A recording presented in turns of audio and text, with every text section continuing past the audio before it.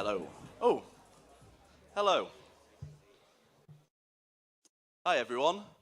Hi, everyone, and welcome to the Launchpad and PRS Foundation Talent Development Conference. If you're not aware, Launchpad is a talent development organisation based here in Leeds that works across Yorkshire. And we've run a version of this conference since 2010. We actually did the 2010 conference at Leeds Beckett University, and we've moved around the city a bit, and it's really nice to be back here in the new building. It's also absolutely fantastic to be here and partnering with PRS Foundation, bringing the kind of joint conference together as part of Leeds 2023. And we hope we've got a really great day of activity, of talks, of panels, of networking, of access to various people within music throughout the day. I'm going to run through, first a little housekeeping. Welcome to the studio. Should the alarm sound, your nearest exits are down the side and at the back. If you hear that run, then please make your way out of the building and wait on the concourse between Cafe Nero and Tesco Express, adjacent to Calverley Street, and await further instructions. And if you're not aware, this is being live streamed. This room is being live streamed, and later in this session, I will run through some of the other activities that are happening as part of the conference. So in a minute, I'm going to introduce Joe Frankland, the Chief Exec of PRS Foundation, and Tracy Brabin, the Mayor of West Yorkshire. But first, as I'm sure most of you are aware, today marks 1 year since the invasion of Ukraine by the Russian forces. And so I'd like everyone to invite everyone to join in a minute's silence as we hit 11 a.m. to recognise that.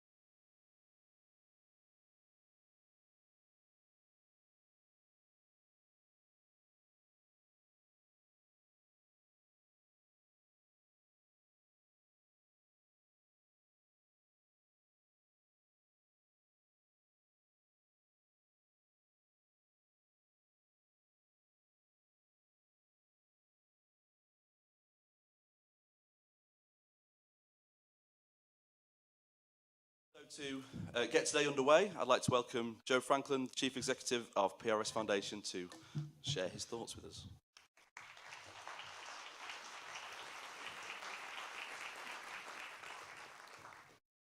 Perfect. Thanks very much, Sam. Hello, everyone. Good morning.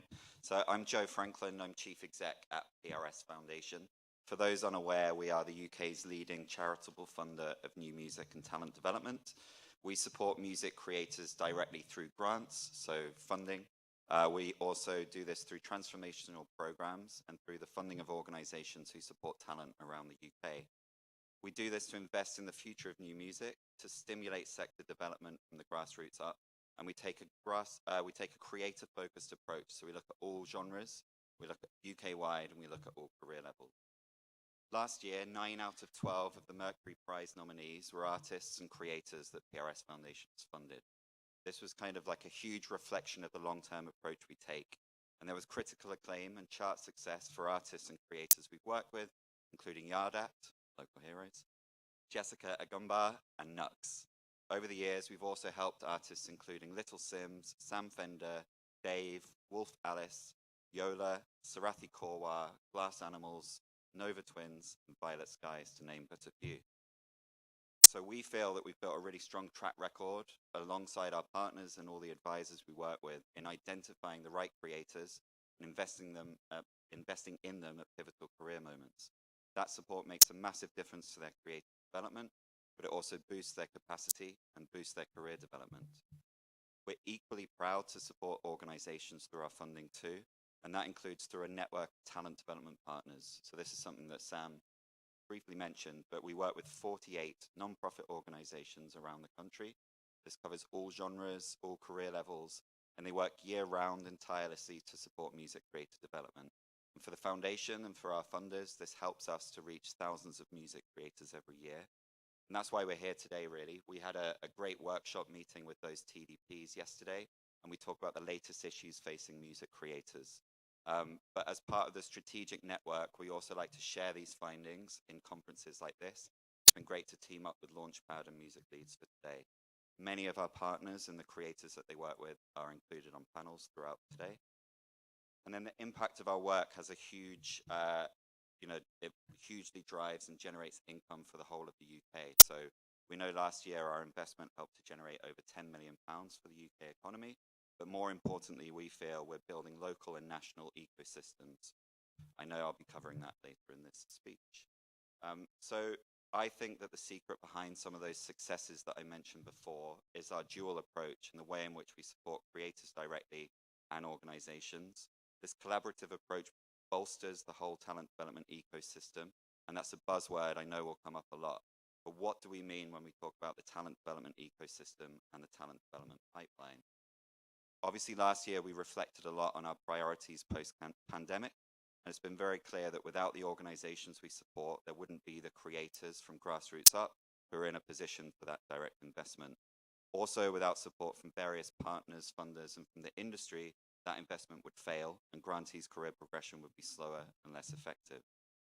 We also play a vital role in collaborating across the sector to push for change and to shape a fairer, stronger, more inclusive sector. We're proudly the home of programs including Women Make Music, Key Change, and Power Up. These are targeted programs that really address underrepresentation and inequity across the system. Next week, we're happy to be launching an impact report for the Women Make Music program. I can't ruin any of the stats because that's exclusive to Thursday. But what may have been a controversial move in 2011 in some quarters, and this is a fund founded by my predecessor, Vanessa Reed, has proven to be a masterstroke. We've invested almost £1.5 million and really helped to change the narrative. From a funder's perspective, we're proud that that helped to ensure that from 2018 onwards, over 50% of our creator grantees are women, gender expansive, or in mixed gender groups. That figure last year hit 63%. We do all this because we believe that the success of the music that we fund is driven by the diversity of the people who create it. We're proud to support exciting, exceptional talent, regardless of people's backgrounds or the place they're from. And we help to tackle inequality across the industry. That work through Women Make Music evolved into Vanessa and the foundation co-founding a great initiative called Key Change. Last week in Brussels, we were able to launch an amazing report that looked at the impact of Key Change. We've so far supported over 250 women and gender expansive artists and innovators across 12 countries in Europe and Canada. We're about to expand to the US, and those partners that we work with came up with a Key Change pledge in 2017 and 2018. And that was asking companies to make a public commitment to reaching 50% representation or better within a set period of time. Last week, we celebrated the fact that 64% of those pledge signatories have already hit that target, and the rest are making great progress towards self-identified targets and deadlines. So we know that this targeted action really works, and we want to encourage this to be adopted across the industry, across the whole ecosystem. Then in 2021, we were proud to co-found the great initiative called Power Up.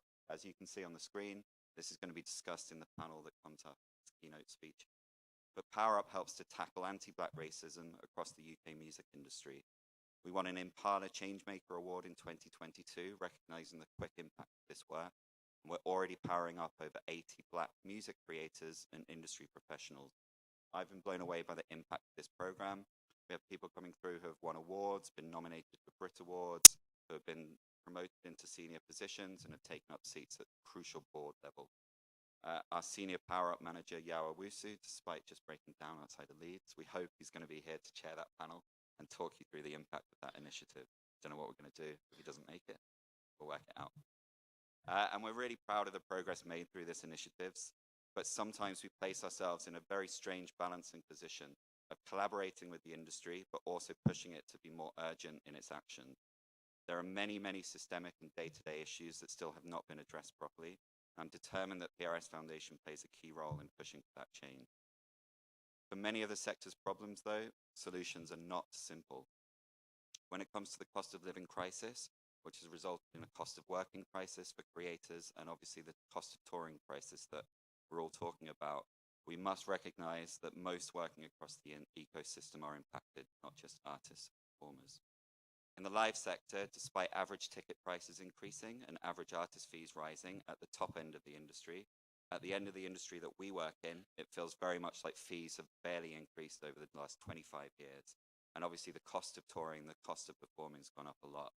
However, venues, promoters, crew members, and everyone involved in the live ecosystem are suffering, and the financial and mental health toll for all involved should not be underestimated.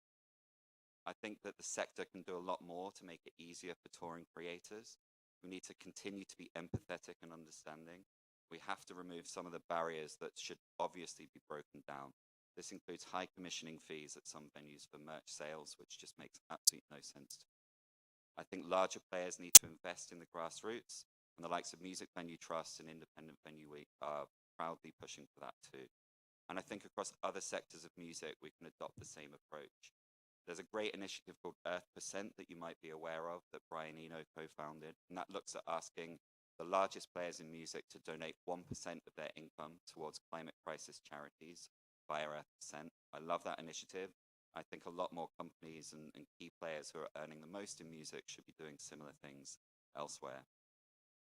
All too often, I think companies try to reinvent the wheel, and they try and invest in places that feel very worthy but are not tackling the real issues that are facing music creators today. We obviously think that this should include collaborating with PRS Foundation, but I'm also here to advocate for collaborating with our talent development partners. One amazing example of good practice here, which was announced in the last month, is the formation of EMI North. So the major label EMI Records have launched a Leeds-based label, essentially. We're very proud that as well as partnering with Blue Records, an amazing label here, they're also partnering with Come Play With Me, which is one of our talent development partners in Leeds. This feels like a massive, massive step in the right direction, and I think it's a really good thing for the Leeds scene, for the whole of West Yorkshire, and for the whole of the North. Other TDPs attract a mixture of public funding, combined authority and local authority support, and some support from across the industry. But I don't understand why more large companies aren't getting on board with these talent development partners and the non-profits who are doing the incredible work they're doing. I don't think trickle-down economics works for enough of the music creators we work with, so I encourage more of this good practice. It's amazing to be here in Leeds to talk about the model that happens here across West Yorkshire. Thanks to those of you in the room who already understand this fully. I know I'm preaching to the converted, really.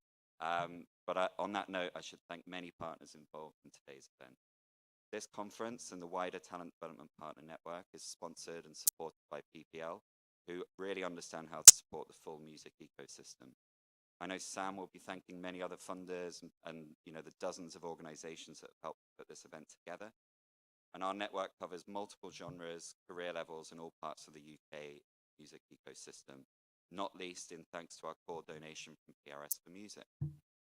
We were delighted to start this year with very positive news, which feels really rare in this climate, that we've just reached a new multi-year funding agreement with PRS. This allows the foundation to sustain the level of grant support available, and it means that the available funding to the foundation will increase year on year over the next few years. I know that many here today made it clear last year when that was in question that the support of the foundation reaches and impacts such a broad range of key players across the ecosystem. And I think the foundation is now in a great place to build on that success and build on the huge investment PRS have made. They've invested over £42 million since they founded us in the year 2000. So massive thanks to PRS for engaging in those conversations last year and to listening to the sector.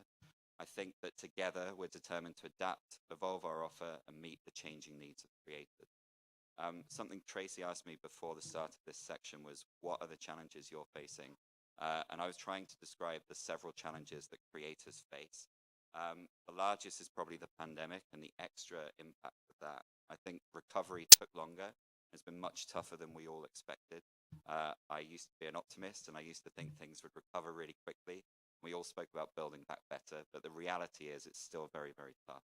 We're navigating complex challenges, including Brexit, the war in Ukraine, and the cost of living crisis that's come off the back of that. And within the creative discussions that we have, many have voiced concerns about a range of issues, including fair pay for artists and writers, misogyny and discrimination in music, and even most recently a proposed increase in the US visa processing fee. All these things just feel like a non-stop onslaught of challenges for creators. But we must do a lot more to create a safer, more supportive environment for songwriters, composers, artists, and producers. For funders like us, some of these barriers have been long in place. The concerns have been noticed and predicted for years. The various crises definitely make it worse, but it's long been the case that at an early career level, lots of career development is not sustainable. We know creators want to spend more time actually creating, possibly not writing funding applications either. And we think they need more access to opportunities, to networks, and then to industry support and financial support. So the foundation is here to help creators to overcome those issues. And for any of the artists and creators in this room, please do come and see me and my colleagues. I'm going to get you all to raise your hands for the foundation team. Thank you. We're scattered around, but please come and talk to us about funding for your next projects. Our role is addressing all these issues and addressing the gaps in support and working alongside the industry. This is something we discussed a lot yesterday with partners. So we're trying to be a lot more strategic about how we fill these gaps. And there is incredible work being done here in Leeds, West Yorkshire, and across the whole of the region. You'll be pleased to know that 4 out of the 48 TDPs we work with are based here in Leeds. Now, South Asian Arts, Opera North, Come Play With Me, and Music Leeds. That's a huge percentage. And in total, there are 6 TDPs across Yorkshire. Following successful pilots in Liverpool, we also launched a strategic intervention in partnership with Music Leeds and Launchpad called the PPL Momentum Accelerator Fund. This supports artists like English Teacher directly with grants of £5,000, but we also work to really address infrastructure gaps, linking with our TDPs to make sure that future industry professionals have a pathway. And that means that the talent being generated here is not just leaking to London and the money can stay within the region. That work is supported by us, by our partners such as PPL and Spotify, by Arts Council England, by local and combined authorities, and it's such a great example of how all of us can come together to address some of these strategic gaps. I'm excited to hear from Tracy, who's going to talk more about the strategic approach here in West Yorkshire, and I want the foundation to play a really big part in linking exciting scenes here with the rest of the UK and with the rest of the industry.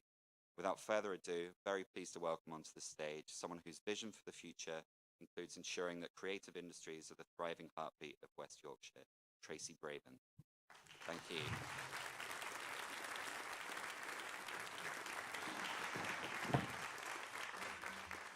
Thank you all, and that was a fantastic presentation. Thank you, really enlightening and also uplifting as well. Thank you very much, Music Leeds, for inviting me here today, and it's always a great pleasure to come and speak to a room of creatives. Before I became a Member of Parliament and then the Mayor, I was an actor and a writer for 3 decades, and I always feel like I'm with my people. And it's definitely the most beautiful people of West Yorkshire are always in the creative rooms. So I'm always pleased to be amongst the trendy and the beautiful. So thank you very much. Today's conference feels so special. A real celebration of music and musicians and a room of talent and also people with great careers ahead of them. So when you're famous, please do remember us, won't you? When you go out there on those big stages. And also industry professionals, the businesses, the trade bodies, the networks dedicated to getting you there and making your career sustainable. And it makes me so thrilled to be the Mayor of West Yorkshire, to see the ambition of our creative sector here in West Yorkshire. Now, I know other mayors boast about their music scenes. Andy Burnham in Manchester, Steve Rotherham in Liverpool. I mean, they've got the Beatles. They're just looking backwards. We've got the future. West Yorkshire, we are at the heart of the North and the heart of the Northern music revolution. There are people from Manchester and Liverpool in the room. I don't mean to diss your affairs. We've got genre-defining bands like Kaiser Chiefs, Chumbawamba, Alt J, Corinne Bailey Ray, incredible grassroots venues like the Brudenell, the world-class venue in the First Direct Arena. I'm told it wasn't big enough for Eurovision, but you know what, I'm over it. We'll do our own thing here, and you can't get a hotel room in Liverpool anyway, so we'll be having fun here. We've also got big international stars like Michael Jackson. I don't quite know, but that was in the speech. I would have maybe taken that out. Sorry about that. And please don't quote me if there's any press in here. and Madonna, we're on safe ground there. Madonna performing here in Round 8. But it's for me, it's really the smaller homegrown scenes that we should really cherish. Student areas like Hyde Park, incubators of that fresh local talent, where music is not just an artistic expression, but it's a political one as well. On the loo in the Hyde Park Book Club, I mean, we all go there, don't we? I've seen some of the best fruity language written about Westminster politicians, and also what great musicians are available. So it's quite, it's definitely an education. The potential in our region is enormous, and it's being recognised right here, right now. And as was mentioned, EMI North, who we've just welcomed to Leeds, I know that all the mayors in the North were whining and dining EMI, but EMI saw the potential that we have here in West Yorkshire. We are at the beginning of the explosion. We're not just talking about where we've been, we're talking about the future. And they have a very simple goal: to support and invest in local talent, helping them to find new audiences and build their businesses. You may not know Tileyard North in Wakefield, just down the road. The same people behind the transformation of King's Cross.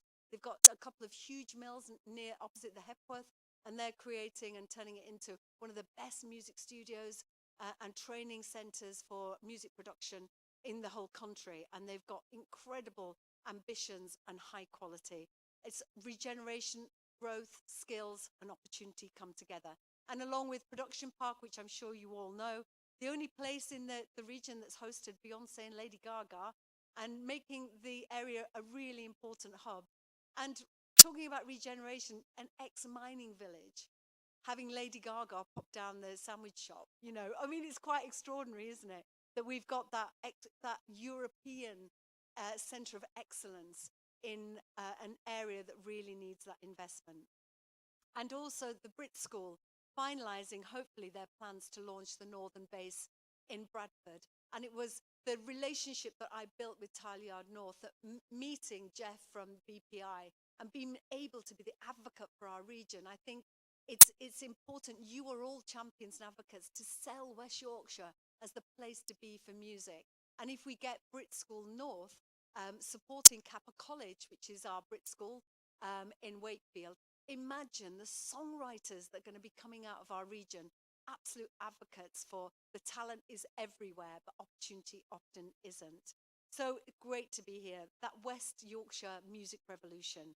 And music's always made political demands of the political establishment, and today those demands need to be felt. An era of austerity still felt really hard by the creatives, a pandemic that felt by our artists and freelancers just devastated, many excluded from government support. And I was a member of Parliament at the time, and I was pleased to be the co-chair of the excluded all-party parliamentary group, because I knew right from the beginning that creatives would be the first to lose out, the least understood, and the last to come back. And hasn't that proved to be true? That so many people have left the sector because they just couldn't make it work. They sold their house, they moved in with their families, or they sold a car, and then they're just like, just can't carry on. So they've left the sector, they've left the thing that they love to do. So we are, as a combined authority and myself, really working hard to support freelancers across our region.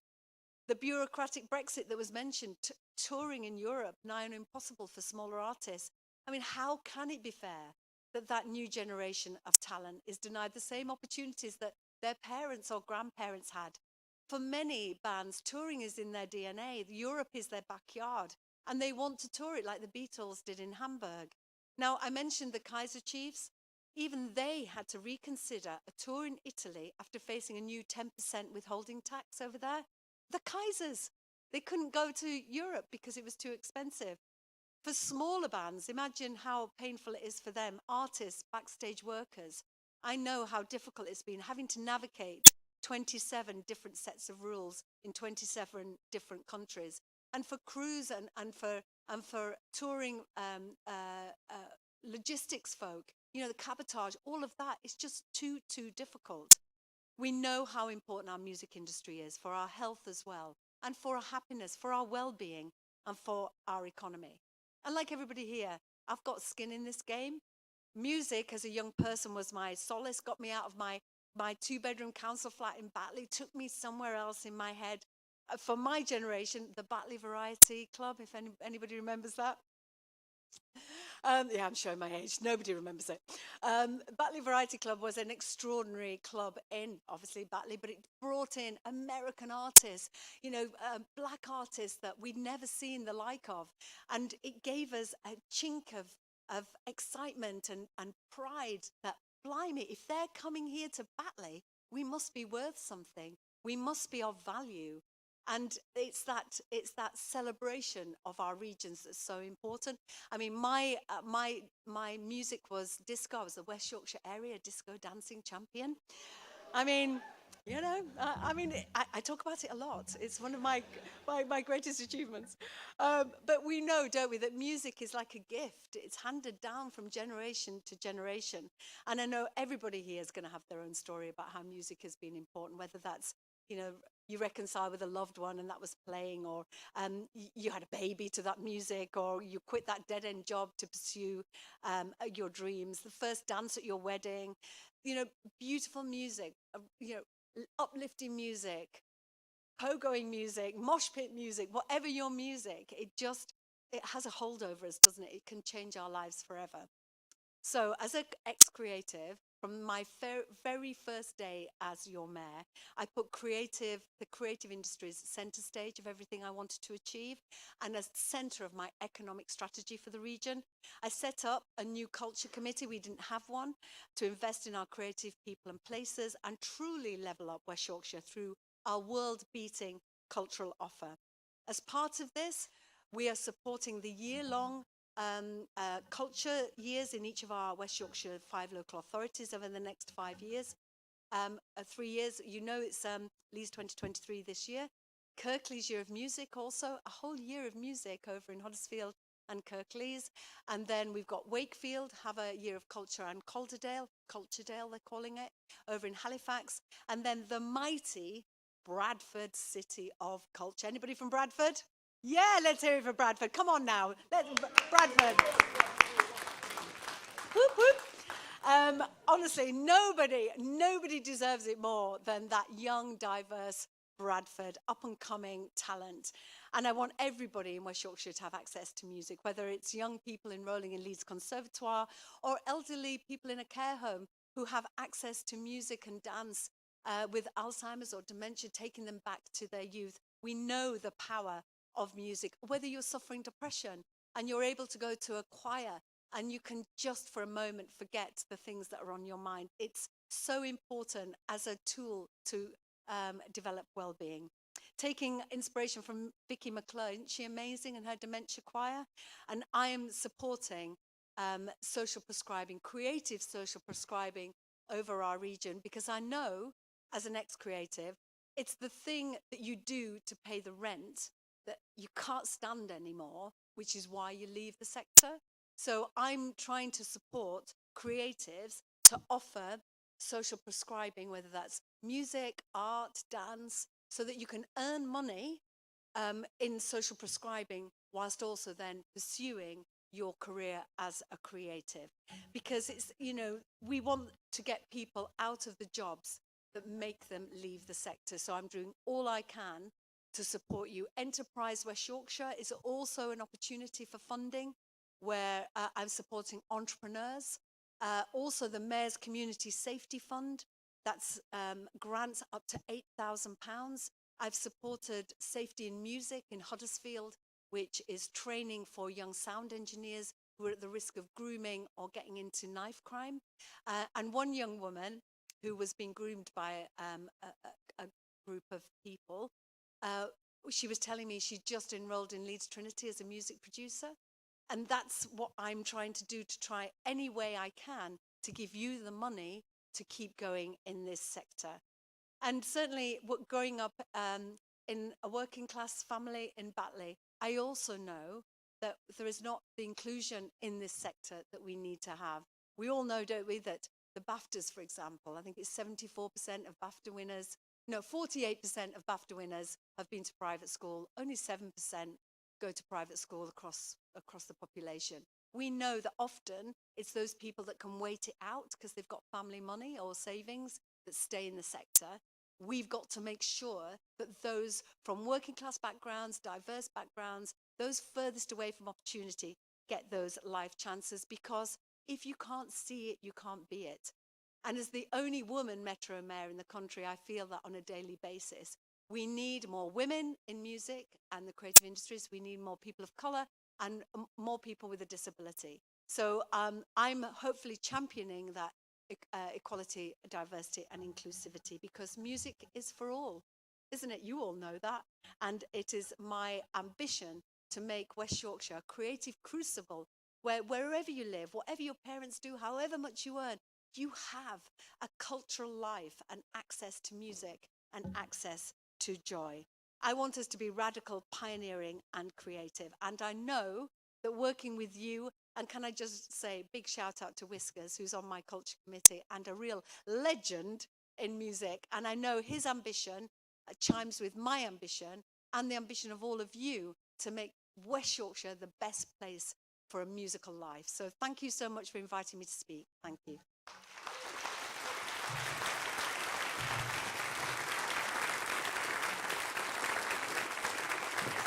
Thanks, Tracy. That was fantastic from both Tracy and Joe. Thank you so much. And yeah, I didn't really introduce myself at the start, and as Joe found out yesterday, I'm not very comfortable introducing myself at the minute. So my name's Sam Nicholls. I'm the director of music Leeds / music local and run Launchpad, and I'm also a lecturer in music industries here at Leeds Beckett. But most people call me Whiskas, and genuinely, if you want to call me Sam, you want to call me Whiskas, it's absolutely fine. If you want to see me, it's just. Thank you so much for coming. I'll try and make this brief. I've got a final bit of housekeeping before we set you off all on the first break today, just to give you a little bit of a rundown on what's happening today and a little bit more about the event. So I'd say if you're not aware, Launchpad is our talent development programme which supports the music sector across Yorkshire. It was born out of Leeds, but we now run events across most of Yorkshire. We have partnerships and working relationships across most of all the, I counted it once, 18 local authorities, if we're being political, in Yorkshire, and supported projects in North Yorkshire, in Rotherham, in Hull, in Scarborough, and all around as well. It's our passion to kind of make opportunities as accessible as possible. We do that by shouting about as much things that other people do as we can. So if you are trying to find out how to get ahead in music and you're not already following us on socials, that is really the first thing I say to people, because it is a constant, our ambition is a constant stream of opportunities that support people in music in the region. We obviously do our own things, conferences, events, and so on. We have a number of things out at the minute. We've just launched our Launchpad Plus initiative, which supports artists to release and monetize their music. With support from Leeds City Council, we are running a Launchpad Music Innovators programme based here. And I'm really thankful that thanks to some renewed funding from Arts Council England with National Lottery funding, we will be opening our open call to support artists and projects more generally with mentoring and funding support next month. So what to expect from today? So you are in the lovely theatre space at Leeds Beckett, and there will be a series of panel discussions in this space throughout the day. If you're not aware, we're using a number of other spaces. So upstairs, there are a couple of rooms on what we call the upper ground floor of this building, whereas there is a performance art studio with panels, and also the romantically named UG05, that is room 5 on the upper ground floor, is where you will find the speed advice sessions, which I will talk a bit more about shortly. In the building up the road, the Students' Union, that is our other main event space. So that is another kind of big space where we'll also be having panel discussions throughout the day.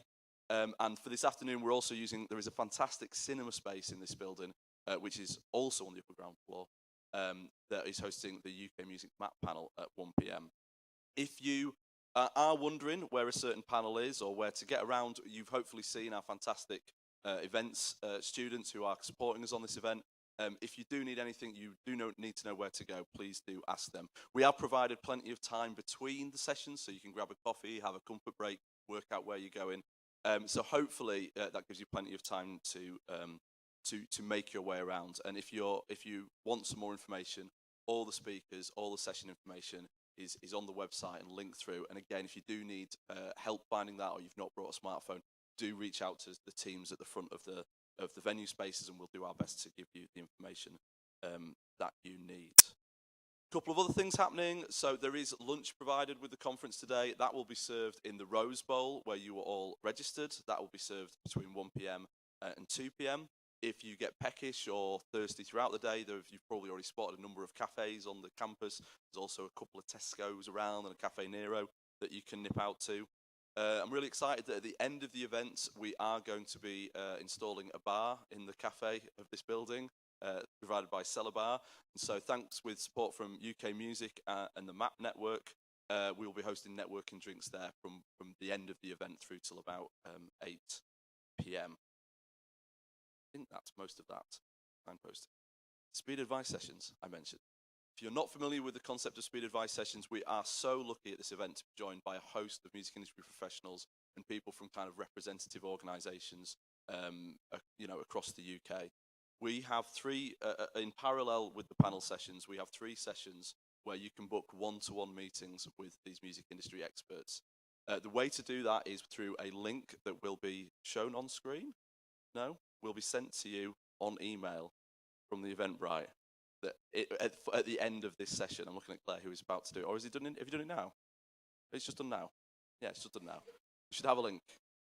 But if you can bear with me for 2 minutes, so you can book meetings with those industry speakers in those 3 1 hour. This is why I was going to do it at the end, because now people are on the phones and they're going to lose me.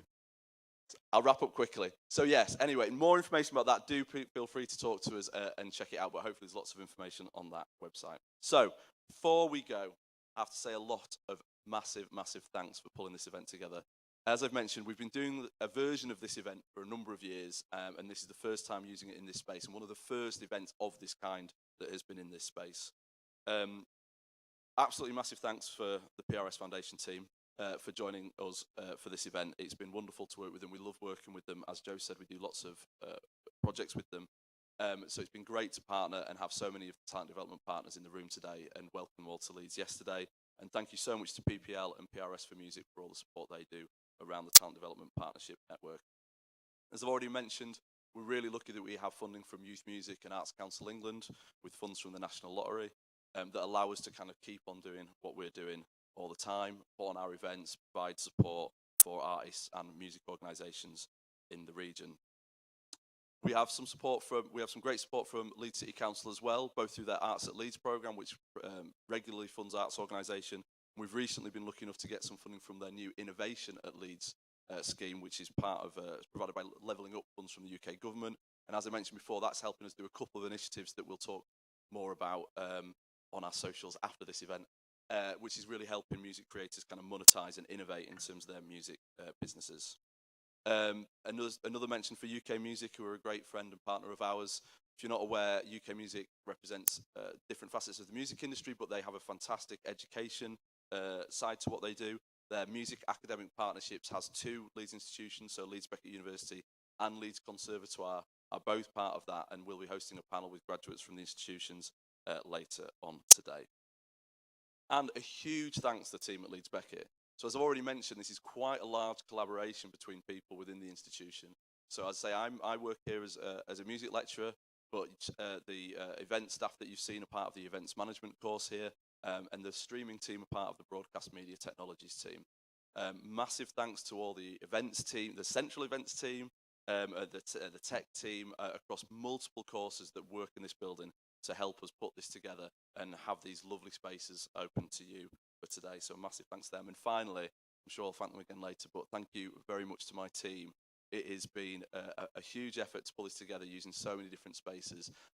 So our team has a kind of big wraparound. So my core team and all our other volunteers and friends kind of pulling together to make this work.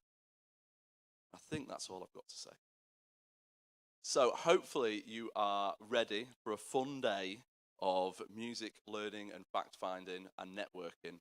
If you're not sure what's happening at any point, do find us, do ask people. Lots of information on our website. Hopefully it's pretty well organised. The first panels will start at 12 p.m. across the different spaces. So that gives you 23 minutes to have a break, grab a drink. Have a great day. I'll hopefully speak to many of you throughout the day and see you for some networking drinks at the end. Thank you.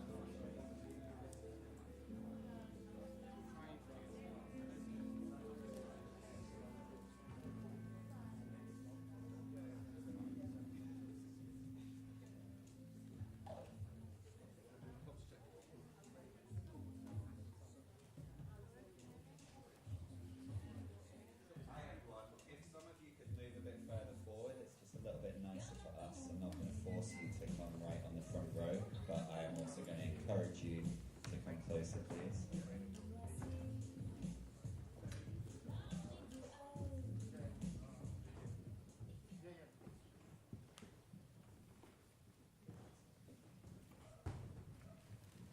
Hi everyone, please do take a seat and welcome to the first panel of this Talent Development Conference this year. As those of you who saw the keynote opening speeches might have heard, I've roped myself into replacing our amazing Senior Power Up Manager, Yao Owusu. So apologies, you have to hear from me again. But yeah, Yao's car broke down 10 miles outside of Leeds. We're hoping that he gets to the conference at some point so you can all meet him. But I thought I would help by moderating the panel, and I know that our amazing participants of the Power Up program are going to help me by doing much more of the talking than I do. But yeah, I'm extremely pleased for us to be talking about the Power Up initiative, the impact that it's had, and to basically hear about the experiences of our artists and industry professionals who are coming through the program, who are being successfully powered up. But also we want to reflect on the needs and the barriers and the issues facing the UK music industry. Because as I said in the keynote, it's not strong, fair, equitable music industry, as many of us are aware. But it's been very transformational for us at the foundation to be a part of the Power Up program, to kind of witness the incredible talent that's out there, but also just to be inspired by the achievements of our participants. So we're going to kick off with very quick introductions to each of our guests today, and then we're really going to get into it. So I look forward to that. But I'm going to start at the end with August Charles. Thank you. Hello, yes, my name is August Charles. I'm a singer-songwriter based out in Leeds, originally from Doncaster. I am also an artist manager, and I have been kind of in the industry for a couple of years, studied music production and music business, and I'm here today. Hi, I'm Lay Full Stop. I'm an artist from Manchester. I mainly do hip-hop, soul, Christian music. I've been doing it for the last 7 years. Originally from Birmingham and been in Manchester for about 10 years now. Hi, my name's Sarah Shodipe. I'm based in London. I was part of the first year of the Power Up program, so the inaugural year from 21 to 22. My day job is as an artist and tour coordinator. So I go on tour or I go to festivals and coordinate artists. I've worked on shows in the last year such as Glastonbury, Download Festival, Wireless Festival, Leeds.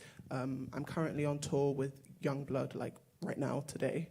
And then I work on just a plethora of different projects, a lot of which the PRS Foundation has helped support, such as POC Rock, which is a showcase for alternative musicians of colour down in London, in South London.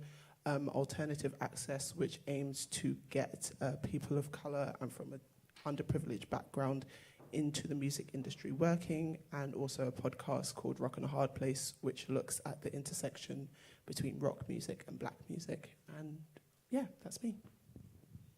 Hi, good afternoon, everybody. My name's Heather Nelson. I am the founder and coordinator of Black Music Festival, which was quoted in 2019 as being the fastest growing free festival in Europe.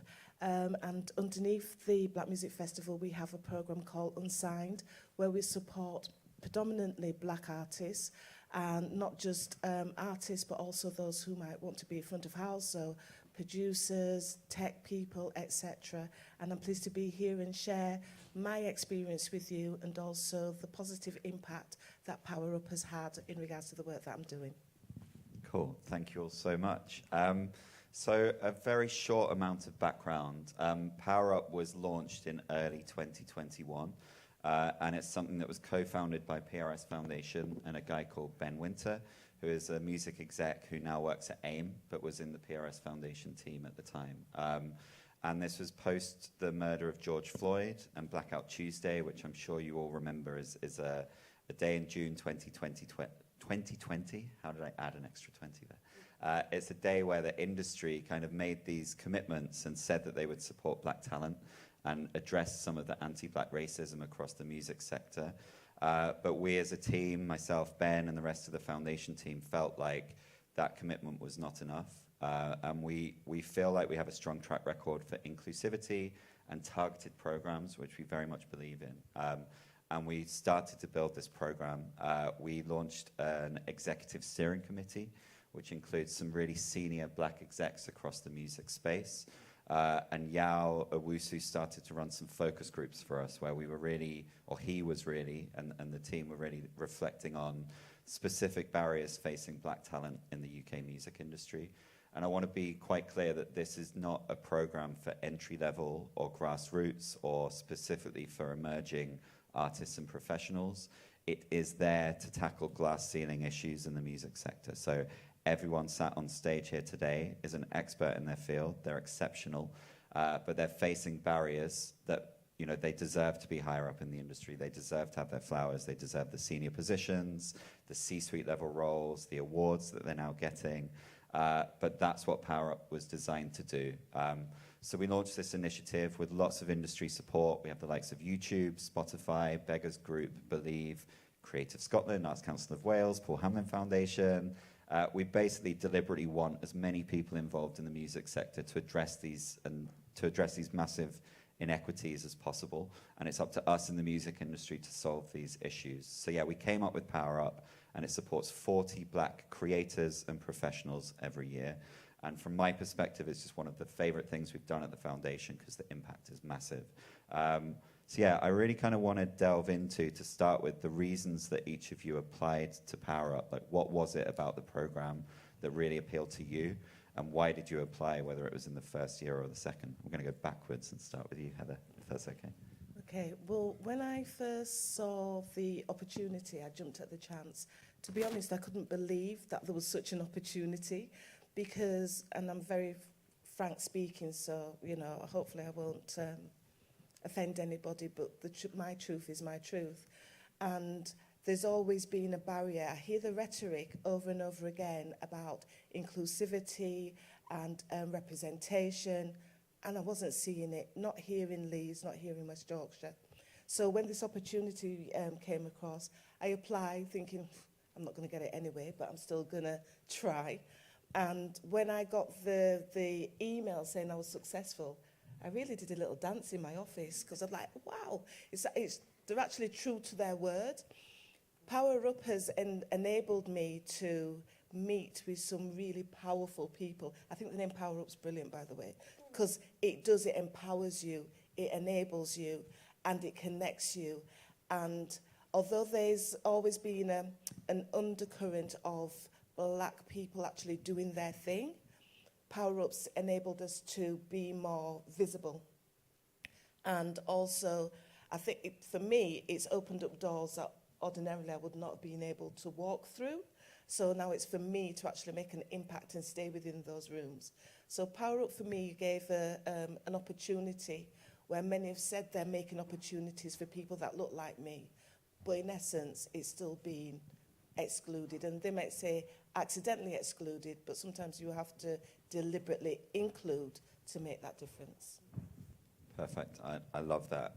And I mean, it's obviously really nice to hear, but I think it's, yeah, we'll get into, I think, your experiences here in Leeds and in West Yorkshire and kind of what it's really like. And I think that would be really useful for lots of the attendees today. But thank you so much. Good to know. And for you, Sarah, what was it about Power Up that appealed? Yeah, I guess to understand what about Power Up appealed to me, you have to know a little bit of my background. So, like I said, I'm from London, which might seem like this cultural hub where everyone gets everything that they always want, which I guess is true for some people. But I'm from South London, so like I grew up relatively impoverished and blah, blah, blah, which is not what the story is about. But basically, I specialize in rock and alternative and metal music. That's like what I'm really passionate about. But coming from South London and obviously being a black woman, a lot of people just assume that black music is the only thing I can do or know how to do. About a year before Power Up launched, I was working at a really big company. I was working at like the biggest promoter in the UK, in the world. And I came up with the idea for my project, POC Rock, which, as it says on the tin, it was supposed to be a monthly showcase for alternative musicians of colour. based in South London, with the hopes of like pumping in money and revenue and resources into South London and also to these underground unsigned artists. And the company that I was working for was like, yeah, that sounds great. Yeah, we'll really support you.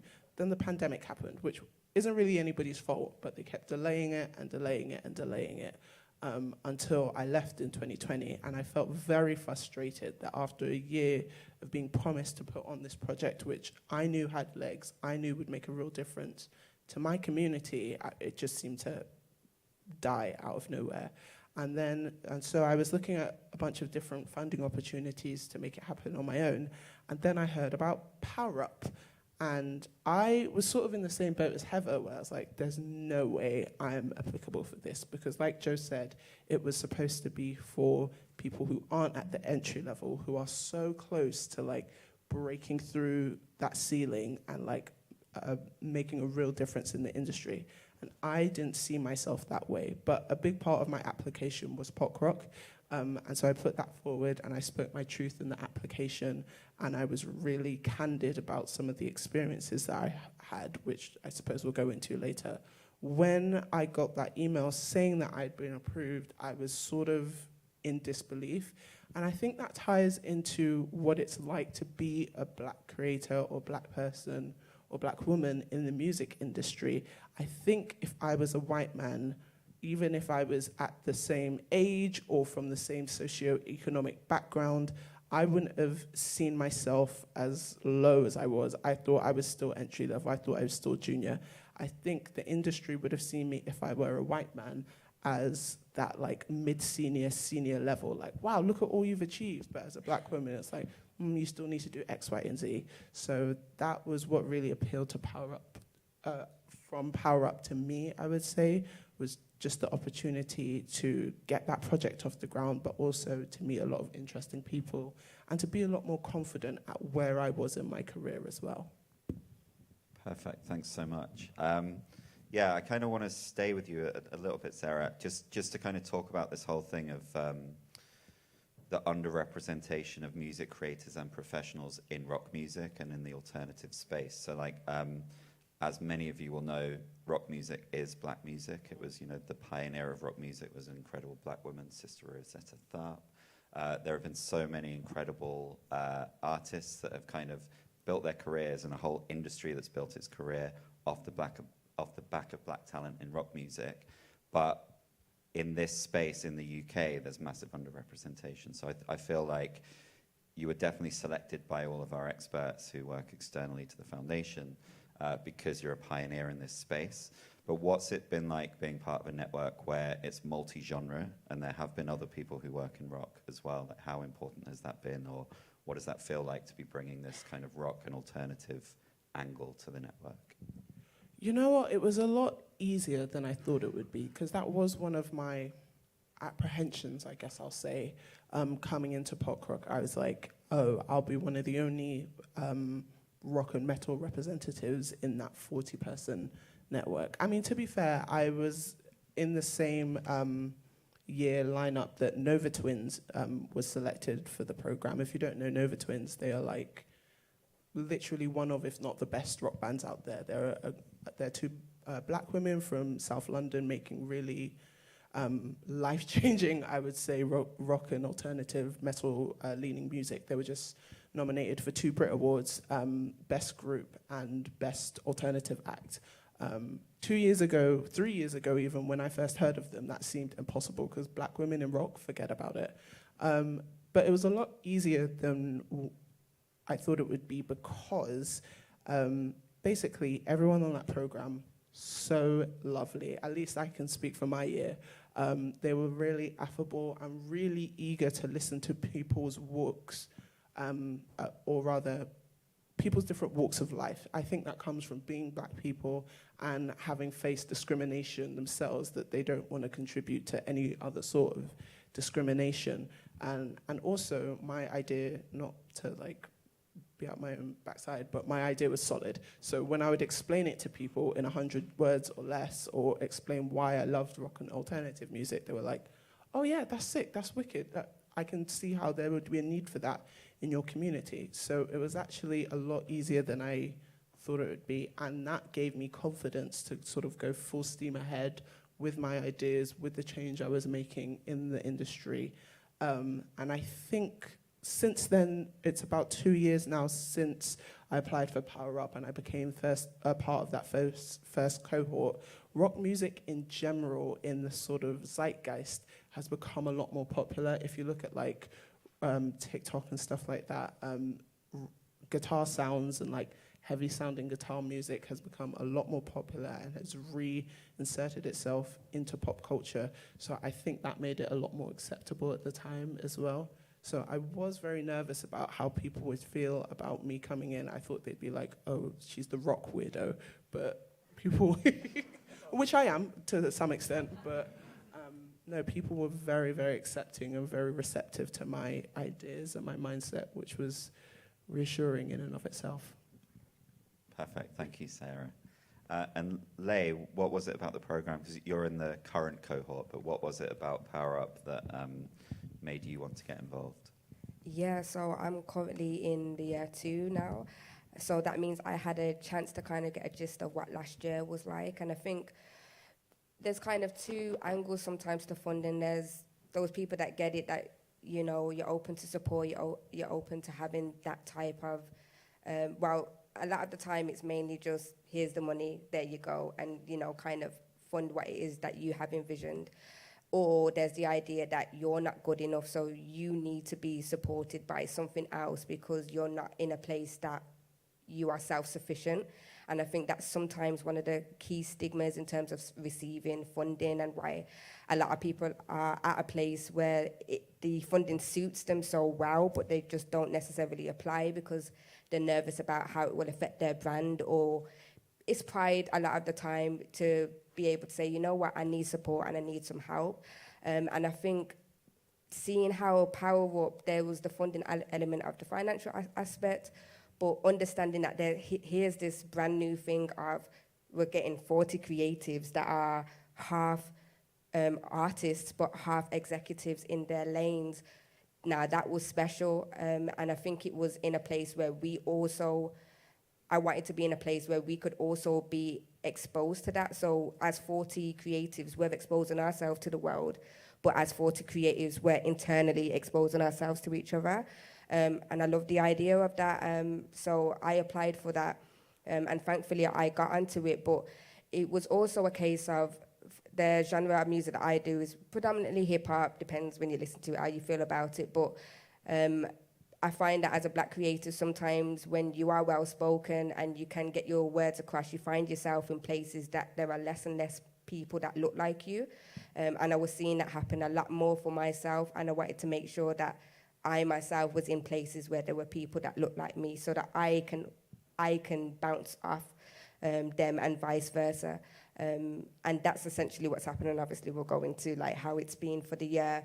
But what I've definitely found is that the financial thing has been kind of the bonus, and the cohort and the community that we've had has been the main thing. And being able to be like, gosh, you do this, and you know, all of us, even on this panel, do more than one thing, just because we don't necessarily get an opportunity to show all those different skills and talents that we do. And I kind of, when you can see something and you can see how something's going to become, Power Up is one of those things where, you know, whilst it had started in year 2, it was making such an impact that you know that by year 10 and so on, that this is something that if you're part of it, it's historic.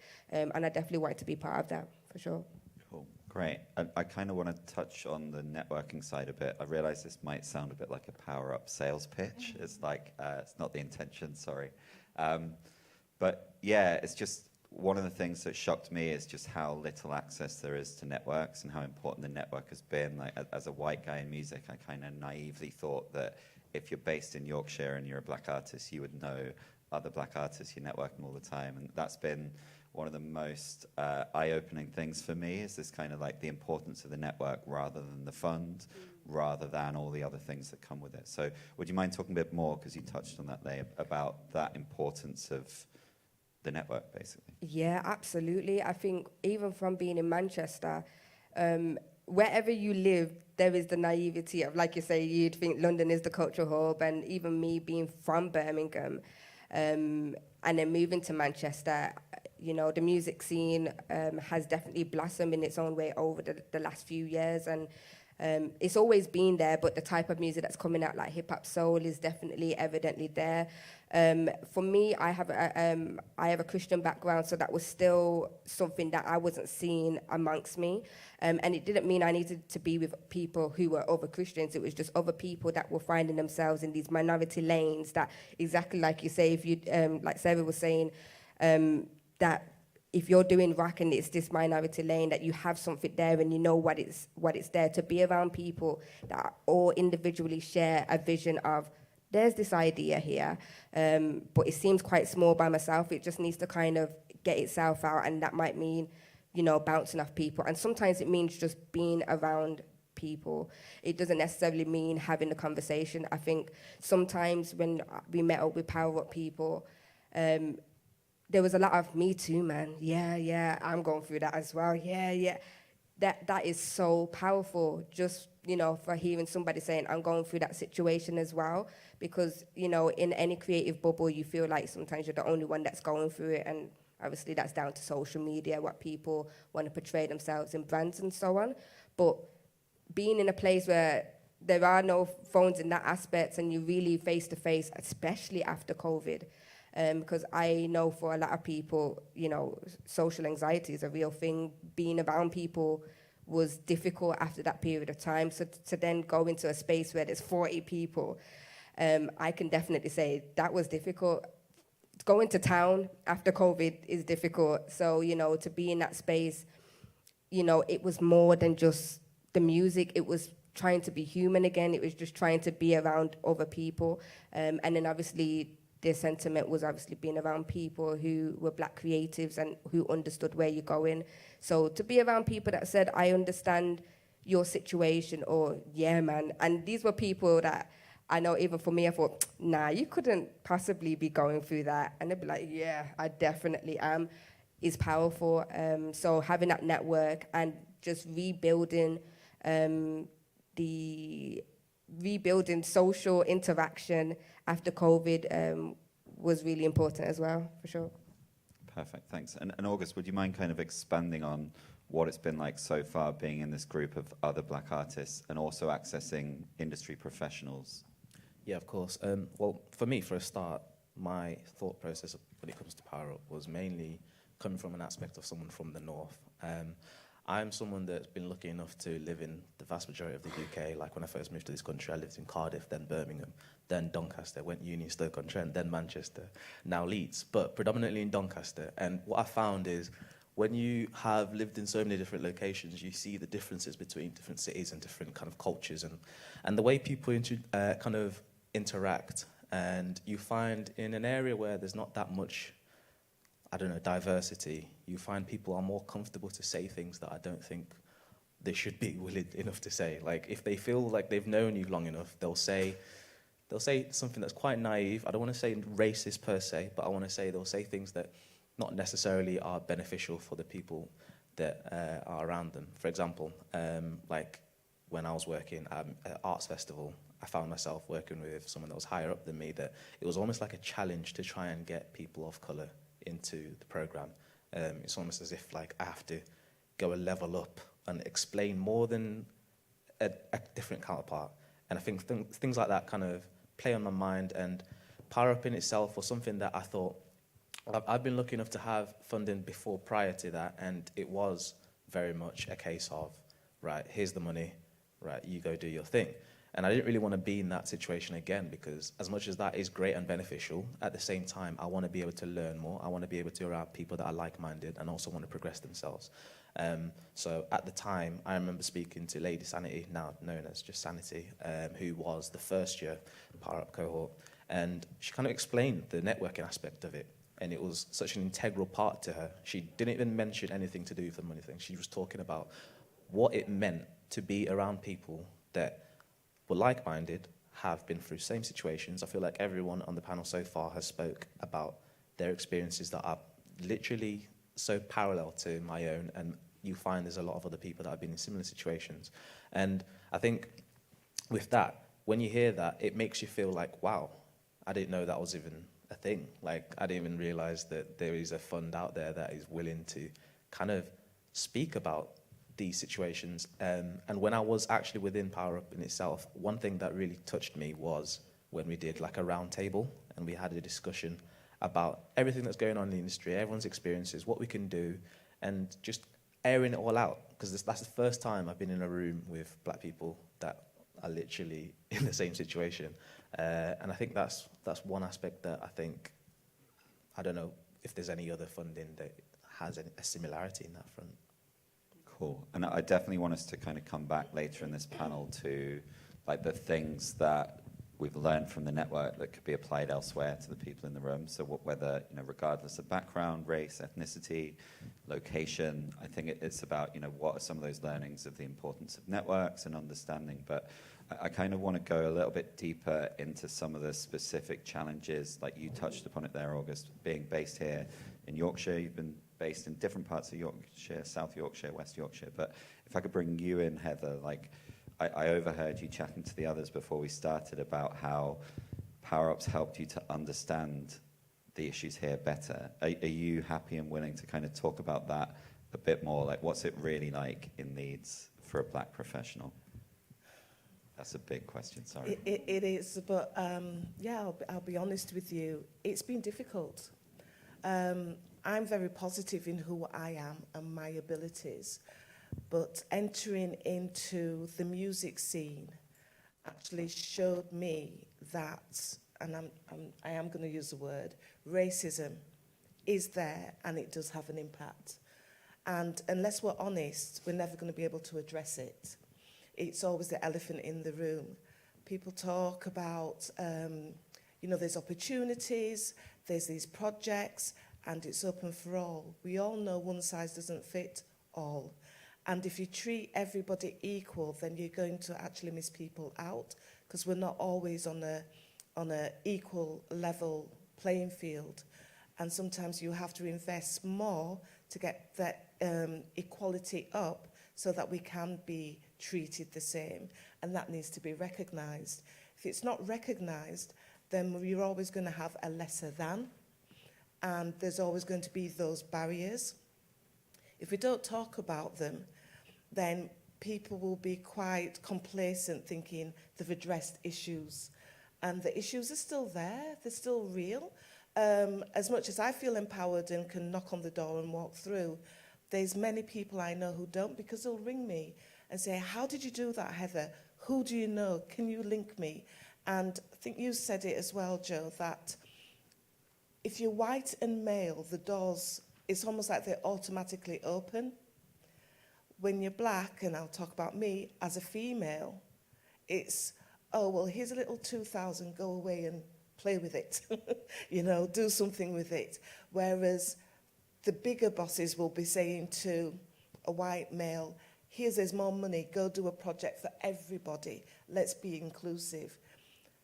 We need to be linking up all that's happening out there so that we are bridging the gaps.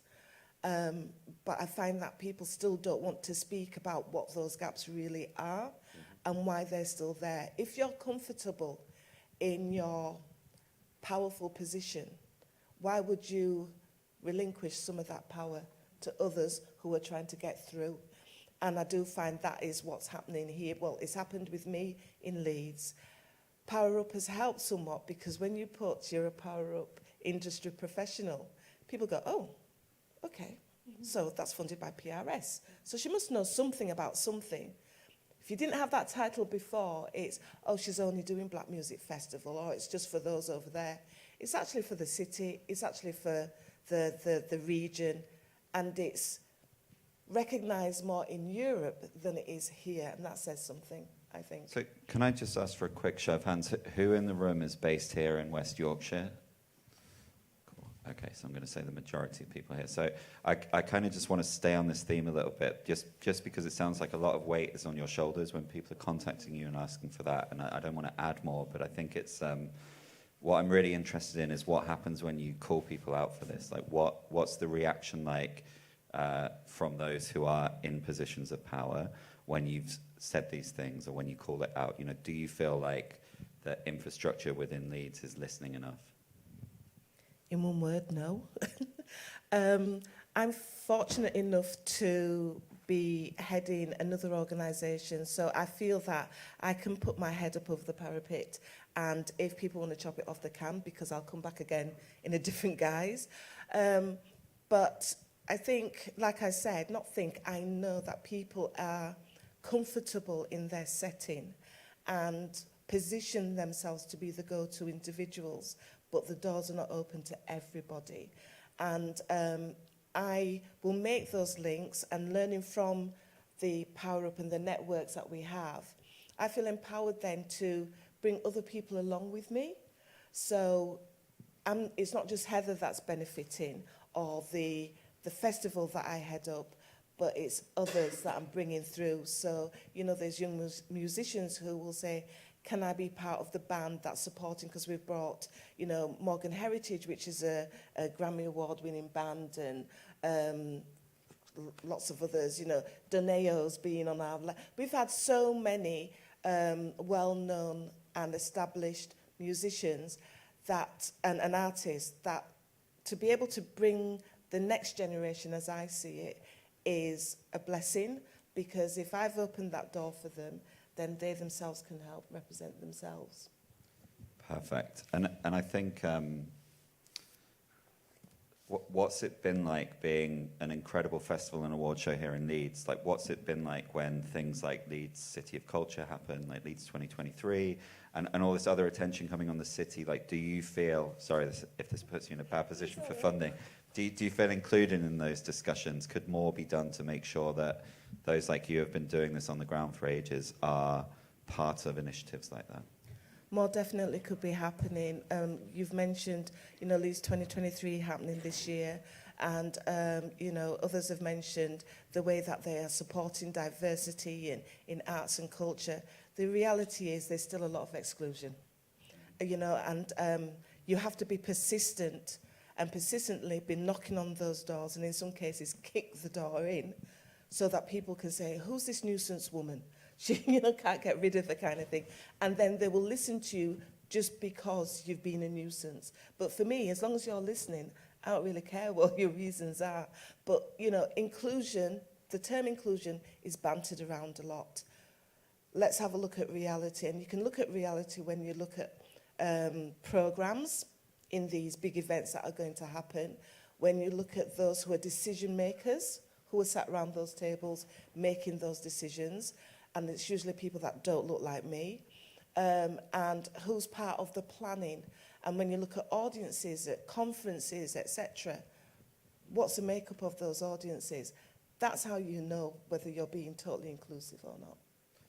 So I'd love to kind of delve into something which might be weird, but if we could all speak a bit about it. It's like, what advice do you have to those in the room who, from a race perspective, are overrepresented? People like me, white people in the music sector.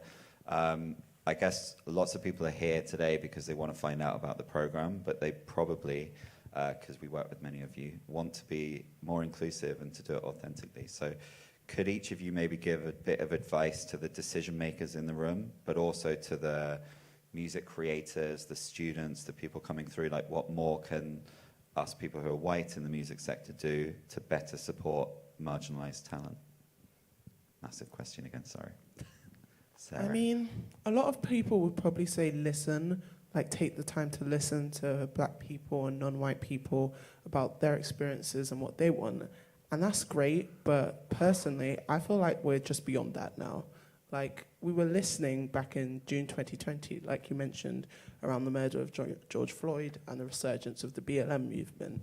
Fast forward 2.5 years now, listening's great and everything, but I personally think that Power Up is the only organization that is still now currently actually acting on their actions from that time. Like, I don't know of any other organization.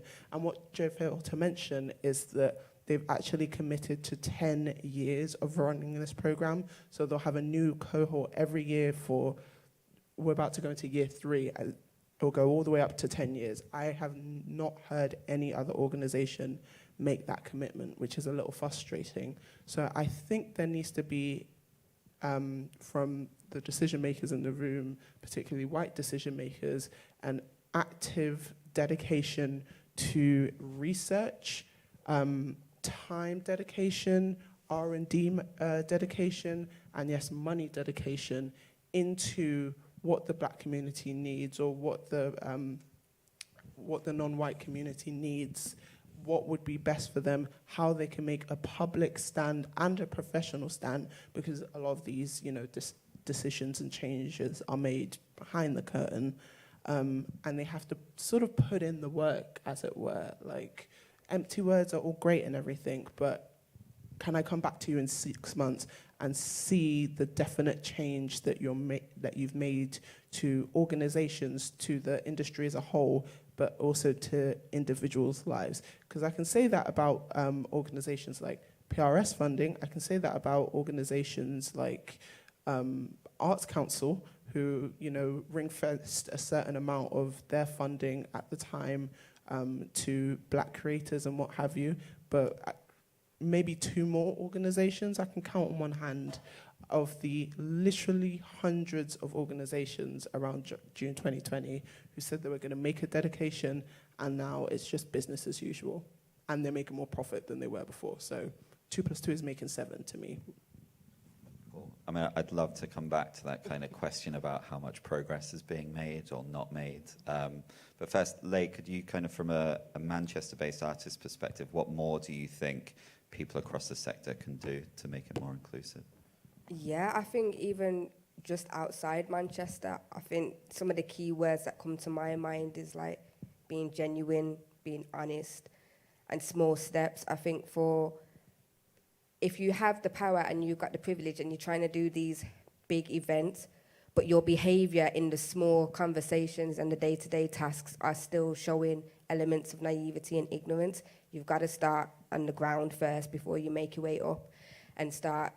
I'm not saying don't put on events that are tailored to black creators or people of colour, but it's all in the day-to-day conversations, because obviously as a country, a lot of what we feel is passive aggressiveness. It's just these small things that add up to feeling the way that we feel. So if we had small acts of honesty and genuineness, Joe consistently has said, I'm a white male, and that means I am privileged to X, Y, and Z. We can be like, yeah, we understand that. And I think it's not about saying this is who I am and this, but by having an acceptance with who you are and how so it starts with an individual internal thing first, about how you see yourself, and how you see yourself will inevitably affect how you talk to other people. It doesn't matter about your upbringing and what was done and what you're used to. It's about how do you decide to see somebody now. And obviously that extends outside of just race, but if we're talking about it, then before we start doing these big things like, yeah, I'm going to put on this black initiative or put on this people of colour, how are you speaking to somebody of colour just on a regular basis? So I think that's important, and I think being honest about what it is that you do have and the privilege that you are accessible to, and being genuine, because for me, I've been in spaces where I'm 100% a tick box, and I've understood that, which is why, again, Power Up is so important for people like myself, where I can see people trying to make a difference, but unfortunately, it comes across as is the paperwork, or, yeah, this would look good on paper, or this would look good for our event. It's the, how do I describe it? It's the intention, that's it. It's the intention. You'd be surprised by that small thing, intention, how that comes out in your actions, and how that comes out in the behaviours and the decisions that you make. So my advice would be to start, not just for Manchester, just overall, start small, start from a day-to-day basis, start having the better intentions. Don't just do it because you're just like, okay, I need to do this. It needs to start small, and don't do it just to tick a box, or do it just because you don't want to be seen as being on the other side, you know. I understand that, you know, given the world that we live in, there is certain things that has been innate, but it's making that decision to be like, I understand that this is how I've been brought up, but how am I then gonna change what I know? Because we do it with many things. If we like something or we enjoy something, we will leave what we knew about it. You know, if we love somebody, we will leave what we knew about their past and we will just go on and love them and go into the future with them. It's a similar mentality where it doesn't matter what's being out there. Are you going to defend us? That's also important, because when the going gets tough and we need defending and things are quiet and we're putting up black squares and different things like that, how are we really doing something, you know? And we've got to ask ourselves what is really meaningful. So yeah, big things, but many small things at the same time.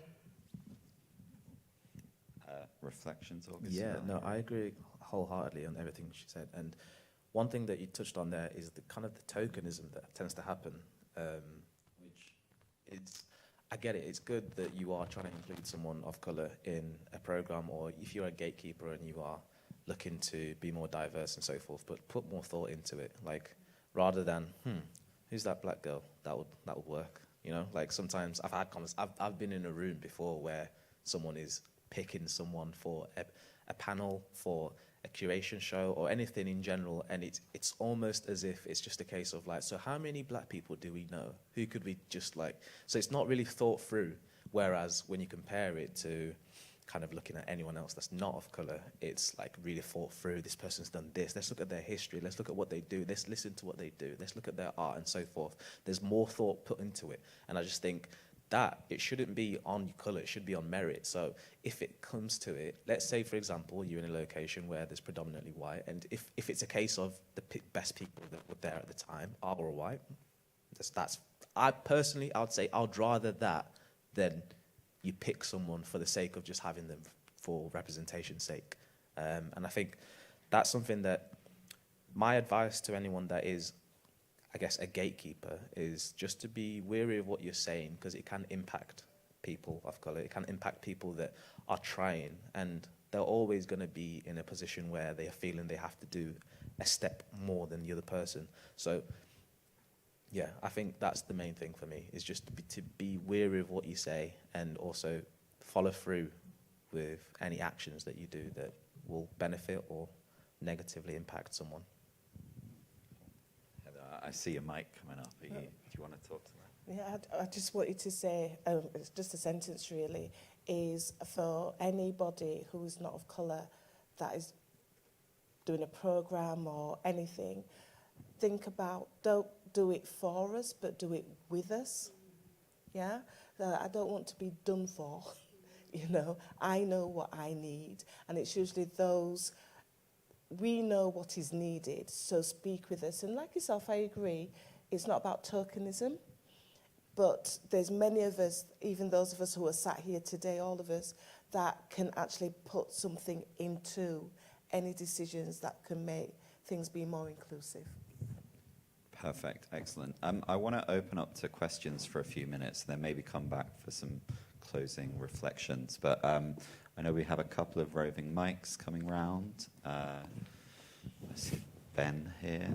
Had his hand up first, if that's okay. But yeah, please briefly introduce yourself and then ask any questions of our experts here. Here it comes. Sorry, thank you.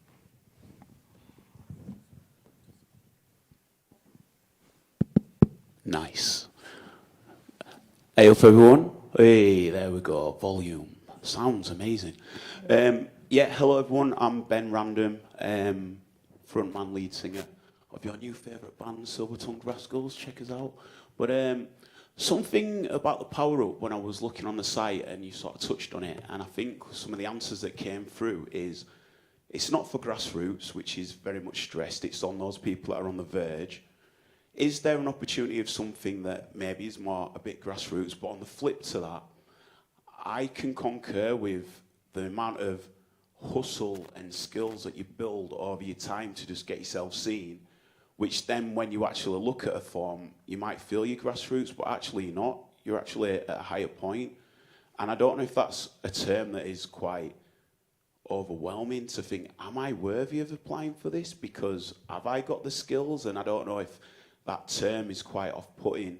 And yeah, I'm wondering if there's something that is quote-unquote grassroots, but also, yeah, how do you know if you're not grassroots? It's such a mad term to put in, do you know what I mean? You touched on it before. I think sometimes there's this like imposter syndrome of, am I worthy? When you know that you can go in there and shut the world up, do you know what I mean? I was just going to say, like, I've felt that so heavily as well, but one thing that I always do with any sort of application I'm doing is there's always an entry requirement. There's not an entry requirement per se, but there's always a description of what exactly they're looking for. In Power Up, in the application process, I remember, I don't know exactly what it was, but it tells you if you've done this in your career, if you've done this and that. And it gives you an idea as to where they're looking for you to be in your career. And I think that's kind of all round in most funds, that they will be almost specific, and you'll notice some are more in-depth than others. You find some is just an application form where it's just put your name, send your music, gives a biography, and so forth. And that's kind of almost more obvious that it's kind of more of a grassroots thing, because if they're asking for more detail, they're asking for more writing and asking for you to go more in-depth, then it's looking at people that are kind of beyond that entry level. And you've got multiple funds like Help Musicians, you've got the likes of Youth Music, you've also got the MOBO fund. You've got multiple funds that are out there that are for people that are in the grassroots section. But it's just, when you are looking for your application, read through everything that is there before you do it, and just know exactly what they're looking for, because it is there, I think, personally. No, I think sometimes as funders can be guilty of jargon. So when I talk about not grassroots and glass ceiling stuff, like I definitely hear that both from participants and applicants. So we might change the guidance. I think that reflecting on why Power Up was set up and the level we were looking for, one of the difficulties is that tipping point in someone's career is different depending on where in the country you're based or what genre you're based in. So for yourself, Ben, in Bradford, you could be at a tipping point that looks extremely different to the tipping point in Manchester or London. And I think we try to reflect that, but we could probably do better in our communication of it. But as August has just said, it's things like the Help Musicians MOBO Fund is incredible. There's the Metallic Fund, which is set up by Grace Ladoja, who manages Skepta. That's open right now, so definitely look at that. That's for all art forms. There's loads of different programs and initiatives. I think it's, Yao's a great person to talk to and engage with, to kind of talk about, is this the level that you're looking for? Or maybe, will I be there in a year's time or 2 years' time? But yeah, I hope that helps with that question. We did have another one on the second row here. Thank you. Hello, everybody. I just sadly came in after you'd done your introductions, because I was doing one of the speed things upstairs. Really absolutely loving this conversation. I'm a new artist, so it's from that question, I think I'm not ready to join this group yet. Sorry, I'm Sam, by the way. Hello, everybody. So I think you've kind of asked the question that I was thinking of asking, because I wanted to know how I could get involved in this, because it sounds absolutely incredible. And it seems to be the sort of thing that I've been missing out on, because I feel like I'm not part of any community, or I've not got the support, but I do have the artistry, and I do want to get my music out there and be, sharing it with the world. So I think you've answered the question by saying boo and all that kind of stuff as well. Great, thanks. And where are you based, Sam? I'm in Leeds. In Leeds, great. Yeah. So does anyone want to talk on like creating communities or networks, regardless of Power Up? Yeah, one thing I was just going to quickly say is that from an artist that's currently on it, I think the only reason why there's like a stress in terms of this specific position is because there's like a tiredness of, and obviously I don't know how long you guys have been in your art for, but I know that when we've discussed it in the intro sessions of, you can't seem to get from here to here, and that space is the one where emerging, there's certain funds for emerging, and there's certain funds for if you're over that line, but the fund itself from that middle standpoint was kind of a difficult place of, was so close, and it was kind of a, like you mentioned, at the tipping point where it wasn't kind of known for, because you're either on the other side or you're just kind of like, okay, let's get it going. But it's like we've been on this treadmill now, and we're getting up, and we're still trying to get to that other side. And I think, not to hoping that you don't feel discouraged, because one, apply anyways. That's what I would say. Apply anyways, just because even the questions that are asked in the application are very thought-provoking in terms of why you want to do what you want to do, some of the experiences you've experienced, and sometimes it triggers you to other opportunities that you may not know in terms of maybe within your craft or within other opportunities that are there. So I would definitely say, definitely apply anyways, but also to understand that when you get to that point where it's like, let's definitely try and, like you say, break the glass ceiling, that's the only reason why I think there was an emphasis on having a fund that was tailored to that way. But like you say, there might be an opportunity of just changing the idea of that. But there are other things available. But in terms of creating the community that you have, I think that's just the one thing that we've had to learn to do, because creating community is not as easy as it sounds sometimes if you're just not a person who's just out here, networking, or that whilst we all meant to be doing, it is difficult. And if I was just to give you something that we just learned from Power Up, it's if you say you're going to link up with somebody, just do it. If you're going to have that studio session, just do it, because this initiative that's here still won't mean anything if you don't take part in what it gives.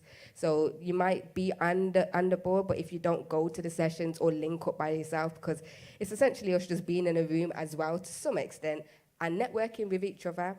If you don't do that anyways, you still won't get out of it what we're talking about. So I definitely think you can do it outside of the fund. It's just taking those key factors and being like, I can do this outside, and let's just start this going, so that when the year comes around, then that will be hopefully your year. Thank you.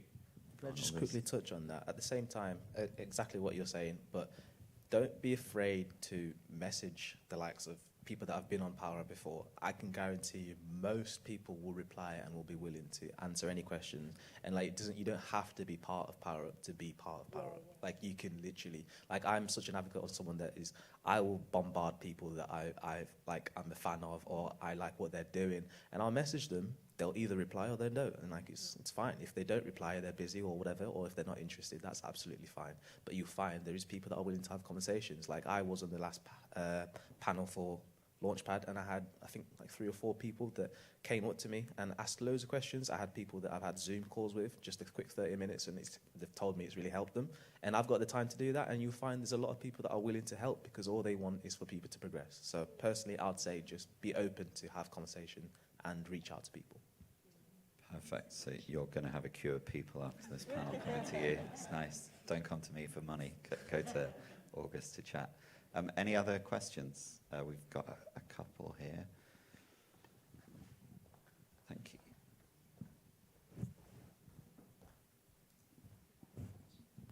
Hi, I'm Fabienne Clark, and I'm enjoying this, really enjoying it. I just wanted to ask, as an artist from Leeds, I find that there's not many opportunities for networking. And I wondered whether you've got any opportunities in terms of this is such a great opportunity to be here. But is there any external opportunities in West Yorkshire for networking? Because you've got the Tile Yard event in, I think it's in London. Is it in Wakefield? So I just wondered if you've got any more stuff coming up. I'm going to come to the locals to answer this one. Do you know of any existing networking things coming up? No, not really, not yet. But Black Music Festival has, as I said, an unsigned programme, and some of those who have been part of the unsigned programme have asked for networking opportunities. So we are looking at setting them up twice a year here in Leeds, and what we will do is be more mindful on how we send out that information so that it can reach as many people as possible. So either follow Black Music Festival or email me direct, and I'll get the information out to you. But I don't know of any structured networking opportunities, hence why we're trying to fill that gap. Yeah, literally. Yeah, just as someone in Yorkshire, there's nothing that is around this kind of thing. Like I've been looking for a while. I mean, I could curate something like that. It's just a case of finding people that are like-minded and also having the time to do it. But yeah, I tend to find myself going to networking events that are based in either London or Manchester. But yeah, Leeds doesn't necessarily have much going on, I'll be honest. August, let me and you do something. Let's I was link going to up. say, let's make it happen, right? There was a final question. We've only got time for one more, but yeah, if we'll come to you. Hiya, my name's Harvey. For music, I go through by Kaisu. And I think this comes from a more personal perspective. Something I've always struggled with is confidence and being intentional with taking up space. And I just wondered if you had any words of advice for, if you've experienced it yourself and, if you're ever liberated from that, if you've ever escaped it, or if you do still struggle with it yourself, what do you do to kind of combat it? And I also just want to say, obviously I know August, I've met August before, and I'm a big fan of you, Leigh, as well. Me and my family really enjoy your Cherries tune. We really like that sort of colours, and you performed at my uncle's Jazz in the Park festival in Preston, so yeah, definitely. Thank you. Love that, thank you. Any advice picking up on that? Have the confidence of a mediocre white man. That is my advice to you. I'm dead ass serious. Because, some people who fit that description will just walk into a room, see someone that they've, been following on social media, just go up and be like, hi, da-da-da-da-da-da-da. Now, I am totally in the same boat as you, that from the beginning of my career, even up till today, I really, even though I'm a very effervescent person, I'm very confident in my personal life and I can talk for England. When it comes to professionalism and networking, I really struggled. Networking was a real problem for me. I think it's just a case of intentionality, generally know what you're going into a room or into a space to achieve, know what you want to take from it, and just go from there. And you literally, the first 10 seconds of that conversation is the only awkward bit, and then the person you're talking to is another human being, so you're going to relate in some way or another. I even go into conversations and be in a strict networking space, I go in hi, I'm Sarah, oh, I'm so sorry, I'm so awkward and not great at networking. Anyway, what are you working on right now? And it just goes from there. So it's really about backing yourself. And that kind of goes back to the thing we were talking about with applications earlier, not knowing whether you're at the level a certain funding program wants you at. You just have to back yourself. You have to really edit your application for what the description is saying and what the criteria is saying, like August said. But having the confidence that you know in yourself, I'm assuming you know in yourself that you have it as an artist, you have the shit basically, and you can go into this space and you know that you would benefit from the program and the program would benefit from you. If you don't get it, you don't get it. That happens sometimes in life. If you can ask for feedback, that would be really helpful with a lot of applications. I know Arts Council definitely do that they give you feedback. Some programs literally don't have the manpower to give you specified feedback, but it never hurts to ask. So it's all about backing yourself. Nobody knows what they're doing. Literally nobody knows what they're doing in life and definitely in this industry. So you just have to have that 15 seconds of confidence and it will go from there. Can I just quickly add on to that as well, where, confidence is like a doing, where people just think you just have, but you have to kind of do it. And I think, for me, it came from a lot of time, moving away from somebody, darn, I should have said that, darn, I should have. When you get to a point and you just kind of say it, because sometimes you see them again, sometimes you don't. And I think, if there's anything that people gather from how I speak, it's just to do with you as a person sometimes. So sometimes it's building confidence outside of your craft, but just as a person. I don't know, maybe it's posture, maybe it's taking yourself for solo dates, maybe it's just doing things by yourself, these really small practical things to build confidence in who you are and just being by yourself. So by the time you speak to somebody else, because sometimes as your craft, you just think you're that person and you're meant to just be this person, but you are you. You know, when you were born, you weren't having an art and your craft, you were just you as a person. So, you know, you build on the confidence as you and get to appreciate and know who you are. Then it helps it be a bit easier when you're, because if you mess up, you're just like, I know who I am. Not all the time, you'd be like, snap, I should have said that, or this, but it happens all the time. If you mess up and you perform and you do something, just know that it ain't that serious. And I think knowing that it's not that serious helps you to be like, it's not that deep. And I think having that kind of idea in your head, that, because confidence comes out of what if I mess up, and what if I fail, or what if I do this? It's not that deep, don't worry. Perfect. I did super quick. Real quick, yeah. Sorry. One thing about confidence is, one thing that I've realised recently is, both of you, I've seen you both perform. Kaiser, you recently sold out at the Hype Up Book Club, and then also Fabian recently as well at Hedgerow House. One thing that you should keep in mind is you manage to do certain things without promoters, without anyone that's kind of in the industry already. So you've got the capability, and you have to remember your worth. Like, if you have the ability to sell out a location and you can do that all by yourself, keep going with stuff like that. Keep doing stuff that you know you can do, and like, you don't necessarily need anyone to do anything. And that is always going to progress you, in my opinion. Perfect. Thank you so much, and thanks for that question, Cassie. I'm afraid we have to wrap up. Yao would have finished earlier, so we could have had more questions, I'm sure. But I think we may have had the early contender for quote of the day have the confidence of a mediocre white man. But yeah, thank you so much to all of our panelists. Can we give them a quick round of applause? And thank you for joining us for this panel.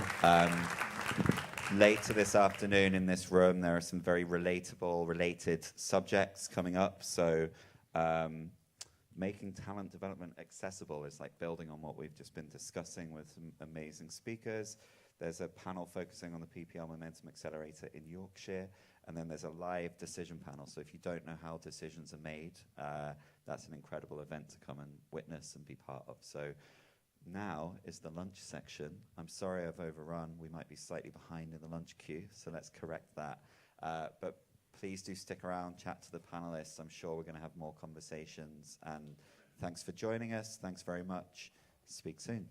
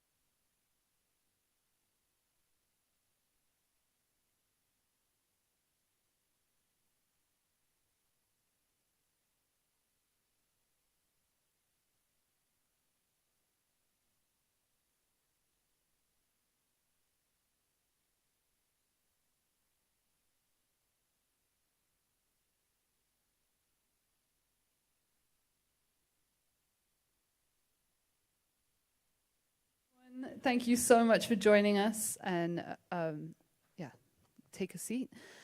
It's a casual panel, so feel free to come and go as you please. Welcome to Making Talent Development Opportunities Accessible. I have an incredible panel here with me with tons of different experience, so it'll be great to hear what they have to say. My name is Jess Partridge. I used to work at the PRS Foundation, running their Key Change program, and since have started being a consultant and freelancer within the music industry. I work with organizations such as EMI, which is the European Music Export Exchange, On the Move, which highlights tons of talent development opportunities across the world, and lots of other organizations like Brighter Sound, which is one from the north, which is good to point out. And I live in Glasgow. So I've come down for this wonderful conference. And before I start and I let my wonderful panel introduce themselves, I wanted to say that during this panel, we will be very open in terms of questions throughout. You don't feel like you have to wait until the end. Although the lights are bright, I still can see you. So if you just want to put up your hand when you have a question or comment or something to add, try and keep it concise and try and keep it tight, but we don't want to wait until the end, because I know that can be a little bit difficult. It can make things feel slightly irrelevant, or the conversation feels like it's moved on, whereas this will hopefully help us all feel included. And hopefully it's more accessible too. So with that, I will move to my panel. I'm going to start with Jasleen at the end. Hi. Okay, this is working great. If you all want to introduce yourselves and say a bit more about what you do, that'd be great.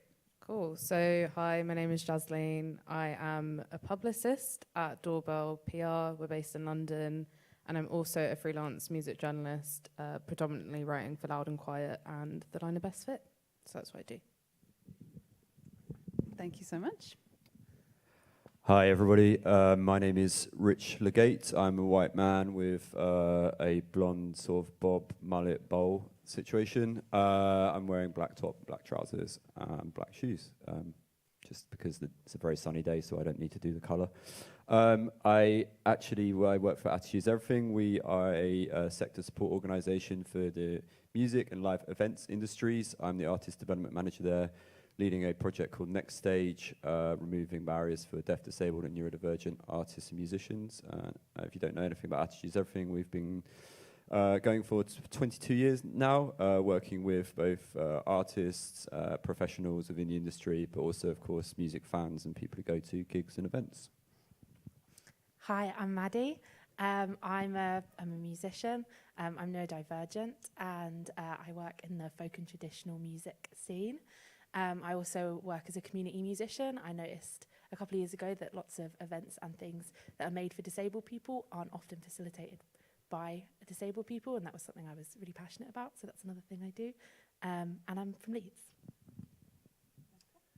Hi, my name is Thursa. I'm Chief Executive of Drake Music Scotland. There's a Drake Music in England, and there's also one in Northern Ireland as well. And our organisations support disabled musicians and artists across the whole spectrum of disability, from physically disabled people to people who are neurodivergent. We started, I suppose, Adele Drake's idea was using music technologies to support people who couldn't physically play a normal musical instrument, and developed a whole range of different specialized technologies, adapted various things that were out there, and developed software.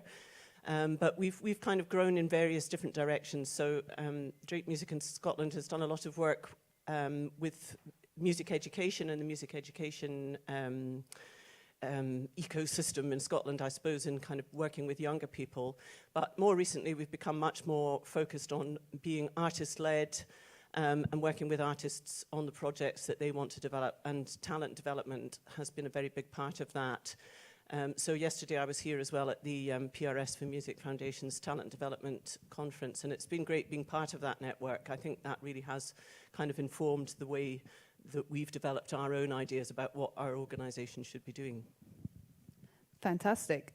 As I said, truly brilliant panel coming from lots of different angles of this kind of question. So to kick things off, I really wanted to look at the actual barriers. What are the barriers that we see every day? What exists? They can be specific, they can be very wide. And I also think it's really important to acknowledge that a barrier can be, it changes depending on who you are. And a barrier doesn't just mean like, an accessibility doesn't just mean in terms of physical accessibility. There's tons of other kinds of accessibility that changes regarding your background, your ethnicity, your location, yes, your physical access, and also mental access. It really does change depending on where you're coming from.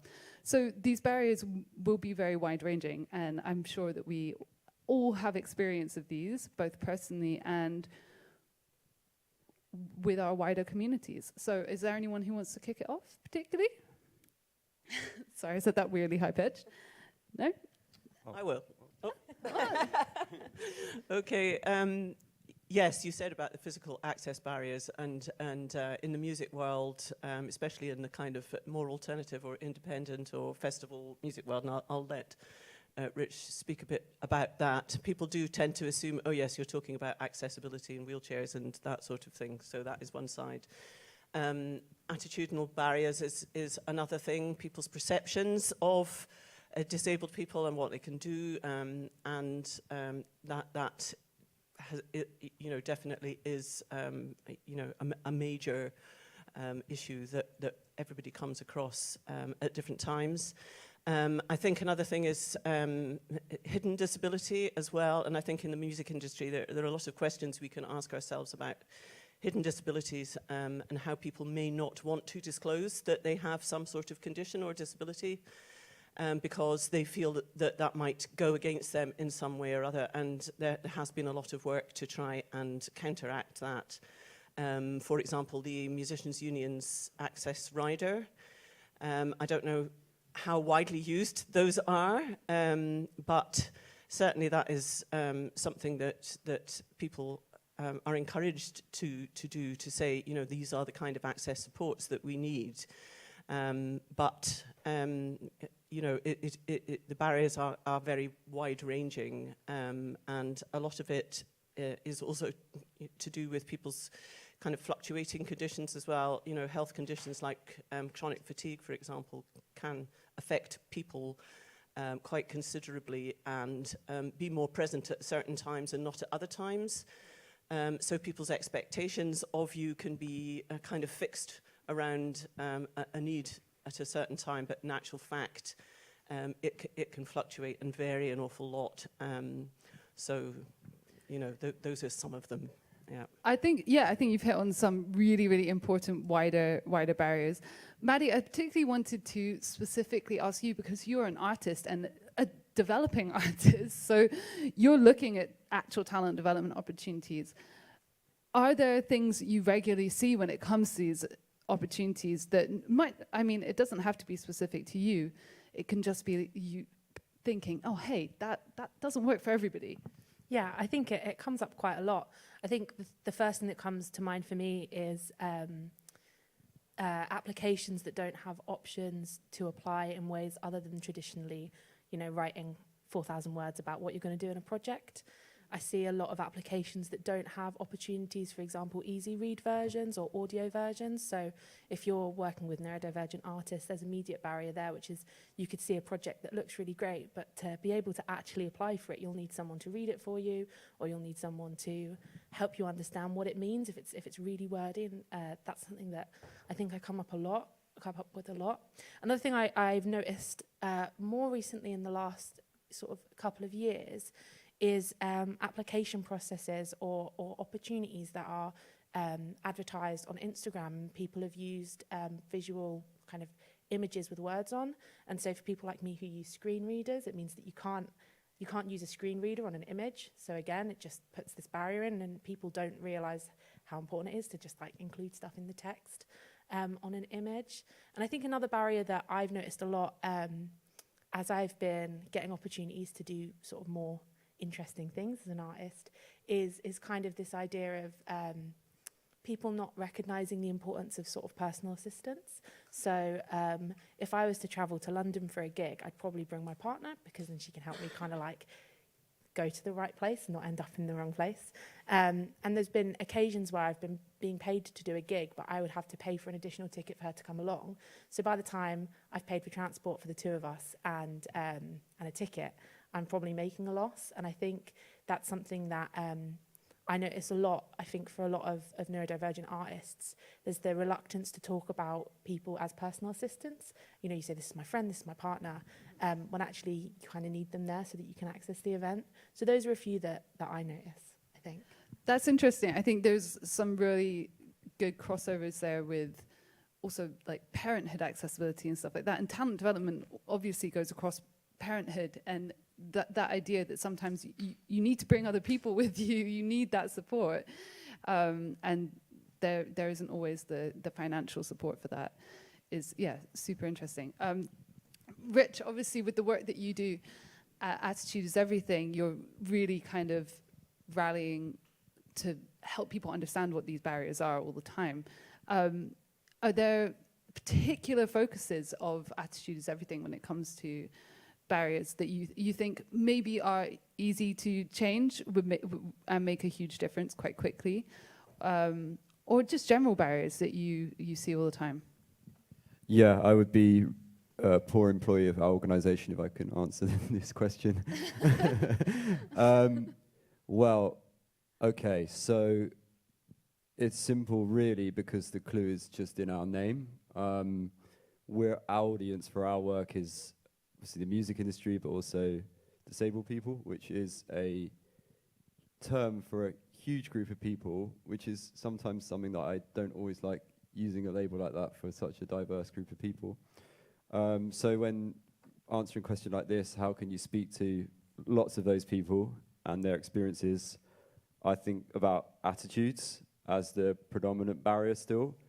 While you guys were talking, it was reinforcing a lot of thoughts I had recently about how there's still riffs and vocab here, a lot of foreignality in the music industry for disabled people, because they look around and move around the industry and do not see people like them who sound like them, or move like them, or look like them, have the same experiences. And so although that's slightly abstract, fluffy thing to solve, not, like you asked for an easy example, so I'm sorry.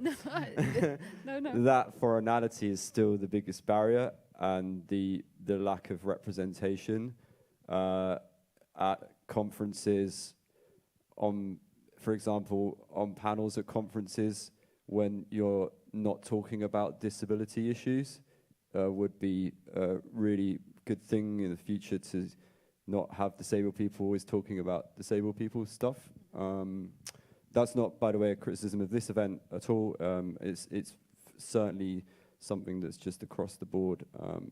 I really think it's very stark and obvious to me from the artists that I represent, the things they get asked to get involved in, to speak. Yeah, sorry, I think that's maybe a bit heavy, but I think it's really important, and I feel up for it today, so yeah. Representation is a barrier. We rarely paint representation as a barrier, I think. But those role models and that, being able to, we said it all the time when we had Key Change, was like, you have to see it to be it. So that is it's a huge barrier, but one that isn't regularly recognized. So yeah, really interesting. Is there anything else you wanted to add? No, just the representation. Obviously, the barriers, just lack of role models, and and that leads to people not feeling like they should pursue a career. Blah blah blah. Yeah. And it also informs people's attitudes, I guess. When going back to what you were saying before, which is super important, and the biggest barrier. Jasleen. Sorry, I feel like I've gone along, which I hate doing on a panel, but I really want to hear your where you see, especially when it comes to talent development. You're coming from a slightly different part of the industry, so in your own development as well, like where are you seeing barriers?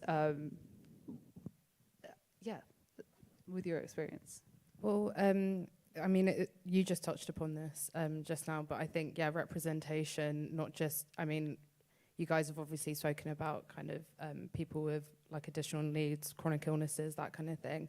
And that's also something that I've like experienced myself. I'm someone that has a chronic illness relatively like early in my kind of journey with it as well. So yeah, that's something I've noticed is just something that people just don't speak about. And when I've only just recently started to tell people at work about it, and that's when, you know, other people talk about the things that they've been going through and the additional needs that they have. And fostering those conversations is, I guess, how you kind of see that representation just kind of start to trickle in.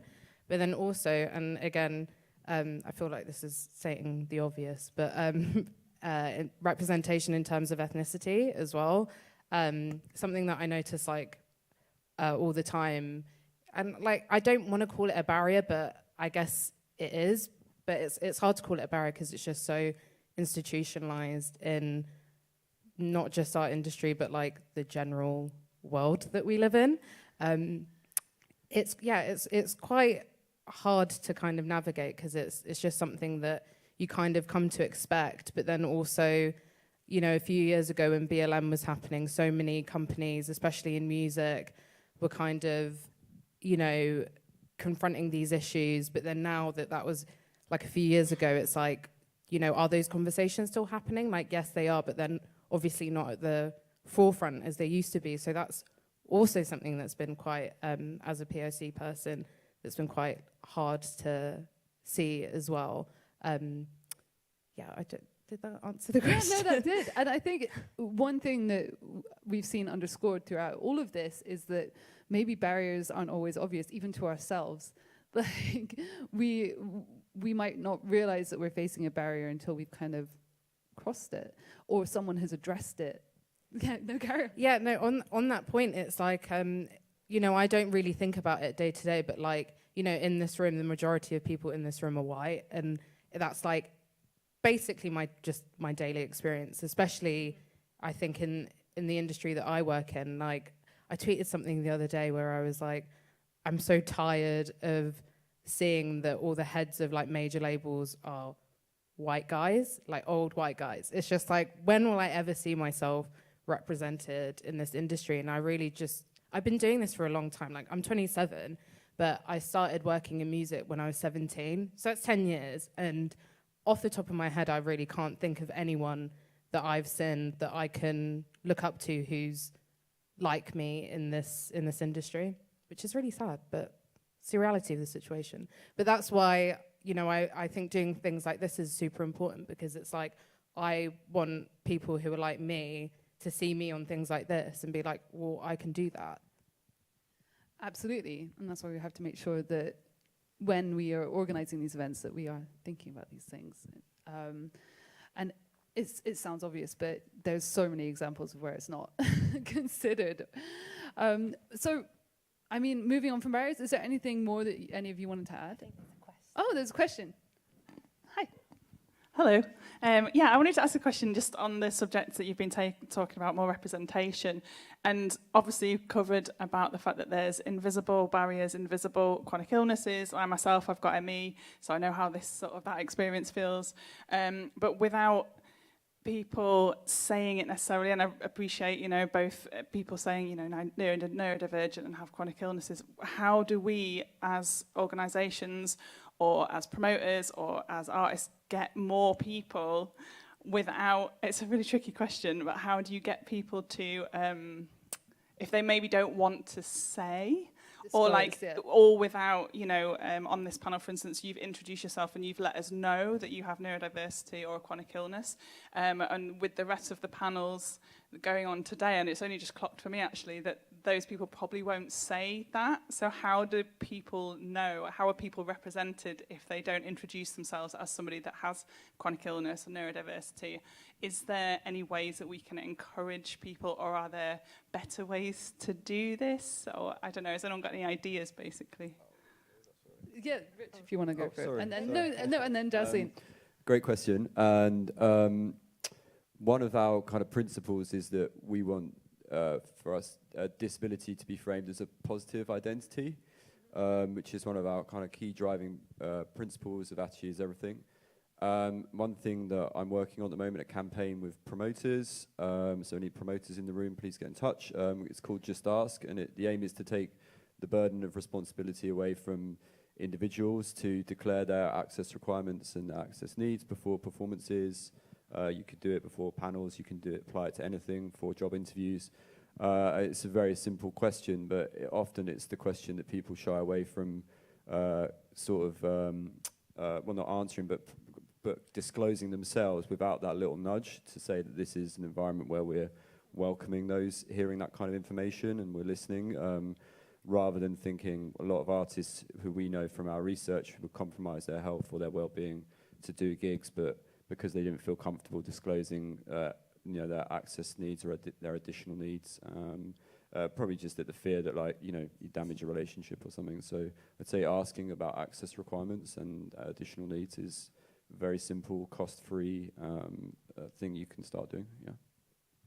Yeah, on that point, that was something that I was going to say, is that if you're filling out like a speaker form or whatever, if you're on a panel or just like going to do an appearance at something or applying for something, all it takes is just kind of like one line in a form or an application. And I'm not going to say like what I think the phrasing should be. That's like dependent on each like situation. But just something that's kind of like showing that this is something that you as an organization, company, charity, like actually actively care about, and maybe not being pushy about it, but just showing that there's that option there if people feel comfortable to disclose that information. And I think also maybe anonymity might help people as well be like more comfortable being open about those things. But I think also in general, just like speaking from my own experience, it's taken me a long time to be able to be fully able to like talk about it in a way that I don't feel like as you were saying, like it's really important to kind of view these things in a more positive light, but sometimes it just takes a minute for people to actually get there in that journey. I just think just being able to foster an environment in which people can feel like they can actually disclose that information. If I can carry on from that, I think another thing that's, when we're talking about representation, is that I think it's really important, not just for folk who don't necessarily choose to disclose, if you're an organisation, is work with disabled artists. And we talk a lot about this, I think, in sort of the conversation, like as an LGBT person, I'd be more likely to feel comfortable coming out in a job if there are other queer people around me. And I think that for organisations, if you don't have disabled folk on your staff, then make an effort to do that, so that, then when other neurodivergent or disabled people come and apply for opportunities and stuff, they know that, it's a safe, or they can feel as if it's a safe environment. And I think that's a really significant thing that maybe doesn't get talked about as much in this conversation. Absolutely. Yeah, absolutely. As Maddie just said, I think that's incredibly important, is that sort of diversification of workforce and boards of governance as well. Just going back to the business of, the information that you put out, that there are lots of ways that if you're advertising opportunities or advertising, roles within your organisation, you can talk about that you're very open to discussions. You can talk about people with other caring responsibilities, and that you don't want any of these things to be a barrier to being considered for a role or for an opportunity, and make that very explicit. And I think you probably do have to work really hard to do that. It's like positively say all of these things. Don't think you don't need to.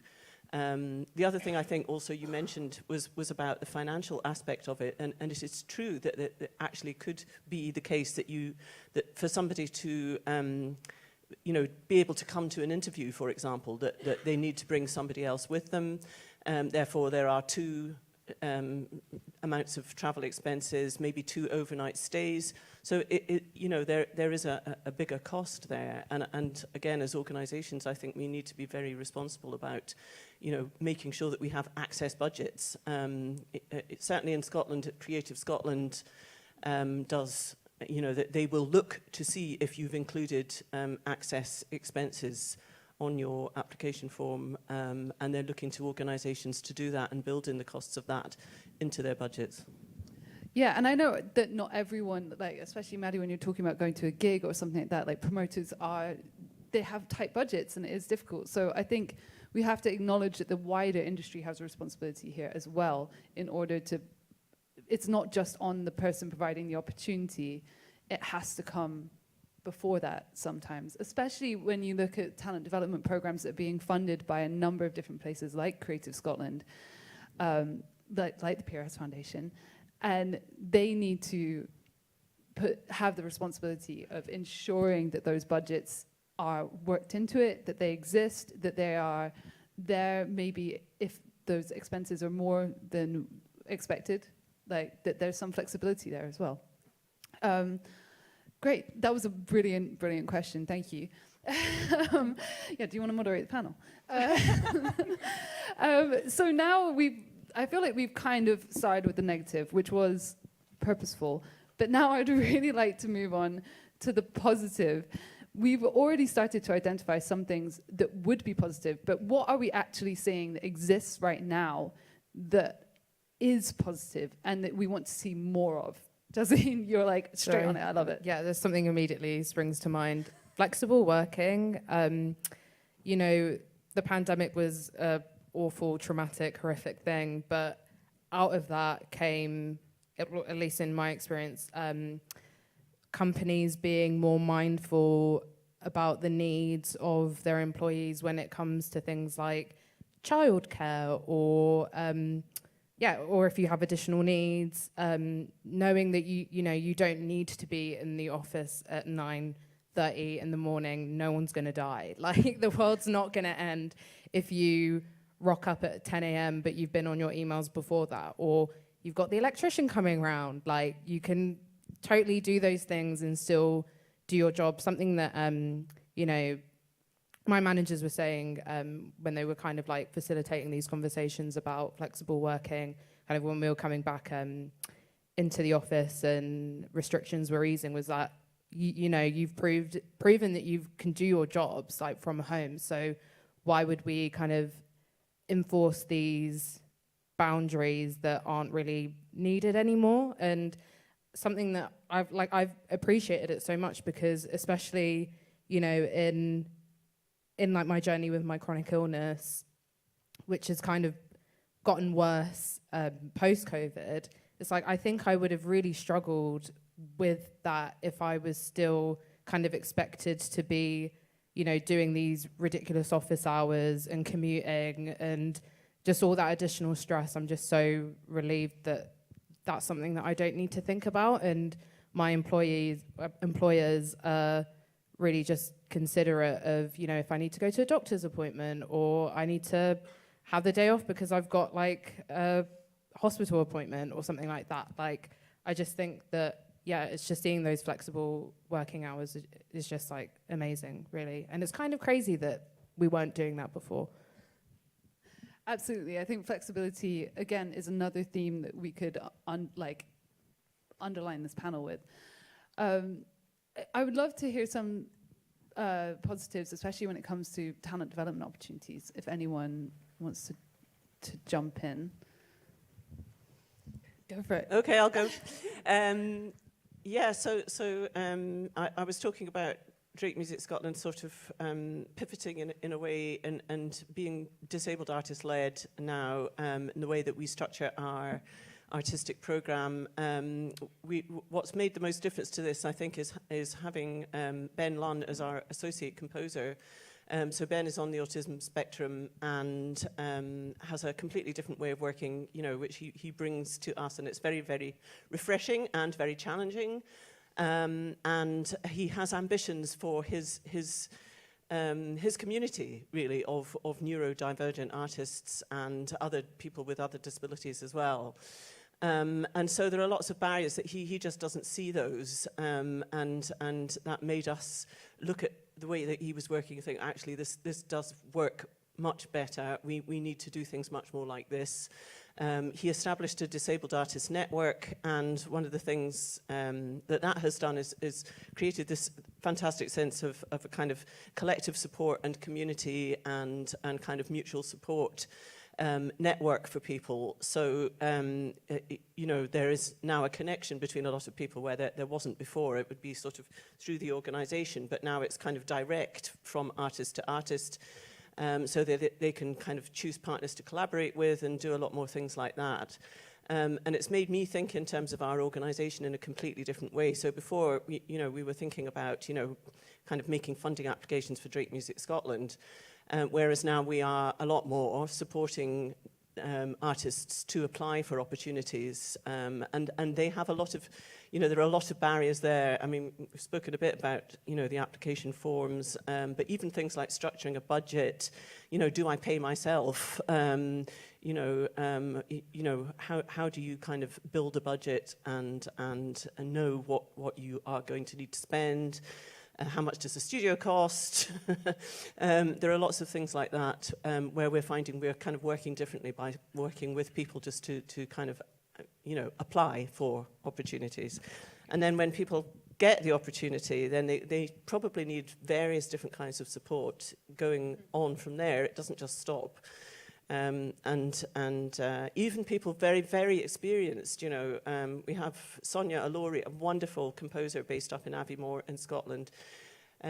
She still requires, her disability has changed and progressed and got, she lost her hearing, and she still needs different kinds of support, even though she's well established and you know, has kind of got a career already. So yes, it's very much a kind of longitudinal kind of support that we're giving.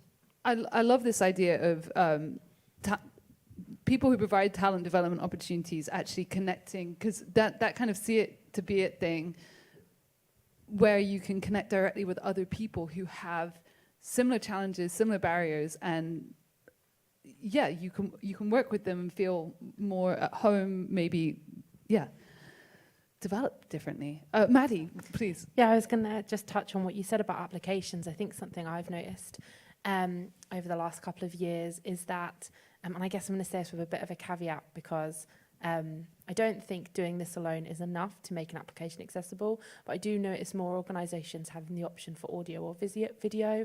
Something I would hope to see less of is really strict time limits on those videos, because I think that, you know, it again can be an access barrier for a lot of people to condense their words.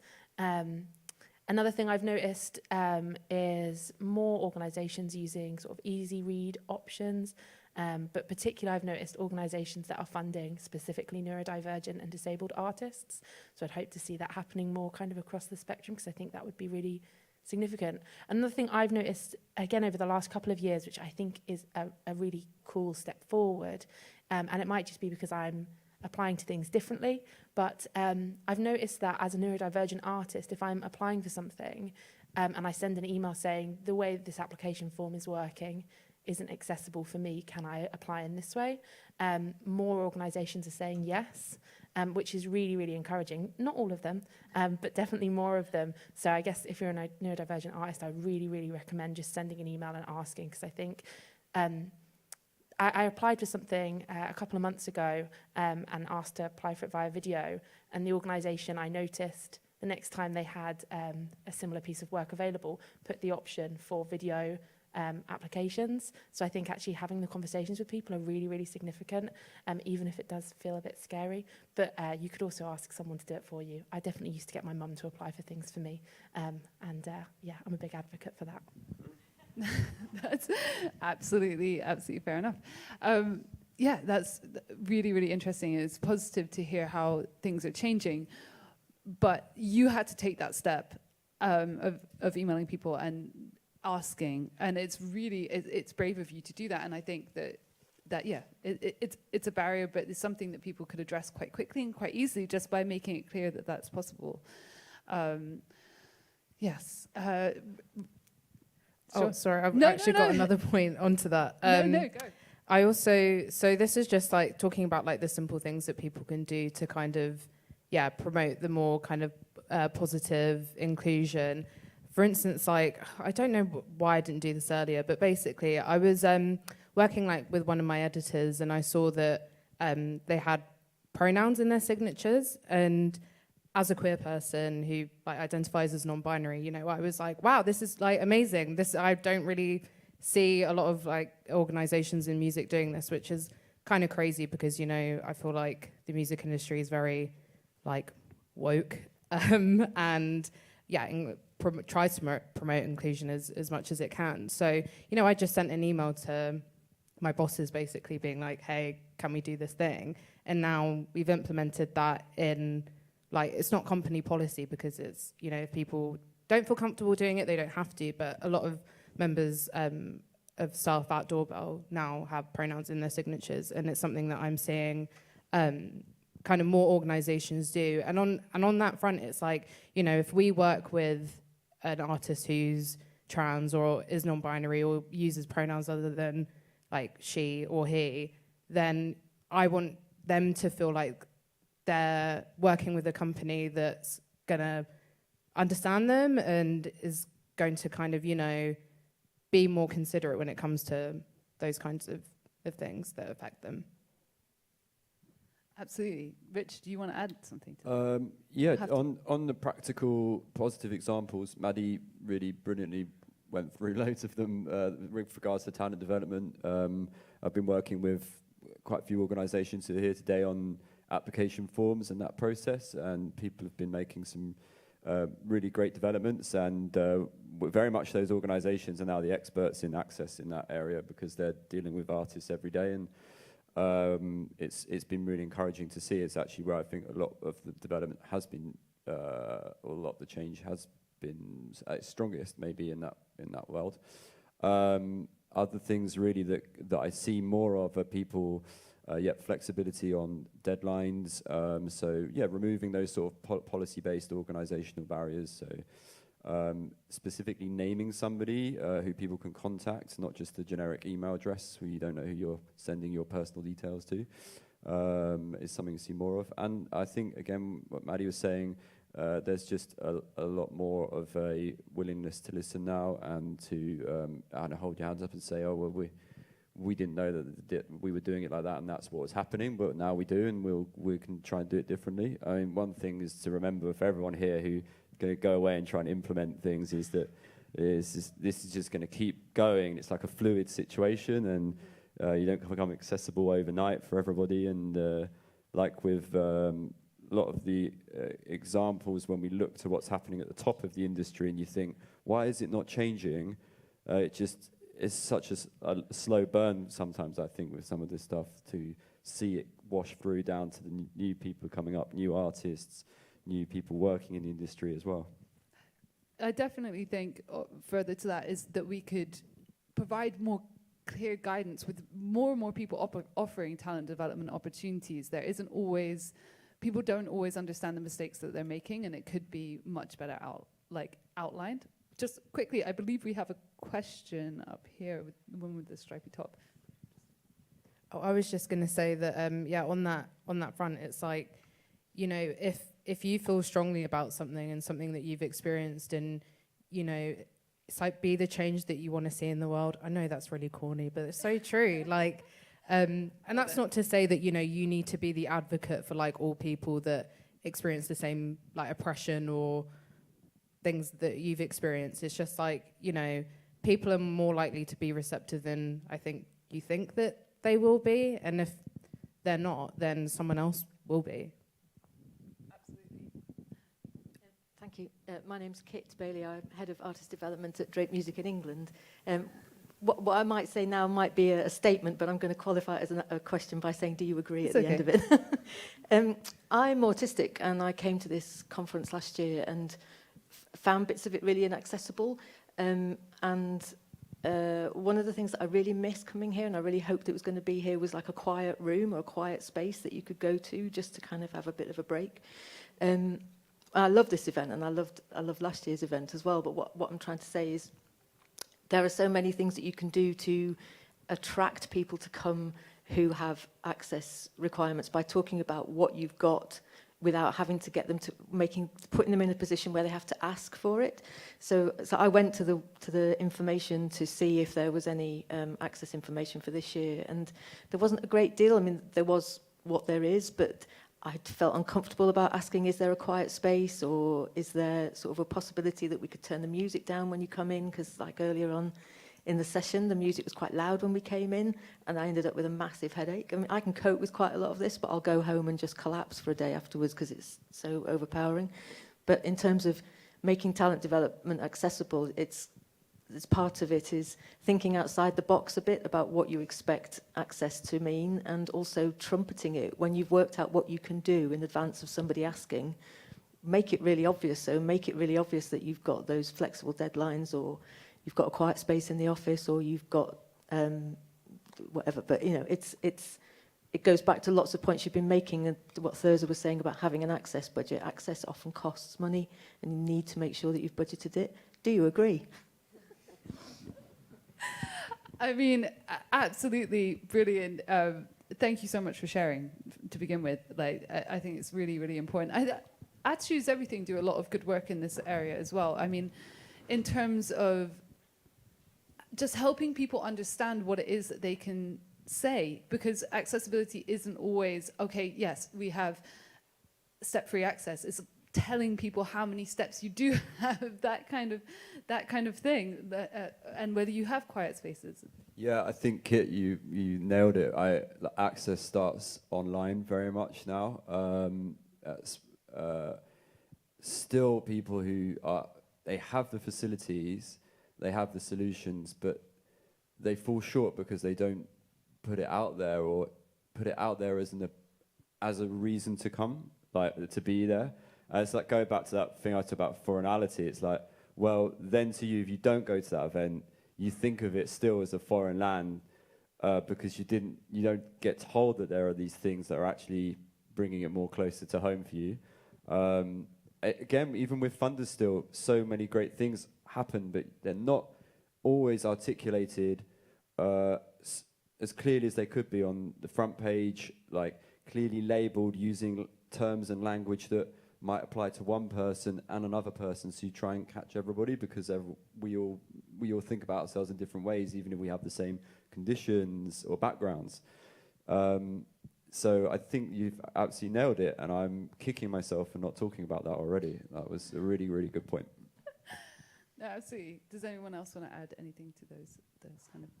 I was just going to say, I absolutely agree as well. And I think it's really cool to see, as a neurodivergent person, when organisations have paired with other organisations. So like, if I was going to an event and I've seen that they've done something with Attitude is Everything or with Drake Music, I'm like, okay, cool. That's really good. That means I can either ask the question, or it means they've put some thought into the accessibility of events. So I guess, yeah, that's a cool thing to do as well. Yes, I think this kind of cultural change, and it is changing the culture of organisations, and there is still a huge way to go. It is a work in progress, and we have certainly taken on as an organisation the kind of influencing role, or influence. There's another word. But sort of championing what we're doing, but also working with partners in the music industry. And of course, what all the artists we have say is that we want to work in the mainstream music industry. We do not want anything kind of separate, special, or anything like that. But that is hugely challenging because we have artists in working in different genres of music. Which means that somehow or other we have to interface with all of these different kind of sectors within music. So where we feel most comfortable is probably in the kind of contemporary classical and new music kind of a world. And you know, that brings a certain set of conventions and ways that works. But we have other people who want to work in hip-hop and rap and so on. And again, you know, that's a kind of different kind of environment completely. And then, folk music in Scotland as well. It's actually a very, very kind of inaccessible musical world in various different ways. It's traditional, it says it on the tin. So it's been a very interesting journey for us looking at how we actually start engaging with partner organisations in different parts of the music industry and working with them to change. Yeah, this is actually a hugely important point. I think no one is expecting everyone to be an expert on accessibility and making things perfect or making things great for every single type of person. It's really, really difficult.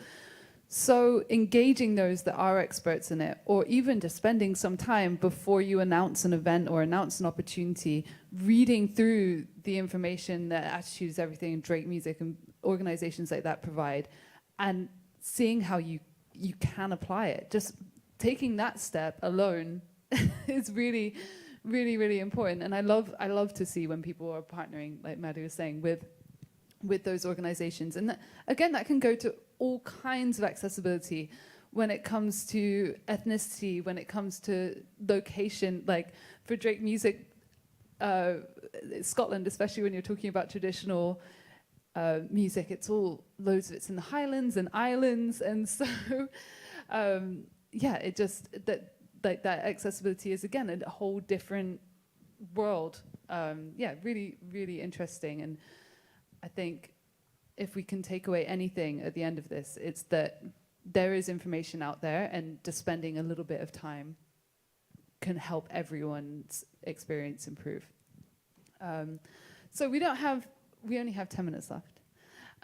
Before, I think we would have time for one more question, but before that, I would love to hear from each of my wonderful panelists.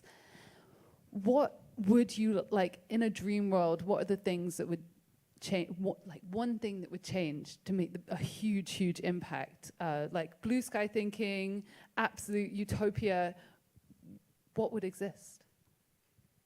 Do we have any big picture, future focused? I would just like the music industry to be more diverse, whether that's what you look like, if you have, a chronic condition, where you're from. I just wish that people were a bit more different. I went to an event yesterday. It was like this magazine thing, and they were partnering with a social media like application, whatever. And I went there, and I was like, everyone here looks the same. And like, I know that like I don't know what these people's experiences are and that kind of thing. But going into those environments, it's like in my utopia, it would just be that everyone is very different. And yeah, I think that would make me feel more at ease. And I'm sure a lot of other people more at ease as well. I love it.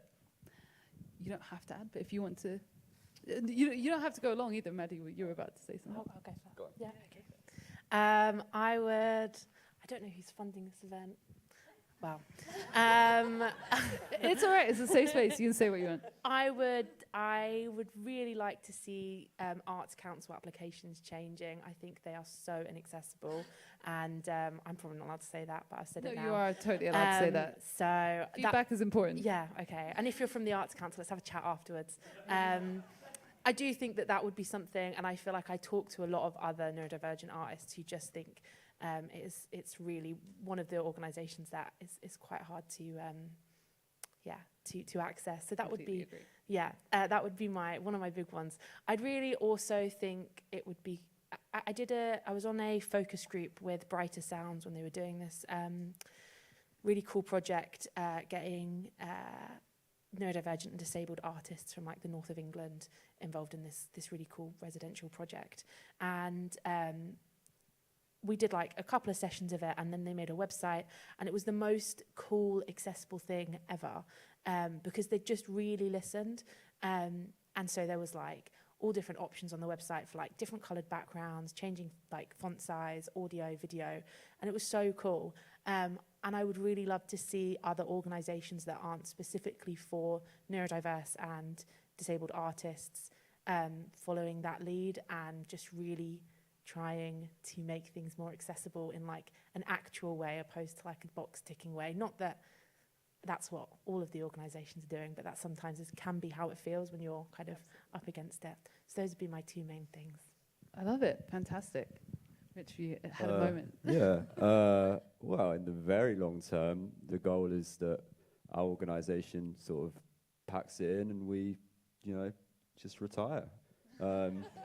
Because not necessary anymore. You won't need a charity anymore to bail you out with accessibility stuff. The information's always going to be useful. But you know what I mean. That is our mission essentially, is to not have to do what we do, even though we all love it and we love all our industry colleagues.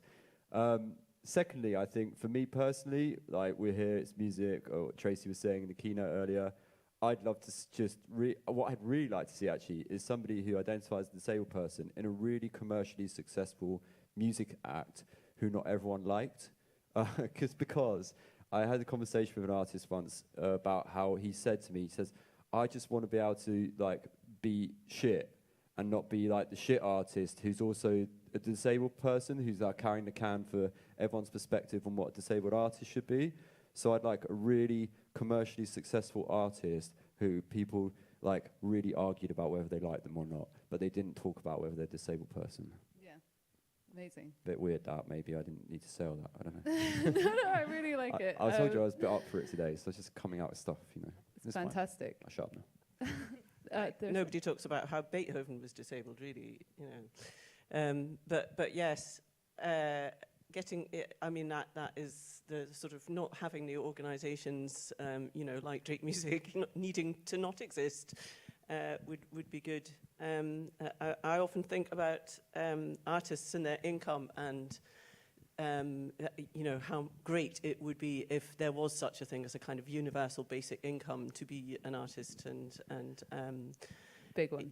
Put the money in the artist's pockets and obviously the organisations, many are doing good and useful things,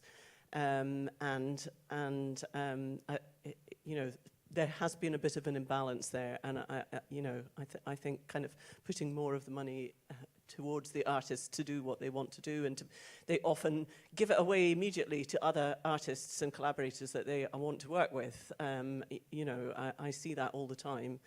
That is what creates those kind of lively kind of cultural ecosystems that Joe was talking about this morning, and that needs to be happening everywhere. It needs to be happening in all these little kind of pockets of energy all around. Not just, and I think that's another thing about the industry really, is that it sort of has this kind of London-centric feel to it. Anyway, those would be some of the things. That's a really good one that I didn't think about for accessibility. But yeah, UBI really could change things, I think. I believe we have a question. Yeah. Okay. Hiya. Thank you. This has been amazing. I really hate public speaking, so I'll try and be brief. But I basically wanted to say that I feel like sometimes there can be this idea that everybody wants to be shunted towards success and kind of being commodified and being part of, the upper echelons of the industry. And in fact, more kind of opportunities that were therapeutic in nature and kind of honouring the need for expression for everyone, no matter what level you're at, because quite a lot of the time people are being rejected from opportunities because their brand is not ready, or they're not at a place where they can be acceptable or like make the next steps. And I've heard that in today being mentioned in one of the other whatever they are talks. So I just think that maybe we need to steal back some of the energy from big business, because not everybody wants to be commodified like that, and sometimes people are struggling with psychosis and they need to go scream out some music therapy. And in my personal experience, it's been very hard to make that jump from being extremely unwell, but also a creative force that I want to unleash. And I guess many other people that are struggling probably feel ashamed to be at that level, but actually we need to be encouraging people to be where they're at. Absolutely. Does anyone want to comment any further on that? I really thank you for that. Yeah, it's absolutely important. I think, firstly, yeah, I think it's really great to hear that being said and kind of it being talked about. I think something, and this may be, again, slightly too blue sky of a response, but something, I think it was talked about on one of the panels I went to today, was this idea of creating art that you actually really want to create. And I think as an artist, I spent a lot of time trying to create like music that I thought would be like, I work in the folk industry, so that was proper folk music. And I noticed that when I stopped thinking about that, I found that I was hearing from a lot of people who really identified with the stuff I was doing, and it was really cool. And so what I would say, not my music, but the experience was really cool. And so I guess what I'd say to that is that I think there is definitely a space where people really benefit from hearing just raw, authentic music, and I think it comes back to that representation thing. So I really hope you carry on creating that kind of music, because I think it would be really significant for some people to hear. Yeah. Absolutely. Do we have any other questions? Anyone? Okay. Awesome. We've just got time for one question and maybe one answer. Hi, my name's Hannah Buwich. I'm co-head of artist development at Sound and Music. This isn't actually a question, but I just wanted to add in something to the conversation, which is that we lead a network called the Fair Access Principles. We set it up in 2020. Drake Music Scotland were one of the launch partners with us, and Rich and Attitude as Everything have been really great supporters. We set it up as a code of best practice for organisations running talent development opportunities, not because we thought we had all the answers, but because we wanted to set up a way of continuing conversations with partners, other organisations, with artists, and a way of channeling the learning and conversations that we're having with artists into a set of guidelines to make opportunities accessible, right through from anything in terms of materials available to artists to make applications, the way applications are made, through to those opportunities as well. So yeah, I just wanted to open up really to the panel if there's anything else that in terms of kind of networks and the ways that organisations can work together would be more beneficial. Also, if anybody wants to kind of come and talk about the Fair Access Principles and the Fair Access Network, I'm here. Wonderful. I mean,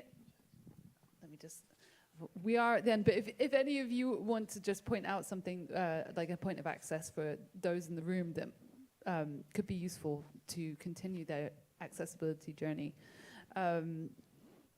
Rich, I'm sure that you have a whole host of wonderful resources. In fact, I know because I've used them. Well, Hannah's one I would really recommend for people doing funding or running any creative opportunities for artists. We've got some great resources for promoters or people doing DIY gigs and events. Also, I think, like Maddie's example of partnering up and buddying up, if you're running creative work with musicians, then you can certainly learn so much from working with Drake. So I think that would be a really logical next step as well.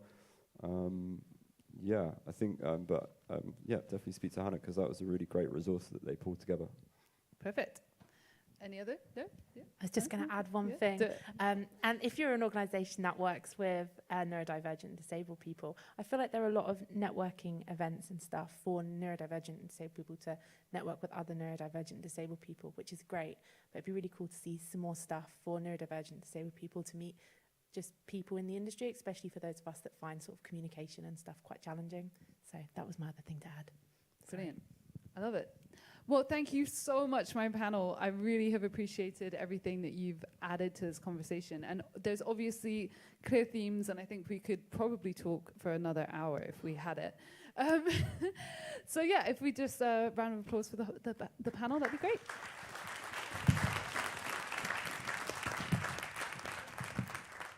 Thank Thank you so much. Thank you, Jess, and thank you everyone on the panel. That was wonderful, insightful, inspiring, amazing. Thank you so much. So yeah, we've got a break now for the next 30 minutes, and we'll be back in here for the PPL Momentum Accelerator in Yorkshire panel.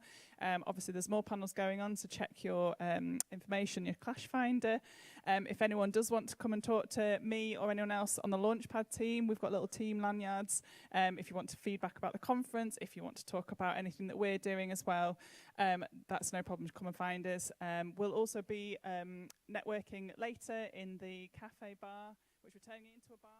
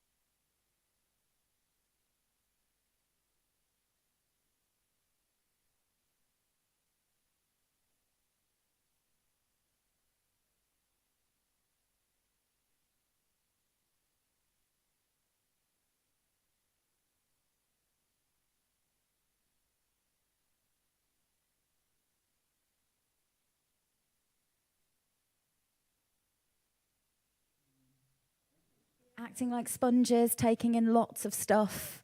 In the event of having just been in the very impressive accessibility session, I have a phone in front of me, so I'm aware of the time, and some paperwork, because I'm sure I'm undiagnosed neurodivergent, so go blank sometimes without something in front of me to prompt me. So I'm Zenner. Hello, welcome along to Launchpad, a great place to just meet like-minded people and just gain the best information from some of the best minds in the industry, and especially locally as well.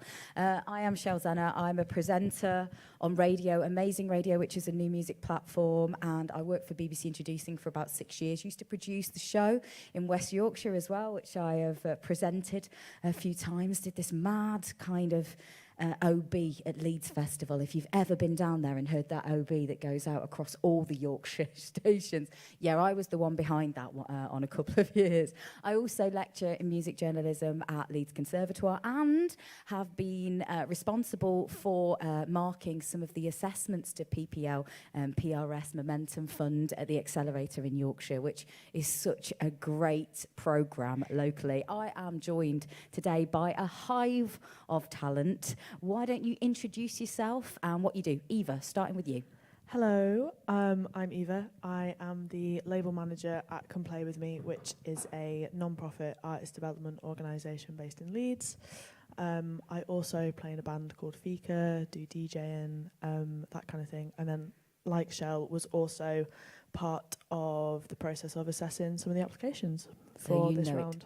You know it from the inside as well then. Yeah. And big news of late, we must mention EMI North. Yes, very exciting. The Come Play With Me record label has partnered with EMI North. So we're going to be working on lots of very exciting projects, building up the label in a way that we've never had an opportunity to before. And we're very, very excited. Investment in the North, that is what we need, right? That is what we need. And fresh from performing live last night, how are you feeling? Yeah, I'm feeling all right. My throat's a bit mad, I'm not going to lie. Chiedu Oraka, how you doing? I'm all right. I'm all Good right. to see you. Good to see you. Good to be back in Leeds again. Yeah, my name's Chiedu Oraka, a.k.a. the Black Yorkshireman, and I'm a rap artist from Hull in East Yorkshire.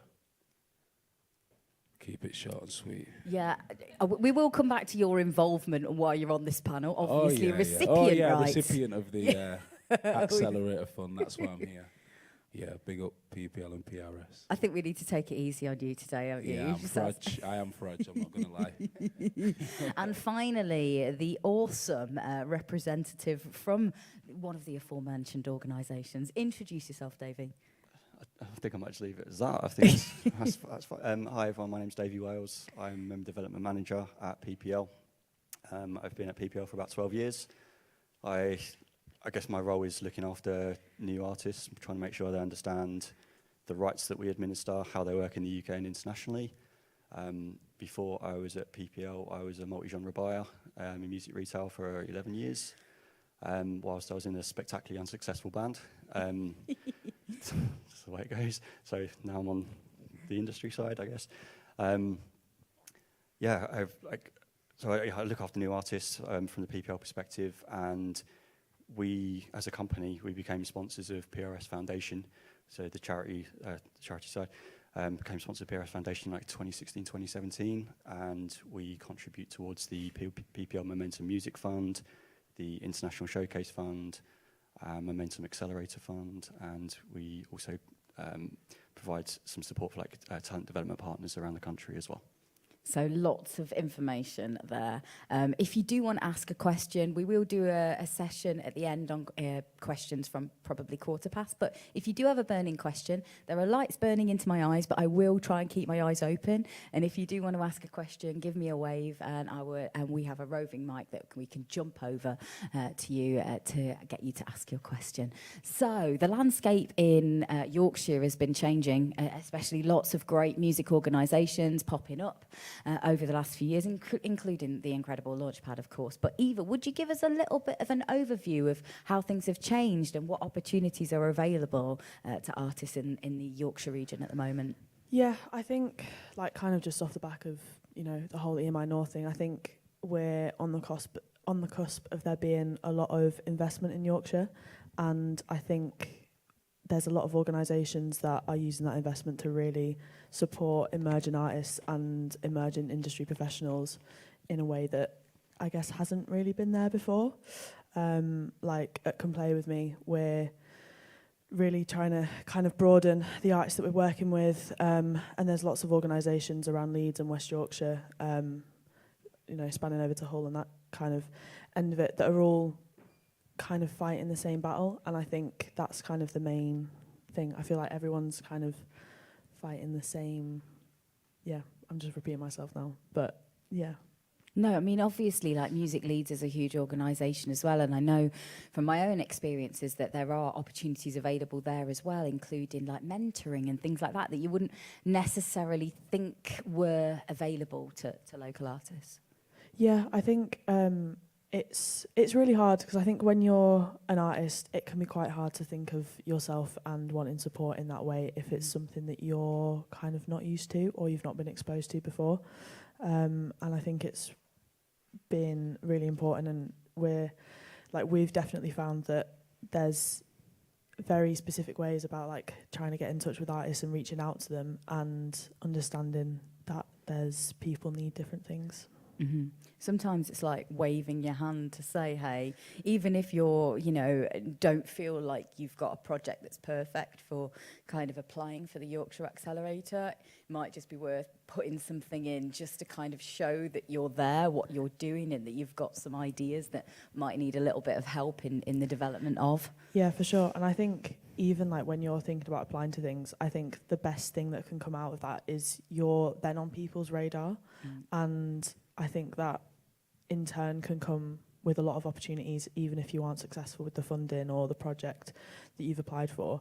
Like there's been a lot of cases, like at Come Play With Me, we run artist call-outs, where we choose artists to release on compilation albums, and there's been a lot of times where artists have been unsuccessful in the call-outs, but we've kind of stayed in touch with them, we've kind of followed them and kind of watched them grow into kind of an artist that's a bit more ready to have that support, and then we've gone and got in touch with them directly.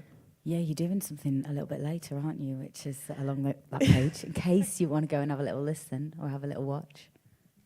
Yeah, we've got a selection panel after this. Thanks for the plug. So there you go. Go and have a look at that on the... it would be really interesting to see what the individuals say about the submissions as well. So, Chiedu, obviously you're in Hull, repping the East Yorkshire scene. Come on. Big ups to Hull.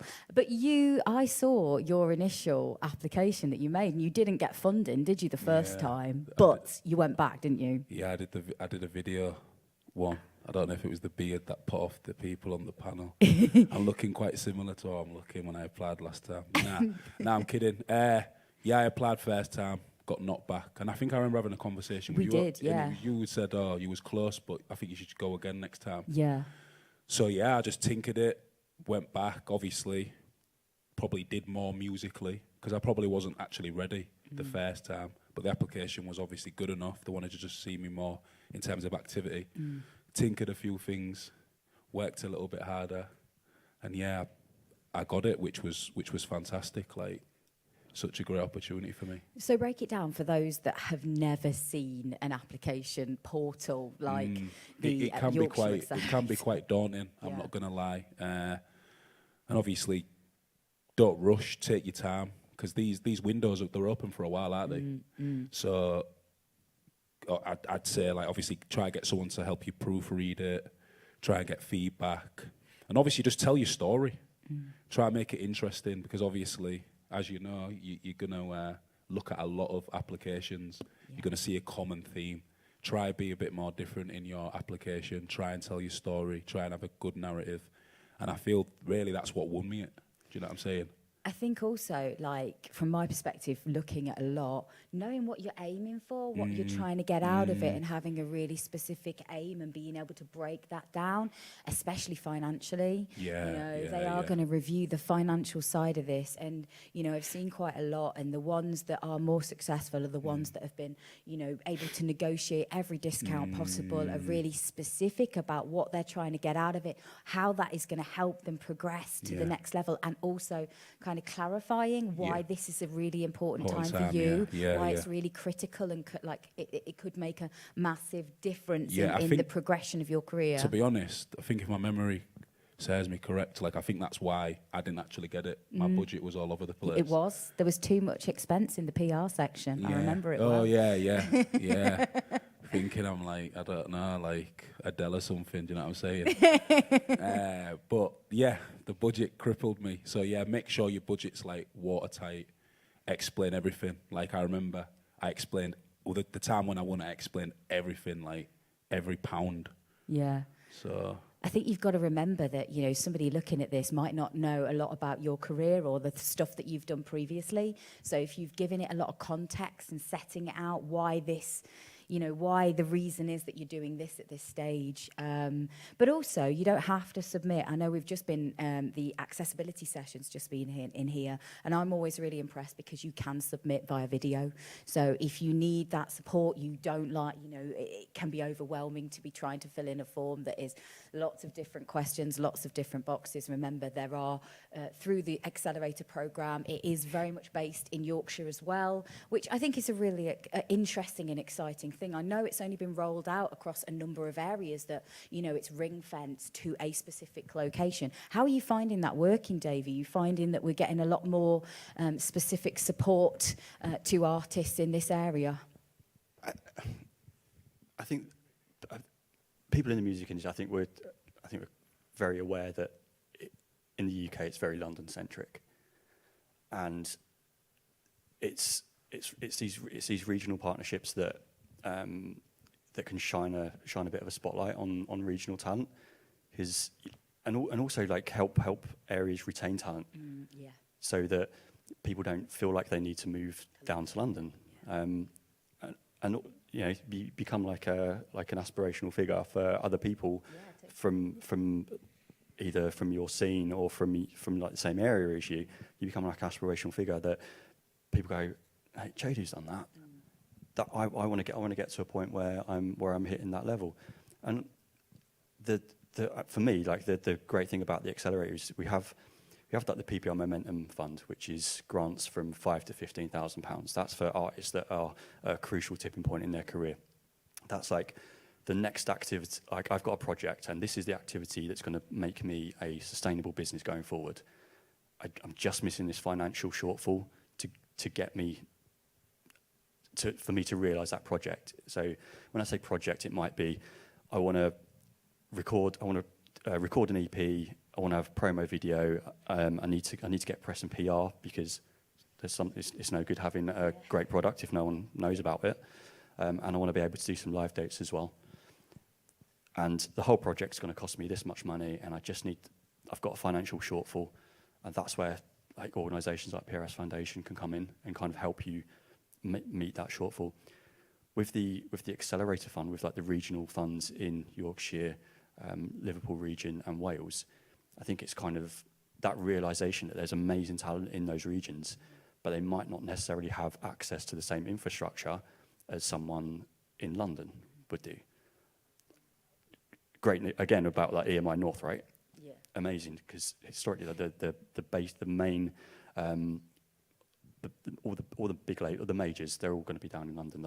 That's where that infrastructure is. So the Accelerator Fund for me is like it's kind of recognising that there is amazing talent, but might have kind of hit almost like a ceiling of what you can achieve in a region where you might not have the same access to industry partners.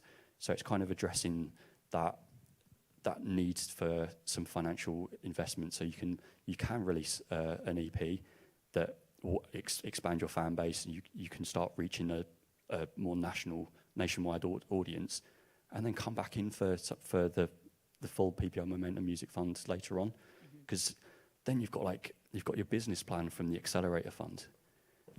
Then you do your activity and you show the amount of good work and how you show your progression from there, and what a great place to be going into the full Momentum Fund, coming off the back of that Accelerator program. I mean, we've mentioned Chiedu getting the Accelerator fund, but also, Eva, you've got funding yourself through the Launchpad programme, haven't you? Yeah, so I was a part of Launchpad Future Leaders, and then a couple of years ago, I set up an organisation called Girls Do That Too, which was all about kind of showcasing and celebrating women and people of marginalised genders in Leeds, in music, through gigs, and that kind of thing. And I was lucky enough to be a Launchpad supported project through that. So getting like mentoring, kind of support on how to grow it in a bigger way, getting out and meeting people. And yeah, it was extremely helpful, and I wouldn't be where I am now without it, really. I mean, obviously, like Davy touched on a couple of really important things, and almost like a glass ceiling locally, because there isn't enough infrastructure, or there isn't enough kind of business to climb up, is there? And then on top of that, the fact that, you could have moved down south, couldn't you? Whereas you are, fortunately for us, you're still in the north fighting for the causes here. Yeah, totally. I think like the support from Launchpad helped me build my network in the north, and helped me meet people like Tony at Come Play With Me, who kept me on and now have a place in the organisation, kind of building that. And I think that's kind of the most important thing, because I think it can be really hard. So before being in Leeds, I lived in a little town between Huddersfield and Leeds, and it was very hard to have like an idea of what the industry is, what there is out there, kind of being in a very small town. And so through Launchpad and being able to meet people and kind of connect in that way, it's just totally opened up my network. And yeah. What do you think the main challenges are for like creatives and industry professionals at the moment in the north? In the north, I think it is just the lack of infrastructure. I think it's very easy to get to a certain point as a musician or a creative or an industry professional in the north, but to make and build yourself a sustainable career, you either have to be doing a million different jobs, which can be extremely difficult and detrimental on a mental health aspect. And I think that's the main thing, is just the lack of infrastructure and being able to kind of build a sustainable career, because there aren't jobs, or there isn't the financial backing, which is, again, going back to EMI North, why it's so exciting that they're kind of basing themselves up here and having a HQ up here. What about you, Chiedu? Because obviously you're in Hull at the moment. What do you find the biggest challenges for you? Is it, lack of... I know you work with other people in a studio space as well, don't you? So you've got that kind of infrastructure there. Yeah, we had to build our own. Yeah. Because, like you said, the infrastructure's just not there, especially in a place like Hull. Got brilliant organisations like Warren Records, Stu Baxter. I'm sure a lot of you people know Stu. He's like the main man, isn't he? But he's basically he built a scene. Do you know what I mean? Alan Rowe at BBC Introducing, Mark Page at Humber Street Sesh. Like, we're trying, but in terms of, I'd say, like, for my genre of music, especially like UK black music, like, there isn't really an infrastructure. Really, that's why me and my team, we had to build our own studio space, build our own label through label works, distribution, like. Just started from the ground up and just had to learn ourselves. But there's a lot of young, inspiring musicians that they're a bit nervous and a bit anxious to get out there because they don't have the knowledge. Do you know what I mean?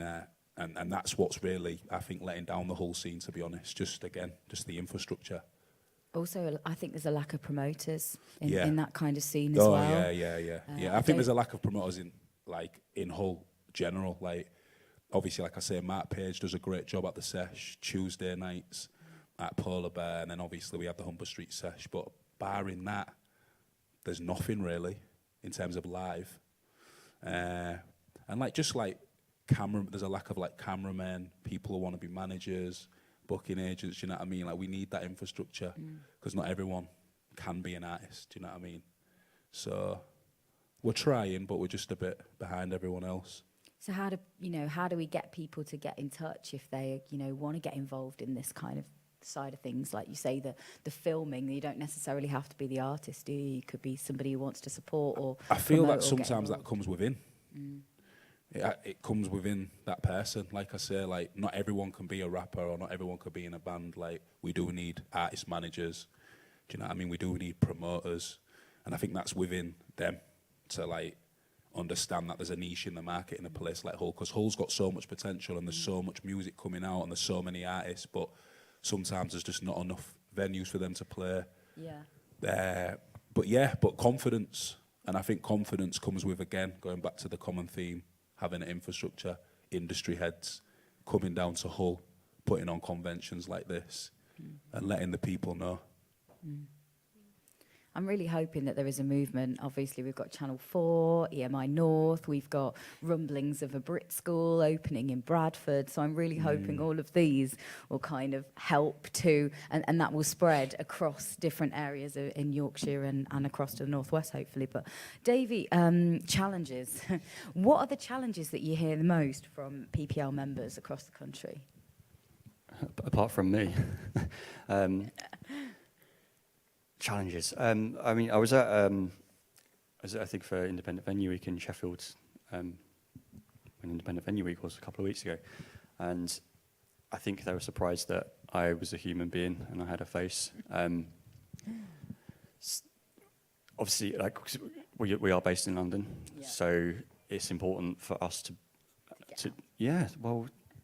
be involved in things like Independent Venue Week, to be involved with things like Launchpad, to be involved with like talent development partners that PRS Foundation support, because we need to try and engage musicians and record labels around the country, because we should be paying them some money. Like from like an educational point of view, we PPL run in sessions.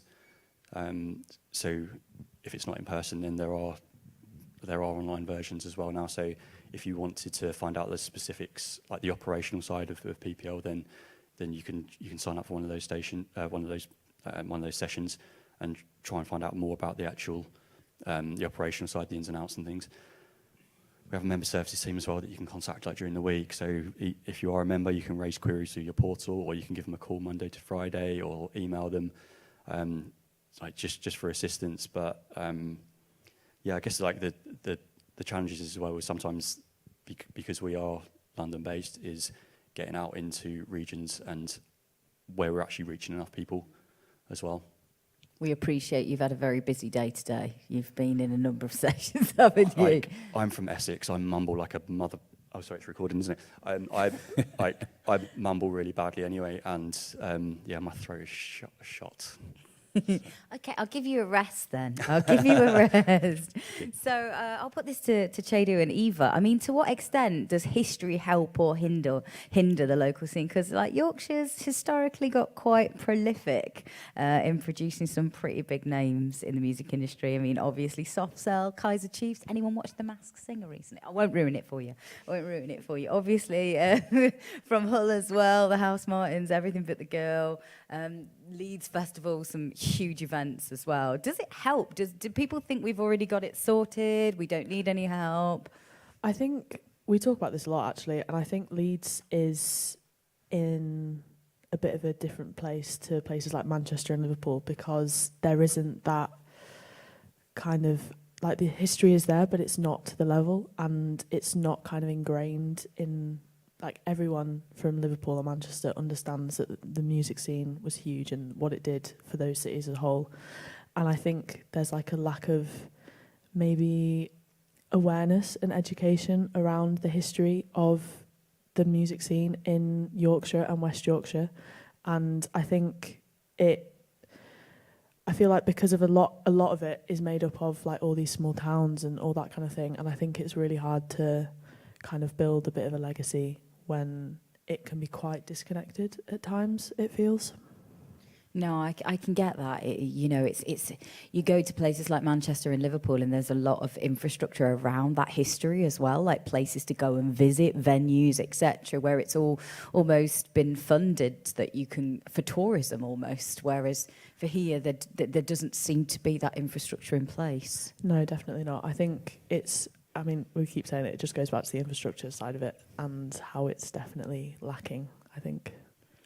Okay, let's go back to Chiedu, because I know he really wants to talk about how he spent his money that he got from his accelerator funding. What did you do with it? Yeah, so I spent the money on a project, an EP, 7 tracks, an EP called Av Life, and it just helped me with PR, radio, and about 3 music videos, 3 or 4, I think. So it gave you like not just one short project, it was something that you could spread out over a number of months. It funded the full project. Yeah. Do you know what I mean? It gave me legs for me to get like industry attention. Do you know what I mean? Some of them songs got added to editorial playlists. It got radio play. A lot of the tracks on there, like headlined my local festival.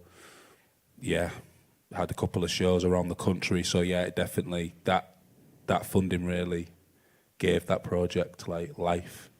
Was there any elements that did better than others that you would kind of learnt from for the next push?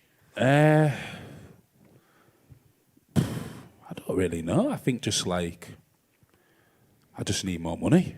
If I'm going to be honest, just to make it bigger and better. Like I think it was successful. Like I feel like the money that I received, like I got a decent return on investment. Do you know what I mean? And like if I got a little bit more money, hopefully, like if I get the next one, do you know what I mean? If I get the next one, if I get the momentum funding that I'll be applying for, then I'll be able to push it to the next level, like even more. Like I'm confident with that. Like I feel like doing that, because I feel what the application does, it gives you a solid plan, helps you, like give you a big and decent plan. And I feel like with more money and more time, like I'll be able to do something even better. Guys, weighed in on that a little bit. Like the plan is super important. Yeah. Like even just so you said like first time you applied you didn't get it. Yeah. But then you've got that goal in mind. You've got that activity. You know, so you know what you want to do, and that business like I think you should have a business plan anyway. Yeah. Like for your release projects, like where do you want to be in like the next year, and then what is it you need to do to get to that point, and then if you're successful in getting funding to do that. Like you say, like you've been added to editorial playlists, you've been picking up radio play, all this stuff's happening off the back of that, initial funding, and you get the PR and stuff. But now in a much better position to come in for the big boy. Yeah. I heard someone called it that, actually said like the big fund. But you're in a much better position to come in for that now, and you've already kind of hit that level where. You should be looking to upscale it, but from a partnership point of view, I observe the panels, don't get to vote, unfortunately. I wish, but just hold me in mind. Do you know what I mean? It's really difficult though when you are there assessing and comparing, because you can see something that has real potential, but you just know it needs that little bit of refinement. So if you're applying and you don't get it, don't throw the baby out with the bathwater and think I'm not going there again. It could just be that you need to learn from the experience. You can ask for feedback, can't you, Davy? Yes. So the team at the PRS Foundation used to do, I don't know if they still do, but would do feedback days and things like that. But yeah, like it could just be a case like there's a few things that need tweaking in the plan, which then allows you to kick on and go for the big boy. I'm not going to stop calling it that now. But there's I'm sure someone from the foundation will correct me if I'm wrong, but I feel like there will be ring fence money for Yorkshire artists, so at least there will be money in reserve for Yorkshire artists to apply for.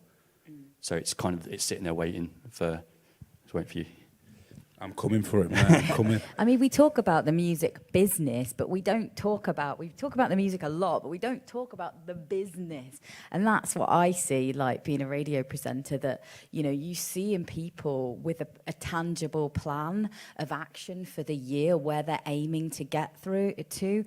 And I think that is just so important that you encapsulate that in your application, and that you have a vision. And as what you said there was really powerful, Davy, about you need to know where you're trying to get to, you know, to work out what you need and what you need to do, or what you need to resource to get there. And to follow on from that as well, like Jodie, you mentioned that the application process, like you're quite daunted when you first look at it, but like the people, I think it's important to know that the people that are actually judging those applications are people that work in radio. They're people that artist managers. They are people that work in press. They're people from like indie labels, people like promoters, booking agents. These are actually industry professionals. So you shouldn't be afraid to speak in your own language. It does. I appreciate I've just answered in like War and Peace, but like you should feel confident in speaking in like your language, because that's going to come across as more authentic anyway, I think.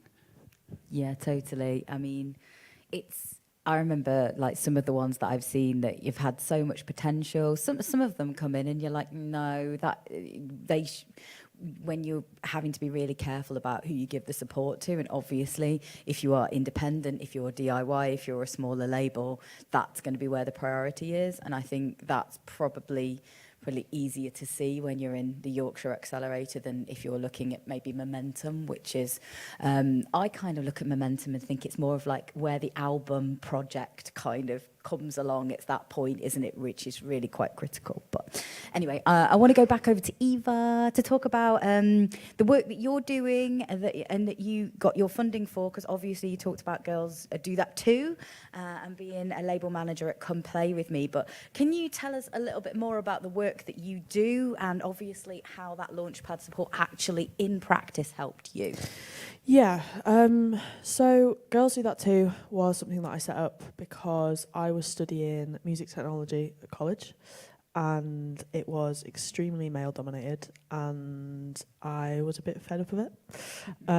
So started Girls Do That Too as a way of just kind of getting loads of like women and people of marginalised genders in the same room, like playing gigs together and that kind of thing, and just kind of trying to build up a bit of a community around it. And it was pretty sure it was like in lockdown, was just kind of working out where to go with it, and trying to work out how I could build it into something bigger.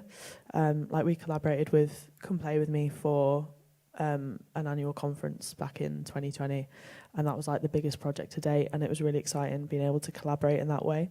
But I think the Launchpad support, the thing that I found most useful was definitely like the mentoring side of it, and being able to just kind of talk to someone.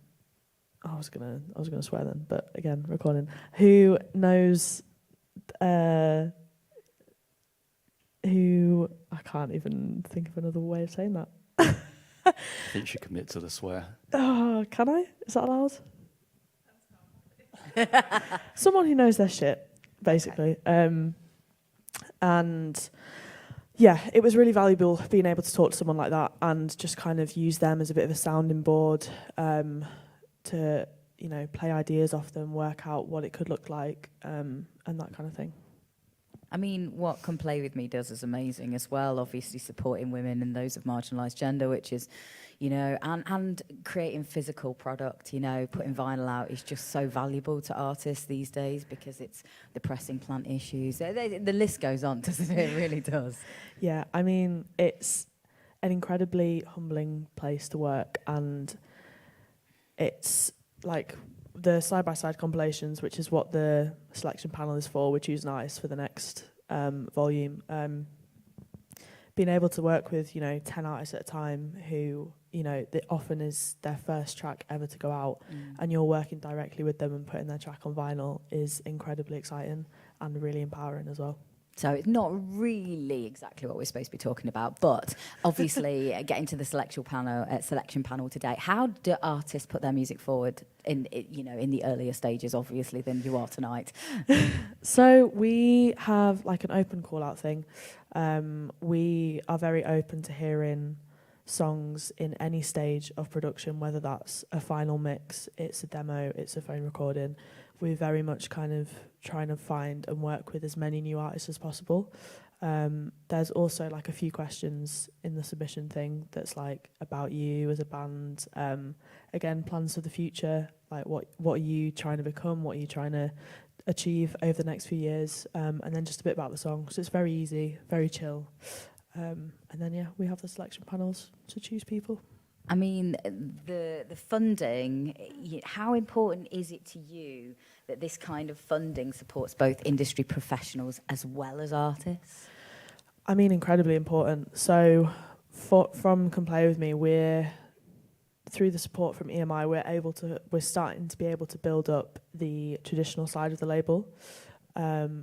However, we're still not in a place where we can support artists directly to pay for recording and things like that. We're not at that point. And, you know, being able to support artists for funding applications like this is exactly what we need as a label, because it means we can focus on supporting them in the marketing, the press, and that side of it, and pulling together a release strategy and kind of building a team and being, I guess, an artist's infrastructure that they've never had, whilst not having to kind of worry about the cost of production, and it all kind of ties in together.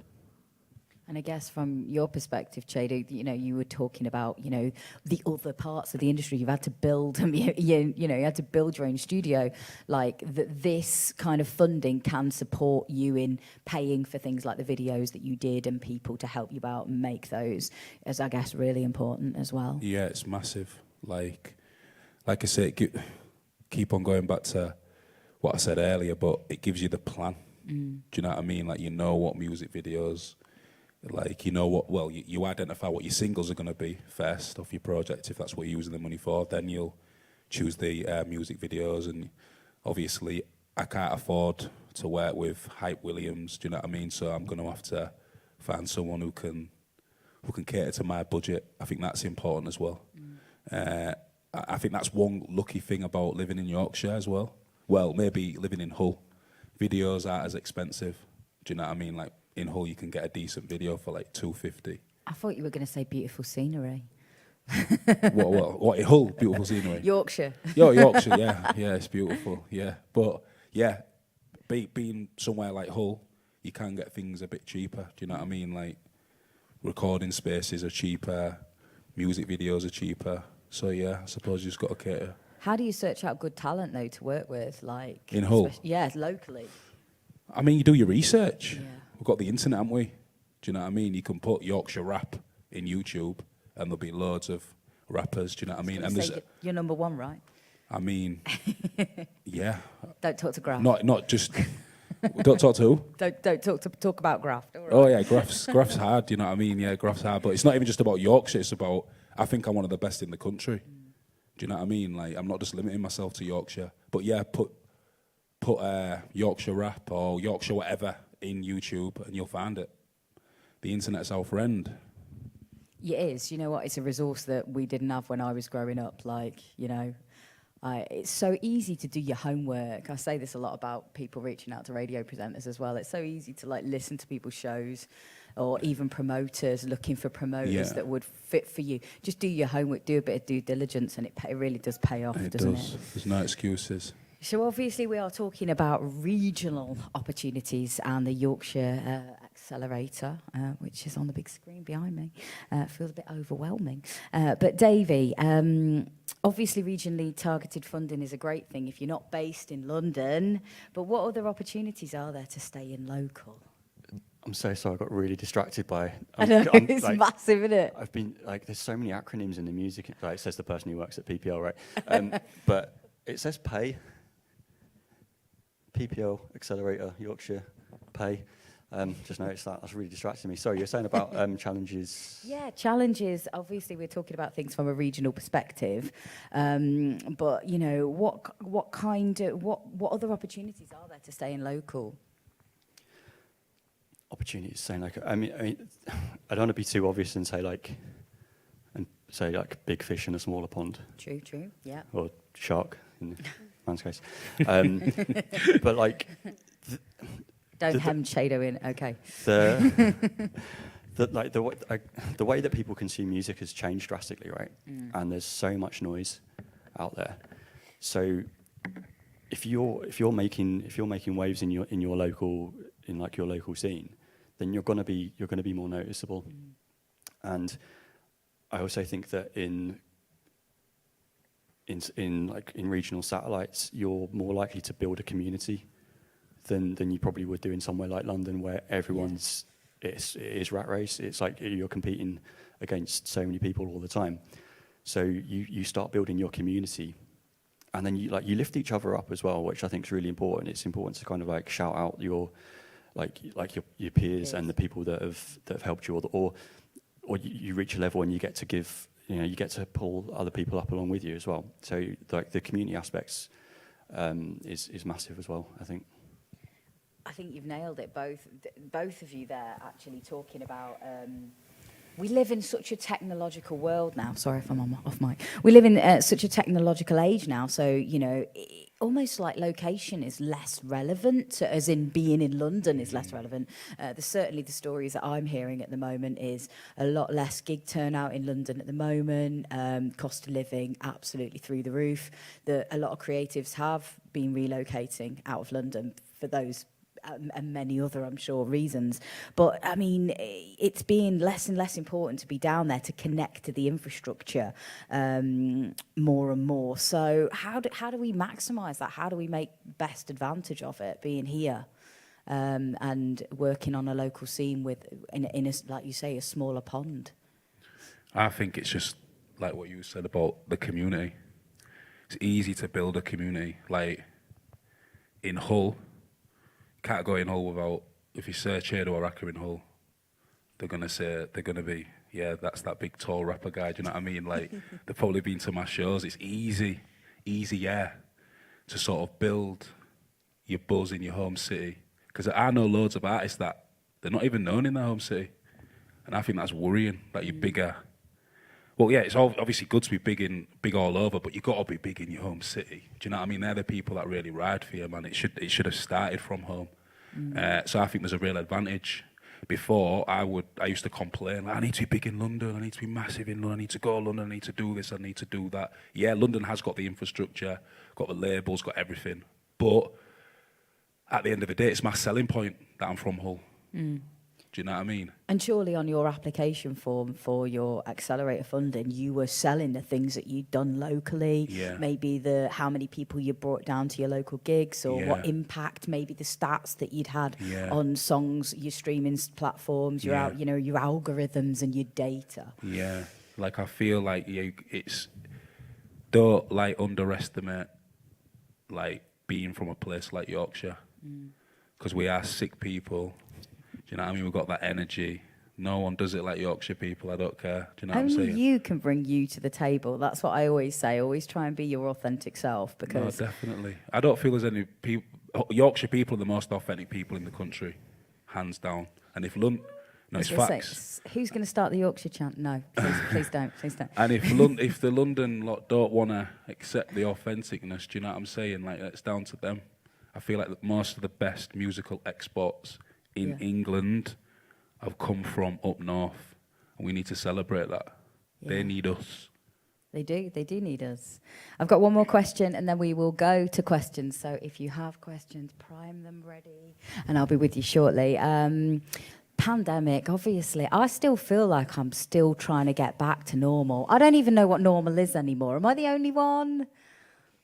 I got a dog. It changed everything, honestly. But yeah, I mean, obviously, it's had so many impacts. Sorry. Well, I remember that dog. We had some. Do you remember? We did a panel once in Bradford, and I think she barked horribly at a photographer. So if you were there, I apologise. She is quite. I think she also threw up outside the doors of the venue. She's not here today for a good reason. Okay. So I mean, I'm still seeing it now. We are getting so much music coming through. People have learnt mad skills. They've gone onto YouTube. They've learnt how to produce. There is so much new music coming through. It's almost overwhelming. It's like easier than ever to get music out there, but almost harder to get heard because of the amount of music. But I mean, how has the pandemic affected kind of career progression or progression as an artist in the regions for music creators and industry professionals? Eva, have you got any views on that? I know it's quite a general question. I think, like, personally for me, the pandemic was, like, I came out the other side in an amazing position. I did my label internship with Come Play With Me during the pandemic, was getting the mentoring from Launchpad at the same time. So I had a real, like, I mean, it was very intense. It was like from just being a college student to doing all this stuff, but I was able to do all of that and then came out the other side and was working in the industry, and that was unreal. So personally, it was surprisingly quite a positive time, which I feel like is good. Not, yeah. I'd echo that as well. Same, I was getting mentoring from the Launchpad. I was able to record my EP. Just locked myself in the studio. Like, yeah, apart from performing, which was annoying. Like, I loved performing, but I got some work done. Everything slowed down, didn't it? So you had no choice. Right, well, I mean, some people were really productive. It's really, I can see that. The release dates at the moment are thoroughly overwhelming. When I see how many new releases there are every Friday, I'm almost like, whoa, okay. So yeah, just one last question, and then we will go to questions because we need to. Obviously, it isn't on all year round, so the accelerator. Do we know when the next dates are? Oh, you're looking at me, and I really don't know. And is it? Well, okay. Let's just frame it as where do you go to find out when the dates are? Much better. Okay. PRS Foundation website is super useful for breaking down all the different funding pathways there are for creators, for organisations, for individuals as well, and all the deadlines are pretty clear on there as well. So I think when you're looking to apply to PRS Foundation for one of their grants, it's important to kind of consider like what level you're at, and make sure that you're applying for for the fund that's most appropriate for yourself. And then the deadlines are all on there. So I was going to say, my memory is absolutely terrible, but can we remember between us? I know there's the International Showcase Fund, Women Make Music, Momentum, Open Fund. You forgot that one, you see. Yeah. What else? Hitmaker, which is for producers. Yeah, producers. The behind the scenes songwriters and producers. So if you're, I guess if you're artist facing, then Hitmaker's not one for you. You want to go in for one of the creative funds. You've got Hitmaker for producers. There's Power Up, which is leveling the playing field for black industry professionals and creators as well. We said ISF. That's so ISF, the International Showcase Fund. When you're applying, if you get invited to go to somewhere like Eurosonic, South by Southwest, obviously getting visas is a financial nightmare. So yeah, you can apply for funding for things like that as well. But yeah, there's a whole host of entry level and like next steps funds that you can apply for as well. And if you're not sure, like there's plenty of people from PRS Foundation about, so collar them. What's great about like conferences like this as well is that you're put in I usually say like networks like such a massive part of like your career, like your peers and your industry network. So when you're at things like this, hunt people down, collar them, because not me, I'm terrible, but like the PRS Foundation are like bang on, they're like super nice. So like give them a shout and talk to them. They can probably give you some steers as well. Amazing. Right, question time. Anyone got a burning question? You've got a load of resource here. I can't see. Seriously, no questions. Pick their brains, rinse them. That means we've completed it. We've completed the festival. Lady over at the left there, please. Can we get a roving mic? Thank you. Honestly, this is an untapped resource. Please drill down. Take as much of their knowledge as you can while you're here. Hiya. Obviously, it's a competitive fund. What does like a perfect, ideal application look like to you for any artists in the room who might be wanting to apply? What, is it me or Eva that can answer that? I don't think there's such a thing as like a perfect application, because I think each artist is different and it's going to be very, very different based on like what your experiences are and that kind of thing. I think like what we were saying about having like a clear plan, which I think can be quite difficult as an artist, thinking about yourself as like a business plan and as a business, but you have to assume that the person reading your application has never heard of you before and knows nothing about you. And so you've got to be really explicit about what you've done, what you want to achieve, and that kind of thing. Yeah, I think context is really key. Also, you know, a lot of these applications, you have to provide examples of your work, music, videos, etc. Provide something that's still up there that's open for people to access, because there's nothing worse than, you know, you think you haven't got it when they might not have determined it yet, and you've taken that video down or you've put it back private or something. Please just make sure you put something open. Obviously, it's subjective about what you think your best work is, whether you provide an audio link or whether you provide a video link. It really doesn't matter, because, you know, you're comparing so many, you're reading, everybody's got a different narrative in the description about what they're aiming for. But I think make sure your links are there, make sure you're organised about what you want to do and exactly what you're trying to get out of it, and make sure, you know, I think from a financial perspective, if you look at an application and it's just like $1,000 for this, $2,000 for that, $3,000 for that, you're always going to think, well, this looks like the person's not done a lot of homework. You know, I remember seeing an application for Dreamwife. They had a brilliant application that got funding, I think, for Momentum. And it was so specific. They had literally like negotiated discounts for all different things. They were so very clear and specific about, you know, having modelling contracts, but only doing that kind of work if it worked for the brand of the band, and the fact that they wanted to have all women or those of marginalised gender working on the project, because that is what they're about. And it was such a strong insight. And I knew them as artists anyway, but it was such a strong insight, and it was so well planned. And I think that's what we say when, like Chiedu was saying about planning and knowing where you're trying to get to with it.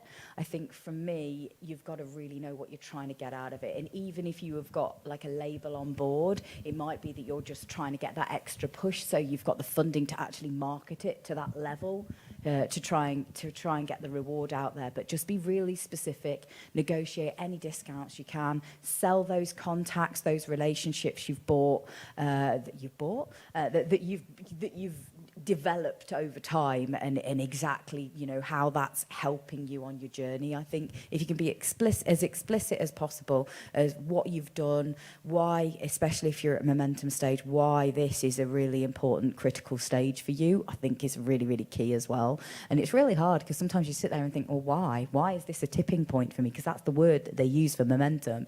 Why is this a tipping point? What could this change? And often it's because you have gleaned so much progress on your own, and it's just showing that this has the premise to push us just that little bit further, you know, into actually making this a sustainable living. That's my experience anyway.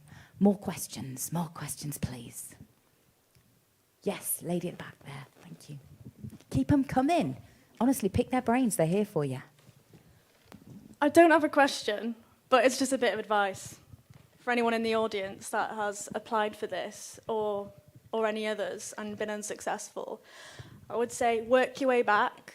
There's so many other organisations as well you can apply for before this one. We don't get as much money, but it's good to sort of work your way back, put it into practice, and then show them that, oh, I've done this project, it's been successful, I've got funding from Youth Music or Help Musicians or even Launchpad, which funds everyone and anything. I would say work your way back. Also, hi, I'm Kira. I'm the lead vocalist in Eva in the Dark. So, we love you. Yay! We've got a new single coming out next month, where it's been announced today. Exciting. So, yeah, you also need to go and listen to Eva in the Dark. Local band, massive sound. Anybody else? Any more questions? Yes. Was there anybody else? I saw one there. Was there another hand as well that I missed? Were you there asking as well? Yes. Sorry, I've got a blinding light right there. It was just to kind of add to Kira as well. It's not really a question. It's more to add on the back of if there is anybody in the audience that also wants to add on to the question that this lady asked about what a successful applicant would look like. I applied for the Hitmaker funding and was successful with that with the PRS Foundation. Thank you. That was recently. And I think looking back on my application and why I believe that I was awarded it was because obviously selling yourself goes without saying. Make sure that you're selling yourself and be really specific in your achievements. What exactly have you done? Don't be vague. Don't undersell yourself. You cannot sound too overpowering on a piece of paper and on an internet form. And also, I kind of relate it back to PRS. So a lot of the success that I've had has been I say beneficial to PRS. I know obviously the foundation is a foundation, non-for-profit, but it comes back around to PRS. So ultimately, the success that I would have off the back of the Hitmaker funding would also benefit PRS, because the songs that I would be writing or that I would have success on would come back through PRS to me. So it's almost like you have to think in terms of, what do PRS want to do this for? Obviously, they want to help people, but a big part of this is them having to say, look at what we did that this person has achieved off the back of our funding. And that's kind of the mentality that I went in with when I was applying for it. So yeah, just to kind of wrap that up in a nutshell, I hope that helps people as well. Yeah, that's so useful, because I know Hitmaker, a lot of people don't necessarily understand what it's about, but I know people that have used it to set up a studio. You know, Chiedu, talking about lack of infrastructure, we need spaces like that. We need people that are, you know, qualified, experienced, and share that knowledge, and, you know, really does make a difference on the local scene, because it helps bring up the quality of the output massively and give other people opportunities. So thank you so much for letting us know about that. I think there was a gentleman over there who wanted to say something. Was that you? No, am I wrong? Okay. Somebody over there. Sorry, I do apologise. The light is blinding over there. Got to admit. Yeah. Hi there. I was just interested in the kind of range of kind of applications you get, and if people like myself, who I'm not like an artist or a vocalist, I'd probably fall slightly more into the hitmaker kind of thing, if anything. But what I've been focusing on since the pandemic, prior to that I've been a session musician and done loads of pop work and band work and all kinds of things, but I really kind of came back to one of the things that initially drew me to music in the first place, and that was like kind of love a soundtrack and composition, more from a kind of classical background. I have set up my own home studio and things like that, and I keep coming back to this thing of, for certain things, sample libraries are just not realistic enough. And really what would make my work stand out would be having a budget where I could get live players involved. So I just wondered if you'd had people applying in any way, shape or form to this kind of thing, or what would you suggest would be a possible route for me to look for to get work either as commissions for things or as potential funding to help recordings? Not sure I can help you on that one. Davy, could you? Oh, I knew you were going to throw it over I to knew. me. I was like, I'd have to be honest, that's outside of my wheelhouse. I think we need some PRS, don't we, really? There are funds where you can apply as a project, and so it might be like looking at one of those funds. There, as part of the budget breakdown, you can put to cover the costs of musicians and things like that. That can be included as part of the project. Is there anyone from? Just I was thinking going to about say, is there Erlen. anyone from Foundation here that might be able to answer it? But there we go. That's brilliant. Yeah. Will you try? Thank you. Sorry, Wesley. I feel like I'm floating.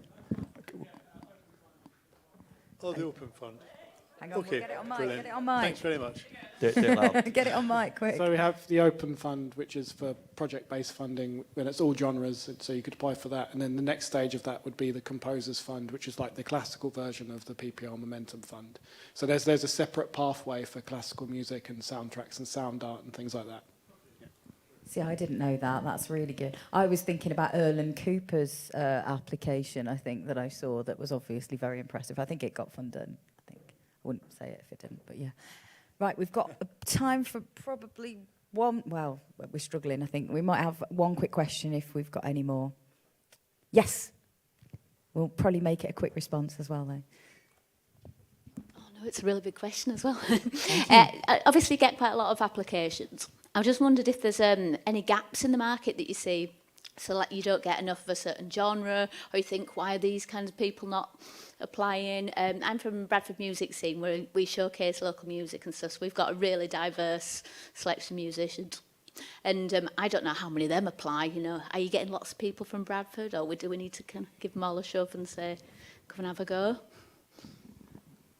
I couldn't say how many people from Bradford are applying, but I guess that's one of the reasons why regional partnerships exist to try and encourage people to apply. From like a genre perspective, the funds that I've observed, they are multi-genre. You know, there shouldn't be like a genre reason why someone should feel held back. And when the judging panel are looking at the applications and who's actually going to get funding, the PRS Foundation want to make sure that they are funding people in different genres as well. Yeah. You don't just want to end up with like six indie bands from Liverpool and 10 rappers from London. The panels that I've been on where we've been assessing, it is defined by genre, but then you've got a spread of people from like geography all over. Sometimes there are partners involved from Wales and Scotland because they are looking to support and fund in those specific areas as well. But obviously we have to think as judges, you know, about the talent, about the quality of the application, obviously the quality of the music as well, but also about the spread geographically, because we don't want to be in a situation where the PRS Foundation and PPL are only funding artists in London. It's not going to be what we want to get out of it. So I do think it's very clear that they do look at all genres, and they split it and bring in specialists in all those particular areas of those genres to have an overview, obviously have a really good ear. Hope that is helpful to you today. You could put a hand together for our wonderful guests today, Eva, Chiedu and Davy. Thank you.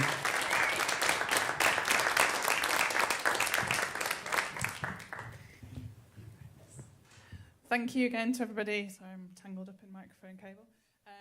We have a little break now.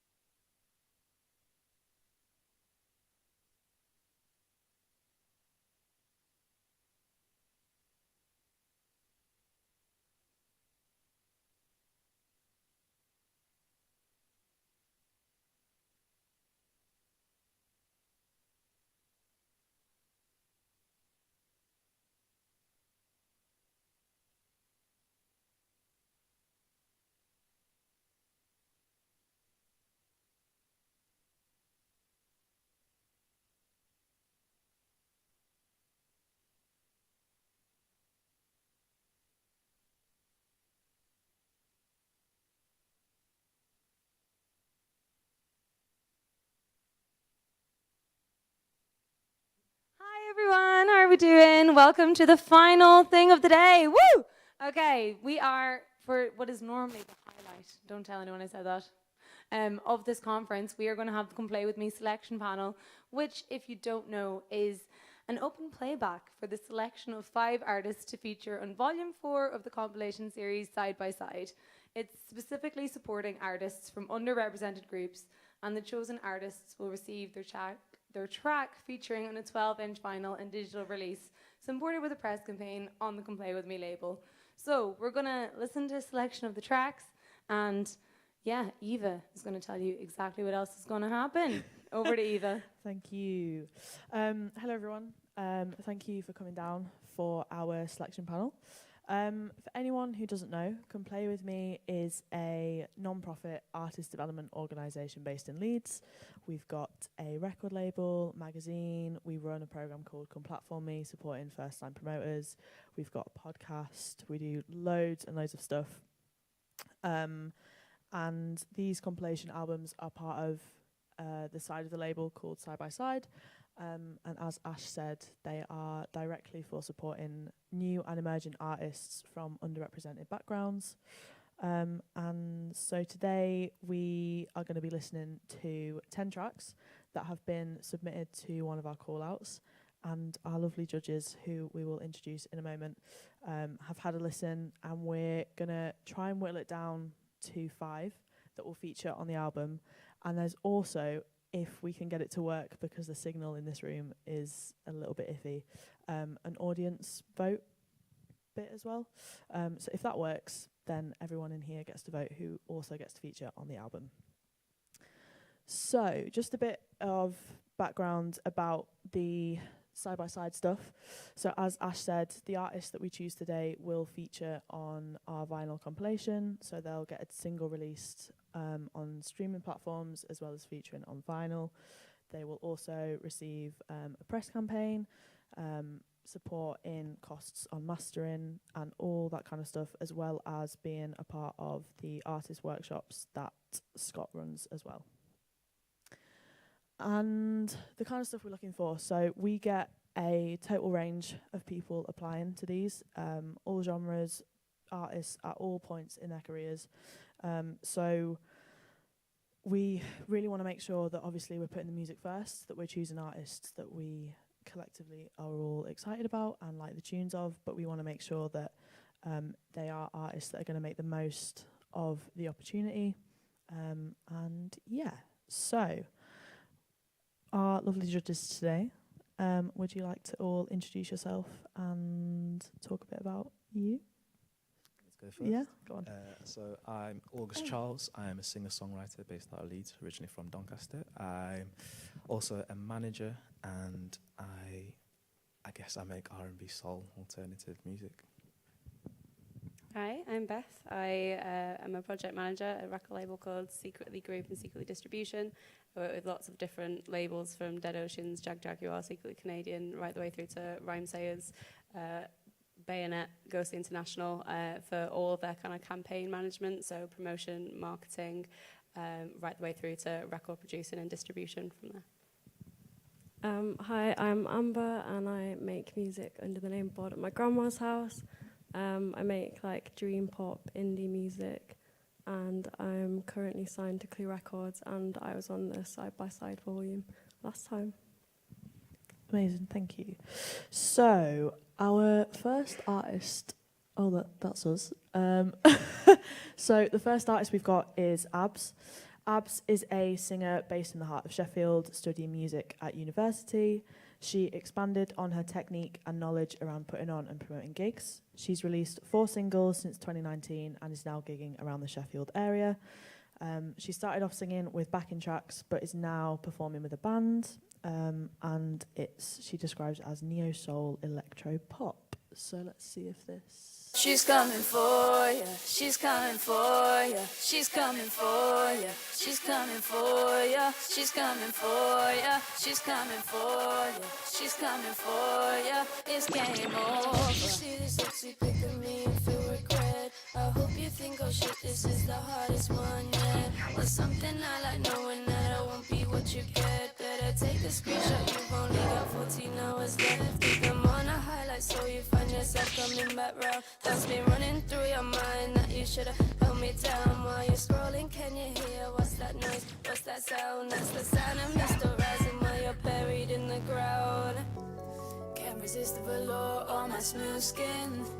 Eyes are back in your head over my huge grin. Maybe it's the Bristol twang, you must probably like it. Maybe it's the red lights or the access restricted. Maybe it's the rings, do you want it to add one?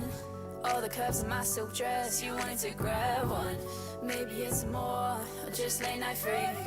But you want some of me, and come and she. Cool. Beth, I'm going to pick on you this time. What did you think of this track?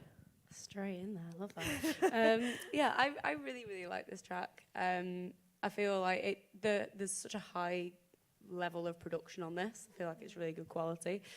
I do kind of wish she'd driven the vocals a little bit more to kind of match in with the really sort of heavy, gritty kind of chorus element of it. But yeah, I think she's done a great job at mixing and mastering this. I think it sounds great. Amazing. August, any comments? Yeah, thoughts? it's kind of funny because obviously we only get to listen to 30 seconds of this, but there's like a huge crescendo at the end of this track, which it makes you want to just turn it up and be like, damn. I feel like I want to be really energetic every time I listen to it, and She's Coming For You is like one of the words in the chorus that is kind of addictive, so you should check it. Cool. Okay, so the next one we're going to talk about is Babes in Love. Let me just find... So, Babes in Love are at the emergence of their fame and recognition, pioneering a unique sound full of euphoria and synths, taking influence from Italo, disco and new wave artists. Their nod toward this nostalgia is not to be assumed as dated. Impossible to pin down in terms of sound, this pop duo have just released their first EP, and they say that their music transcends space to be played live on stage and in the club, refusing to be pigeonholed.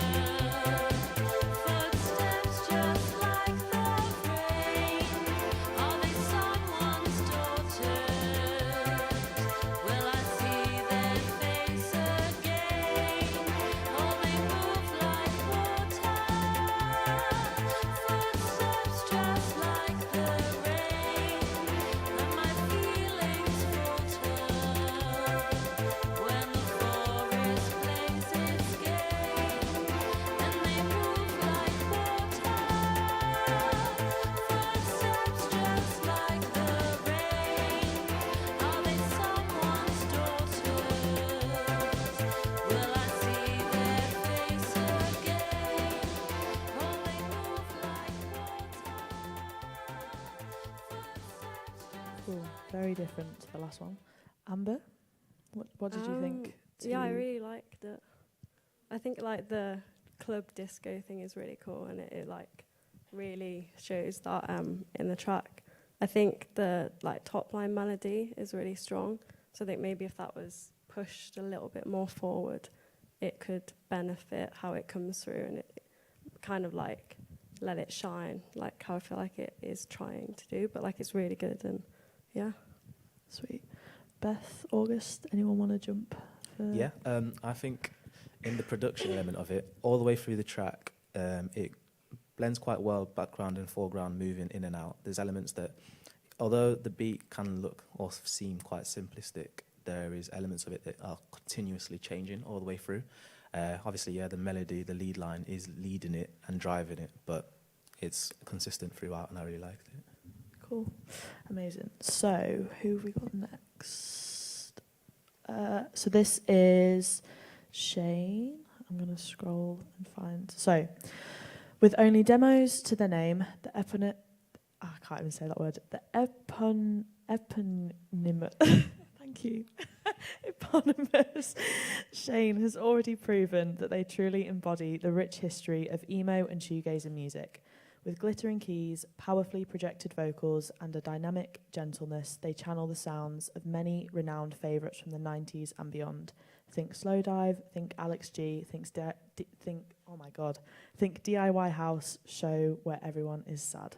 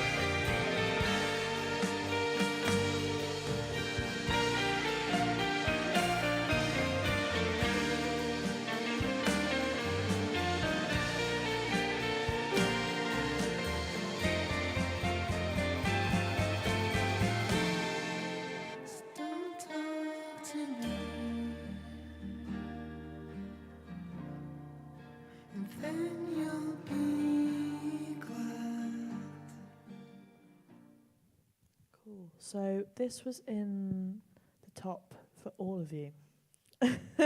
So who wants to kick off talking about Shane? I have to go for it. Yeah.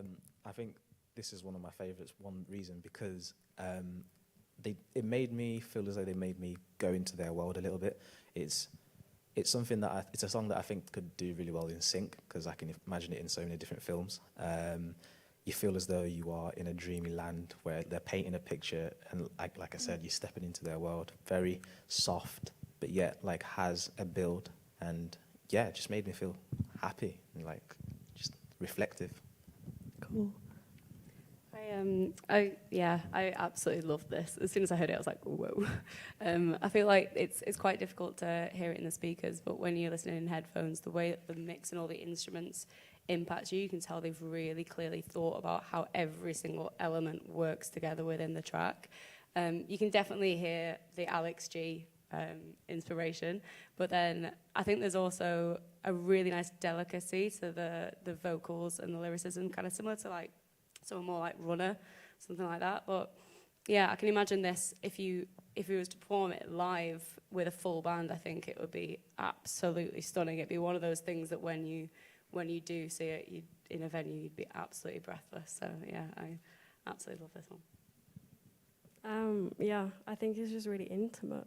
Like it just feels really intimate, but also there's a lot of movement within it, which I think sometimes when like there's an intimate track, it doesn't feel like all the instrumentation is also moving with it, but it kind of manages to do that together, which is really nice.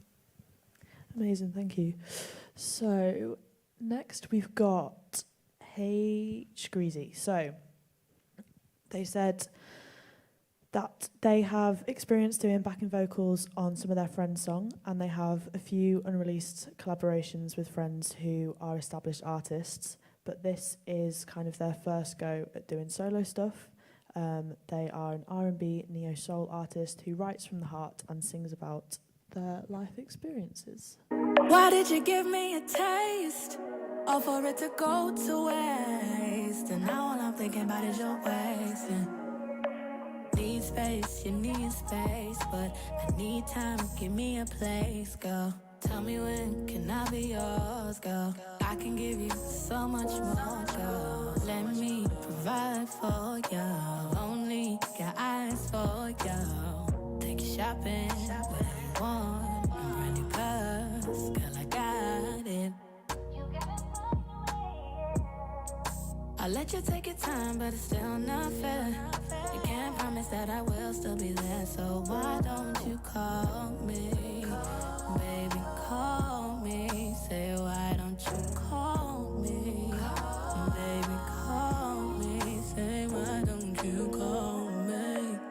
Baby, call me. Say, why don't you call me? August, let's start with you this time. Yeah, I really like that. I think it reminds me of an artist called Jenny Aiko, like old school Jenny Aiko, US R&B neo-soul artist. And it's very gentle in terms of her vocal kind of range, how she approaches, but then when the beat kicks in, it almost contrasts, but it works. It's like a very heavy bass line that it's almost like a moog bass, and it's kind of sifting through, but it creates that mood that you can see. It's like a love song based on lyricism. I can tell it's like directed to someone, but it puts you in that mood. It's really nice, lush. Amazing. Beth? Yeah, I really like this. I feel like it's a really current sound that would do really nicely on like Radio 1 and 1 Extra and things like that. And the fact this artist is only just starting out, only having done a few things on some samples with their friends, it's such a well-crafted mix and production. Like, it feels like something that someone would have made years into their career. So I feel like this is quite an exciting artist. Cool. Anything to add, Amber, on this one? Not just kind of the same. Like, the production is really impressive, and just the flow of it and everything is, like you said, it sounds like it's, you know, it's like the 10th song that's been created or something, or even more. It sounds really like mature and developed. Cool. So next we've got Flash Cassette, who I'm just going to scroll through. So Flash Cassette is an electro-funk project that started during 2015. They have self-released 3 albums and played over 50 live shows using hardware synths. Their electronic sound borrows elements of funk and disco and merges them with elements from video game soundtracks and early house tracks. He says that their fan base tends to be made up of people who enjoy, in quotes, 80s electro-pop and retro genres like synthwave. It also appeals to lovers of disco and funk.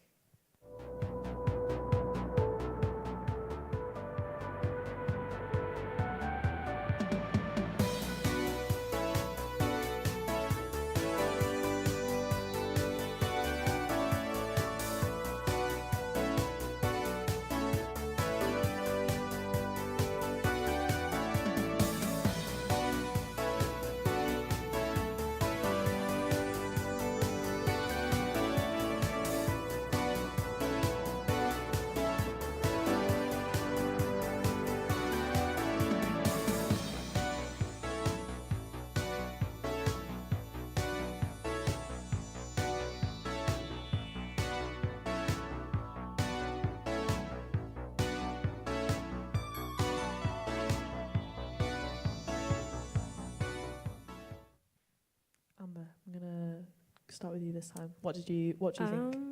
Yeah, I mean, that I like the analog synths in it. I think that's it's kind of how it you know, it's clearly obvious. Like, when you listen to it, it takes you back to like all the OG, like, you know, 80s synth era. I think, you know, it's cool that is driving the track. I think maybe if there was more like sections within it, or if there was like a few more like sounds, like maybe the same melody but with a different instrument or something, it could maybe change it up a bit. But yeah, it's great. Cool. Beth? Yeah, I totally agree. There's a whole new wave at the moment happening of quite dark synth pop that's coming through, and I'm so here for it. It's so cool. Yeah, I really enjoyed this, and I do kind of agree that it feels like it needs to take you somewhere within the production a bit. But yeah, I really enjoyed the overall sort of timbres that they've created in this. I think it's really cool. Cool. And August, anything to add? Yeah, I think pretty much the same. It's quite a short track. I think it's just shy of 3 minutes, and from the beginning it takes a while to kind of get into, but once you're into it, you can feel like, yeah, this is really nice. But obviously I think it's relevant to the setting of where you're listening to it. If you're listening to it in a live set, on a DJ set, I think it could be really impactful. But if you're kind of isolated and just with your headphones, it might feel a different way. But no, it's really good. Yeah, cool. Thank you. So next we have Lizzie Walmsley, and she did a video application, so I don't have the bio to hand, which is a bit irritating. So we'll just play the track. You say you wanna build, so let's build you back up.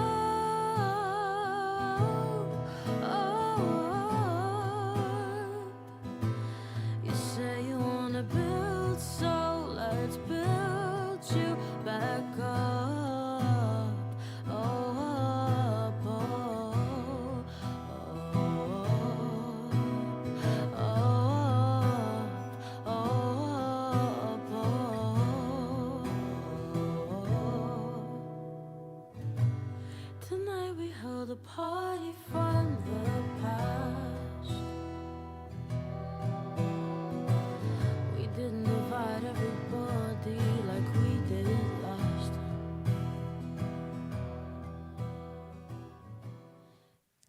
Cool. August?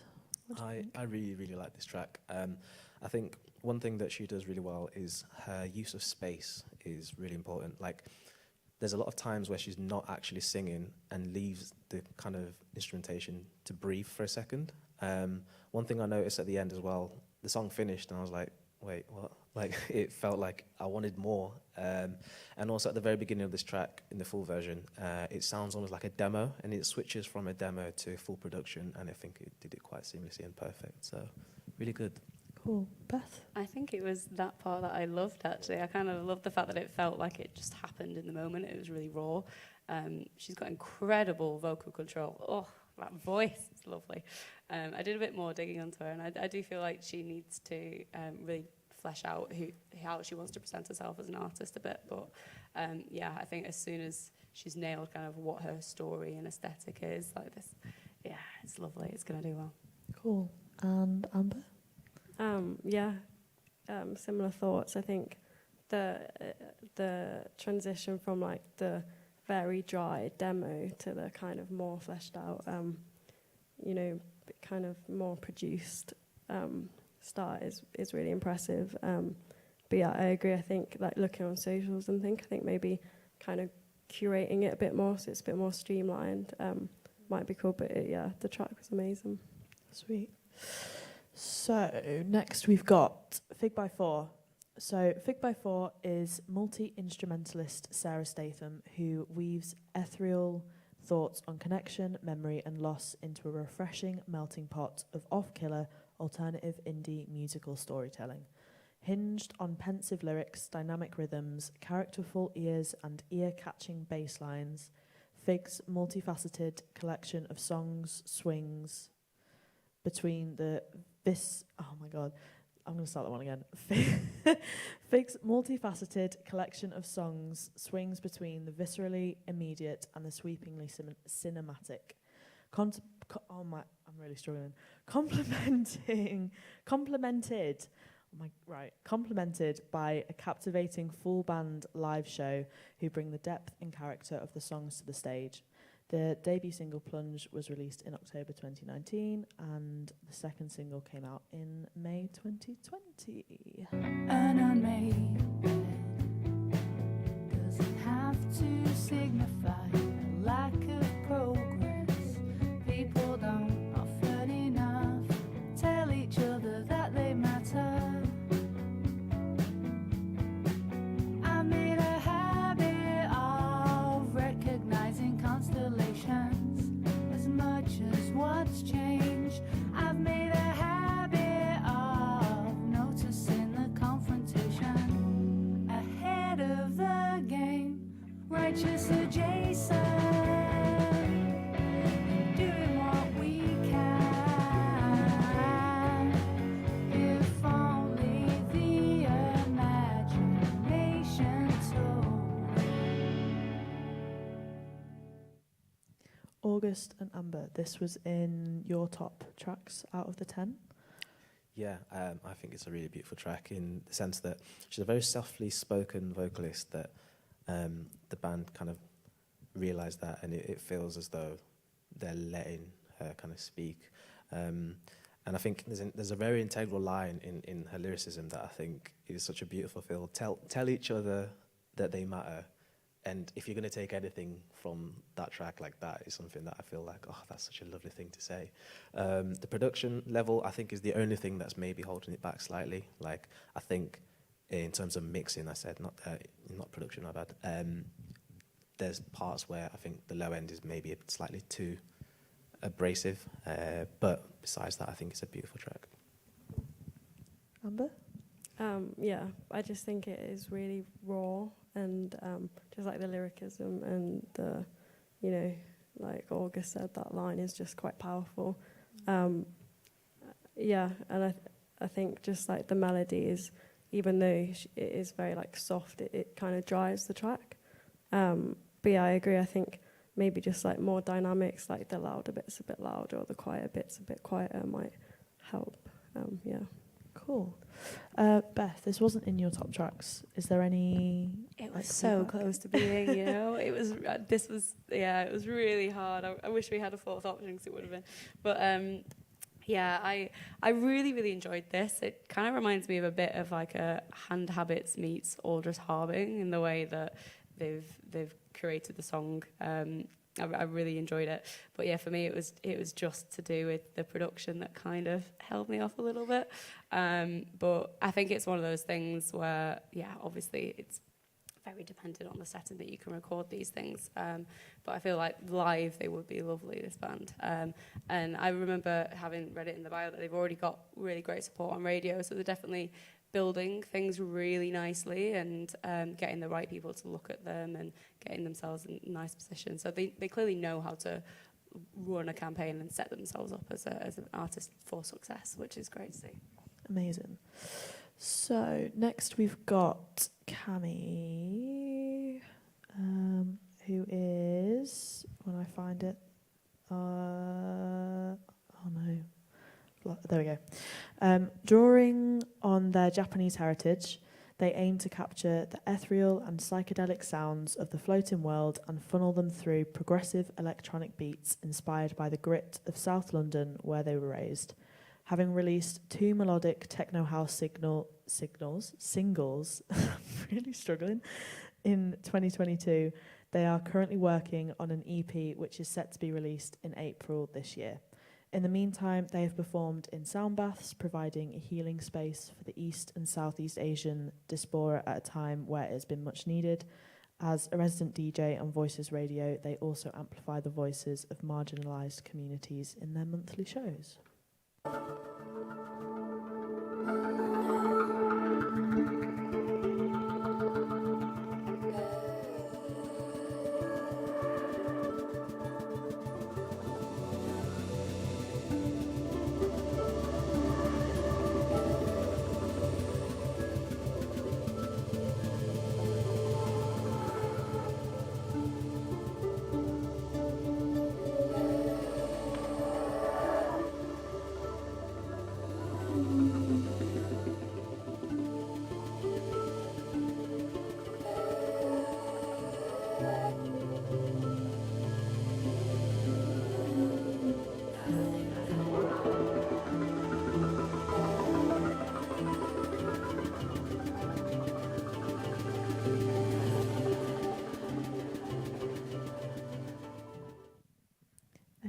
To jump at talking about Cami? I thought this one is something that kind of takes you into a different world, in my opinion. I think hearing it on speakers doesn't do it justice, because when you hear it on like in headphones, it's very well mixed in the sense that you hear it being panned from left to right quite well. I don't know if they intentionally made it with it sounding as if it should be like a sound art installation. It's almost like if you were to listen to this and walk into a gallery that had a lot of visuals that kind of reflected the meaning and the feel of it, it would be amazing. I can imagine it being like Dolby Atmos, just full on surround sound. Yeah, good vibes. Cool. Beth? Yeah, I absolutely love the production on this. I feel like they've really nailed exactly the direction that they are as an artist. I feel like this song, as you say, it really fully immerses you, especially when you listen to it in headphones. And I love the way that all the instruments really blend into each other and kind of take you on a journey. For me, it kind of feels like you never in the track, it's kind of just missing that kind of sense of sort of a climax moment in it, that it doesn't feel like it's taking you on a journey, but you don't fully reach the destination, which I feel like if they had nailed that, it would have been, I would have been like, this is incredible, this artist, everyone needs to pay attention to this artist, it's incredible. But yeah, I really, having dug into the artist a little bit more, it's really amazing to see how involved they are in the ESEA community. There's a brilliant collective called the ESEA Music, and one specifically for the ESEA Sisters, which is about pushing I'm getting it as well now, marginalised community, particularly women, and create a kind of creative hub for them. And that's really exciting to see that bubbling up, and it's brilliant to see that they're already well connected within that. So definitely kind of putting themselves in the right spaces and knowing how they can lift up themselves as an artist and their own platform, but also others around them, which is so important. Cool. And Amber, anything to add on those? It's really ethereal. It's kind of like you said, it transports you, which I think is quite powerful to be able to do it without any form of, lyrics or anything like that. And also the written submission was just quite impressive. They had a very thought out release plan, which I think is always good to have, before anything is at that stage yet. So that was impressive. Cool. Thank you. So next we've got Goddess Collective. So Goddess Collective are a well-established 7-piece jazz fusion global beats band based in Leeds and are made up of women and a non-binary majority, wanting to feel empowered in a male-dominated music industry. Featuring heavily in the Leeds music scene ever since their sellout debut at Hyde Park Book Club, Goddess Collective have since played Belgrave Music Hall, headlined at the Hi-Fi Club, and supported the London-based Latin jazz powerhouse Collectiva at Brudenell Social Club. After success at Manchester's Old Abbey Tap House, they debuted at 2 major festivals, Tramlines and We Out Here. Inspired by the like of Phaser, Ezra Collective and TC and the Groove Family, the energetic rhythm section and punchy horn lines as heard in our debut single, Smash the Crash.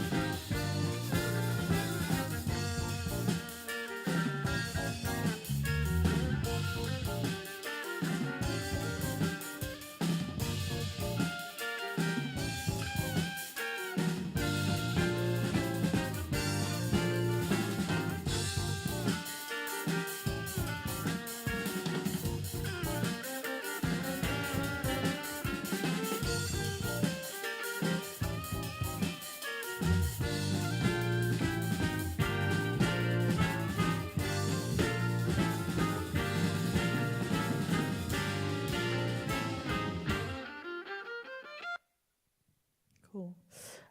So again, this was in the top 3 for all of you.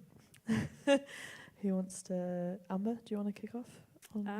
Yeah, I just think it's really cool and it's catchy and I don't know, I never got bored listening to it. And also, I just the submission, I think it's really impressive. I think they're obviously quite well established in the Leeds scene and, especially, in the jazz scene and all that kind of stuff. And I think it seems like it would be the right point to try and kind of branch out and do more from what they've already achieved themselves.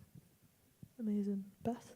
Yeah, I absolutely love this. I absolutely love I'm kind of gutted that you all only get 30 seconds to listen to it because this track, it's one of the, I think it's the longest submission. And throughout it all, each artist and each musician gets their own spotlight throughout the whole production. And I love the way that all the instruments interweave with each other. They've really thought it through. It's a really epic track. It's also just in general just a really exciting time for them to be coming through as an act because there is a really great movement in British jazz happening right now that is also, we're getting a bit more of an international reputation for it, particularly from northern-based artists. So it's definitely starting to cross over more now into sort of daytime radio and things like that. Six Music are really getting behind it. So I feel like they've come through at the perfect opportunity for this. And a lot of the artists I will mention it's a male-dominated thing with jazz right now. So it's amazing to see a group of female and non-binary artists really kind of championing that. It's lovely. Cool. Yeah, no, this was my favourite track just because I've had the lucky enough to see them live at We Out Here Festival.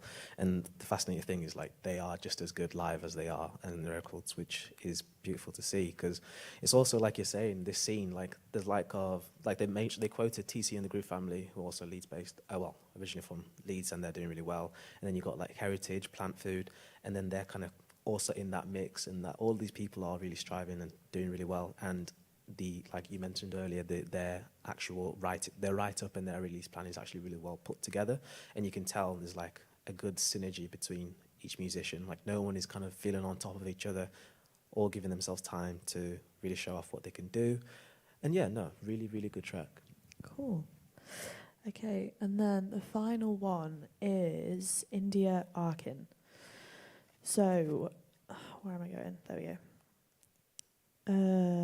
I've totally lost it.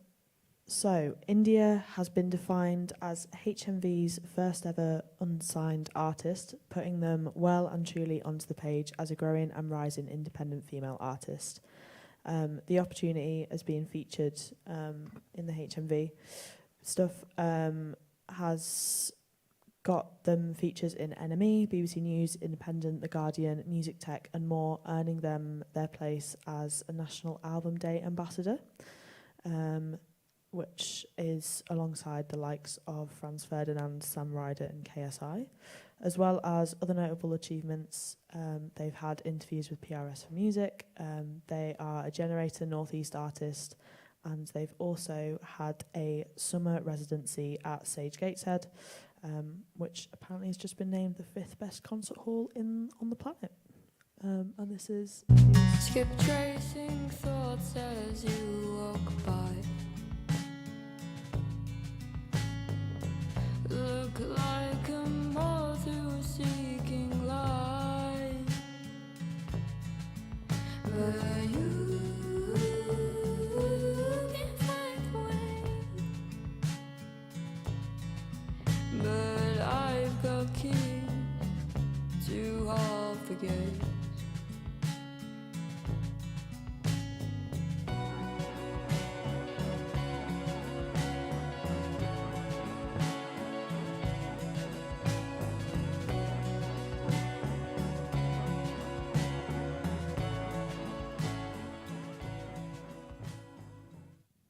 Gonna start with you, Beth. This was also in your top tracks. It was, yeah.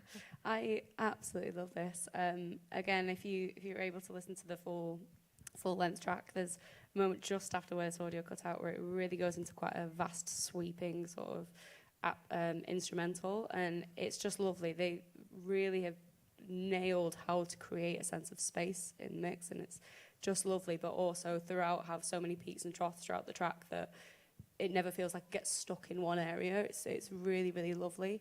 I was also really impressed by the artist application that they sent. They've clearly thought through every element of the campaign, how they would work it. And I feel like as an artist, when you're starting out, that you need to be thinking about all these different elements and how it ties in. It's a lot of hard work, but it really does pay off. And the fact that they've clearly already got a nice little bit of buzz around them, people are starting to pay more attention to them. It definitely feels like they're on the cusp of really breaking, and it just takes more people to invest in artists like this in order to break that line. Definitely. Amber, any thoughts on India? Yeah, I really enjoyed it. I think the harmonies and all the little pieces that you don't really think about in a track but make a massive difference were there, and I think that was obvious, and it really added to it. And I think also, like you said, the submission was really impressive, and what they've achieved to date, and like who they've already been working with. Yeah, I think maybe for me personally, just like a few more drum like variations might be cool to hear. But other than that, yeah, it was really cool. And then August? Yeah, I struggled not to include this in my top 3. I think it was one that stood out by a margin just because the production level was quite high. The write-up was really well put together, and like direction-wise, clearly they know what they're doing in terms of that. I'd say the one thing that you don't get to hear is at the very beginning, it has this kind of oscillating synth that kind of goes from left to right it looks like quite gripping. It gets you from the very moment that you start the song. So I think from there on I was already sold, because I was like, wow, I feel like I'm immersed in this now. I think the only reason I didn't put it there is I don't even know if I know myself fully, because like I don't know, it was very hard. The good thing about all these songs is that they're all really good, but I guess the last thing to say in terms of us being in the selection side, our opinion doesn't really matter. Like, let's be honest. Like, as a musician and anyone that makes music, you make it for yourself for a start. And if people really resonate with it or they really like it, they like it. At the end of the day, what we say is just our general opinion. So, I have no doubts that all of the people that are submitted are going to go on to do really well. Yeah, that's a nice one to finish. So, that was all of the artists that we're going through. So now we have the fun task of whittling it down to 5, including the audience vote, if we can get it to work. Fingers crossed. So I think both Shane and Goddess Collective were in the top for all 3 of you. So I feel like it's fair to say we can call them successfully chosen artists. Amber and August, you both had Fig by 4. Beth, how do you feel about pushing Fig into the group of 5? As I say, I was so close to choosing them, but for me it was like India's production just ever so slightly picked the fence for me. But yeah, I think Fig were incredible, and yeah, I'd be really happy for them. Amazing. And then, so India was in your tops, but is there anyone else that we've listened to that either of you want to push for? I think Lizzie was really beautiful in just her compositional talent, songwriting-wise. I think, like I said before, her awareness of space within like syllables and how she's using it in the rhythmic element of the track is beautiful. I think, I don't know whether it's a good or a bad thing, the beginning, the intro, the demos, like, because obviously if you're listening to it, you for a good second you feel as though it is a demo, and then it transitions into the production side. But I think that's the only thing that didn't make a cut for me at the time, but I think that's a track that is really beautiful. Okay, cool. Amber, anyone that you want to fight a corner for? I kind of agree with Lizzie. I think I think the track was really strong, and I enjoyed it, and I think it would appeal to quite a large audience and lots of people. I think it was just doing a deeper dive on socials and stuff like that, where I felt like there was maybe a bit more like, guidance in that area. But yeah, definitely the track was amazing. Okay, cool. So it feels like that was surprisingly easy. It feels. So from the judges, we can say we've got Shane, Fig by 4, Goddess Collective, India, and then Lizzie. Happy? Cool. Okay, now the bit which hopefully we can get to work. This is a big QR code that if you can get online, because the signal in here is a little bit temperamental, you should be able to select one of the artists that we've listened to, and hopefully it'll work with people, and we will be able to get the 6th artist for Side by Side 4. If it's working.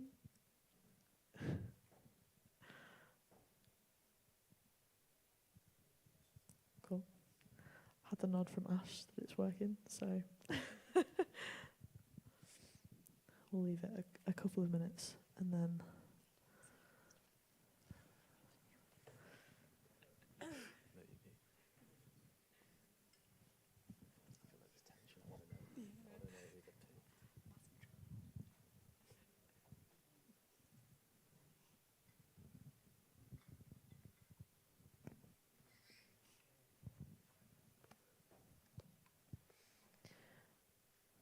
I'm waiting to have a text through of someone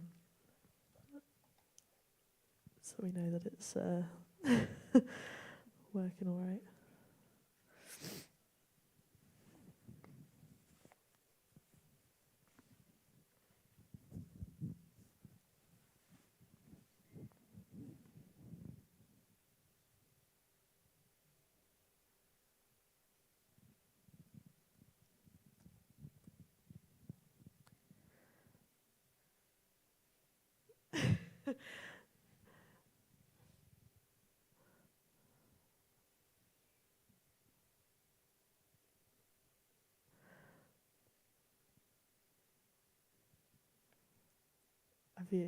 I'm looking at Elle to know if it's.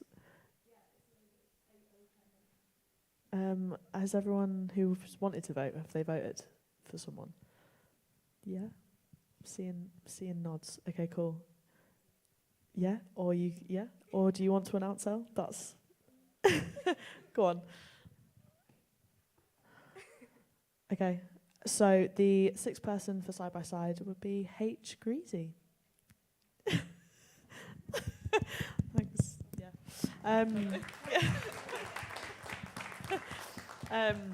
Yeah, massive thank you to you three for joining, for listening to the tracks, for sharing your opinions. Big thank you to Arts Council for funding Side by Side as a project and allowing us to work with so many new and exciting artists. I think Ash has got a bit of Public service announcements. Yes, I do. Okay, one hand for our amazing panel. Thank you, everyone, for voting as well. Whoop, whoop. Okay, it's the part of the day that everyone has been waiting for. It's time to leave rapidly out of this room, upstairs, hand in your lanyard and get a free drink. Yeah. Oh, silence. Come on, guys. Woo! Yeah, all right. Thank you very much, everyone. There will be some networking drinks till about 7 or 8 p.m. upstairs. And yeah, just as I say, hand in the lanyards. Thank you all very much.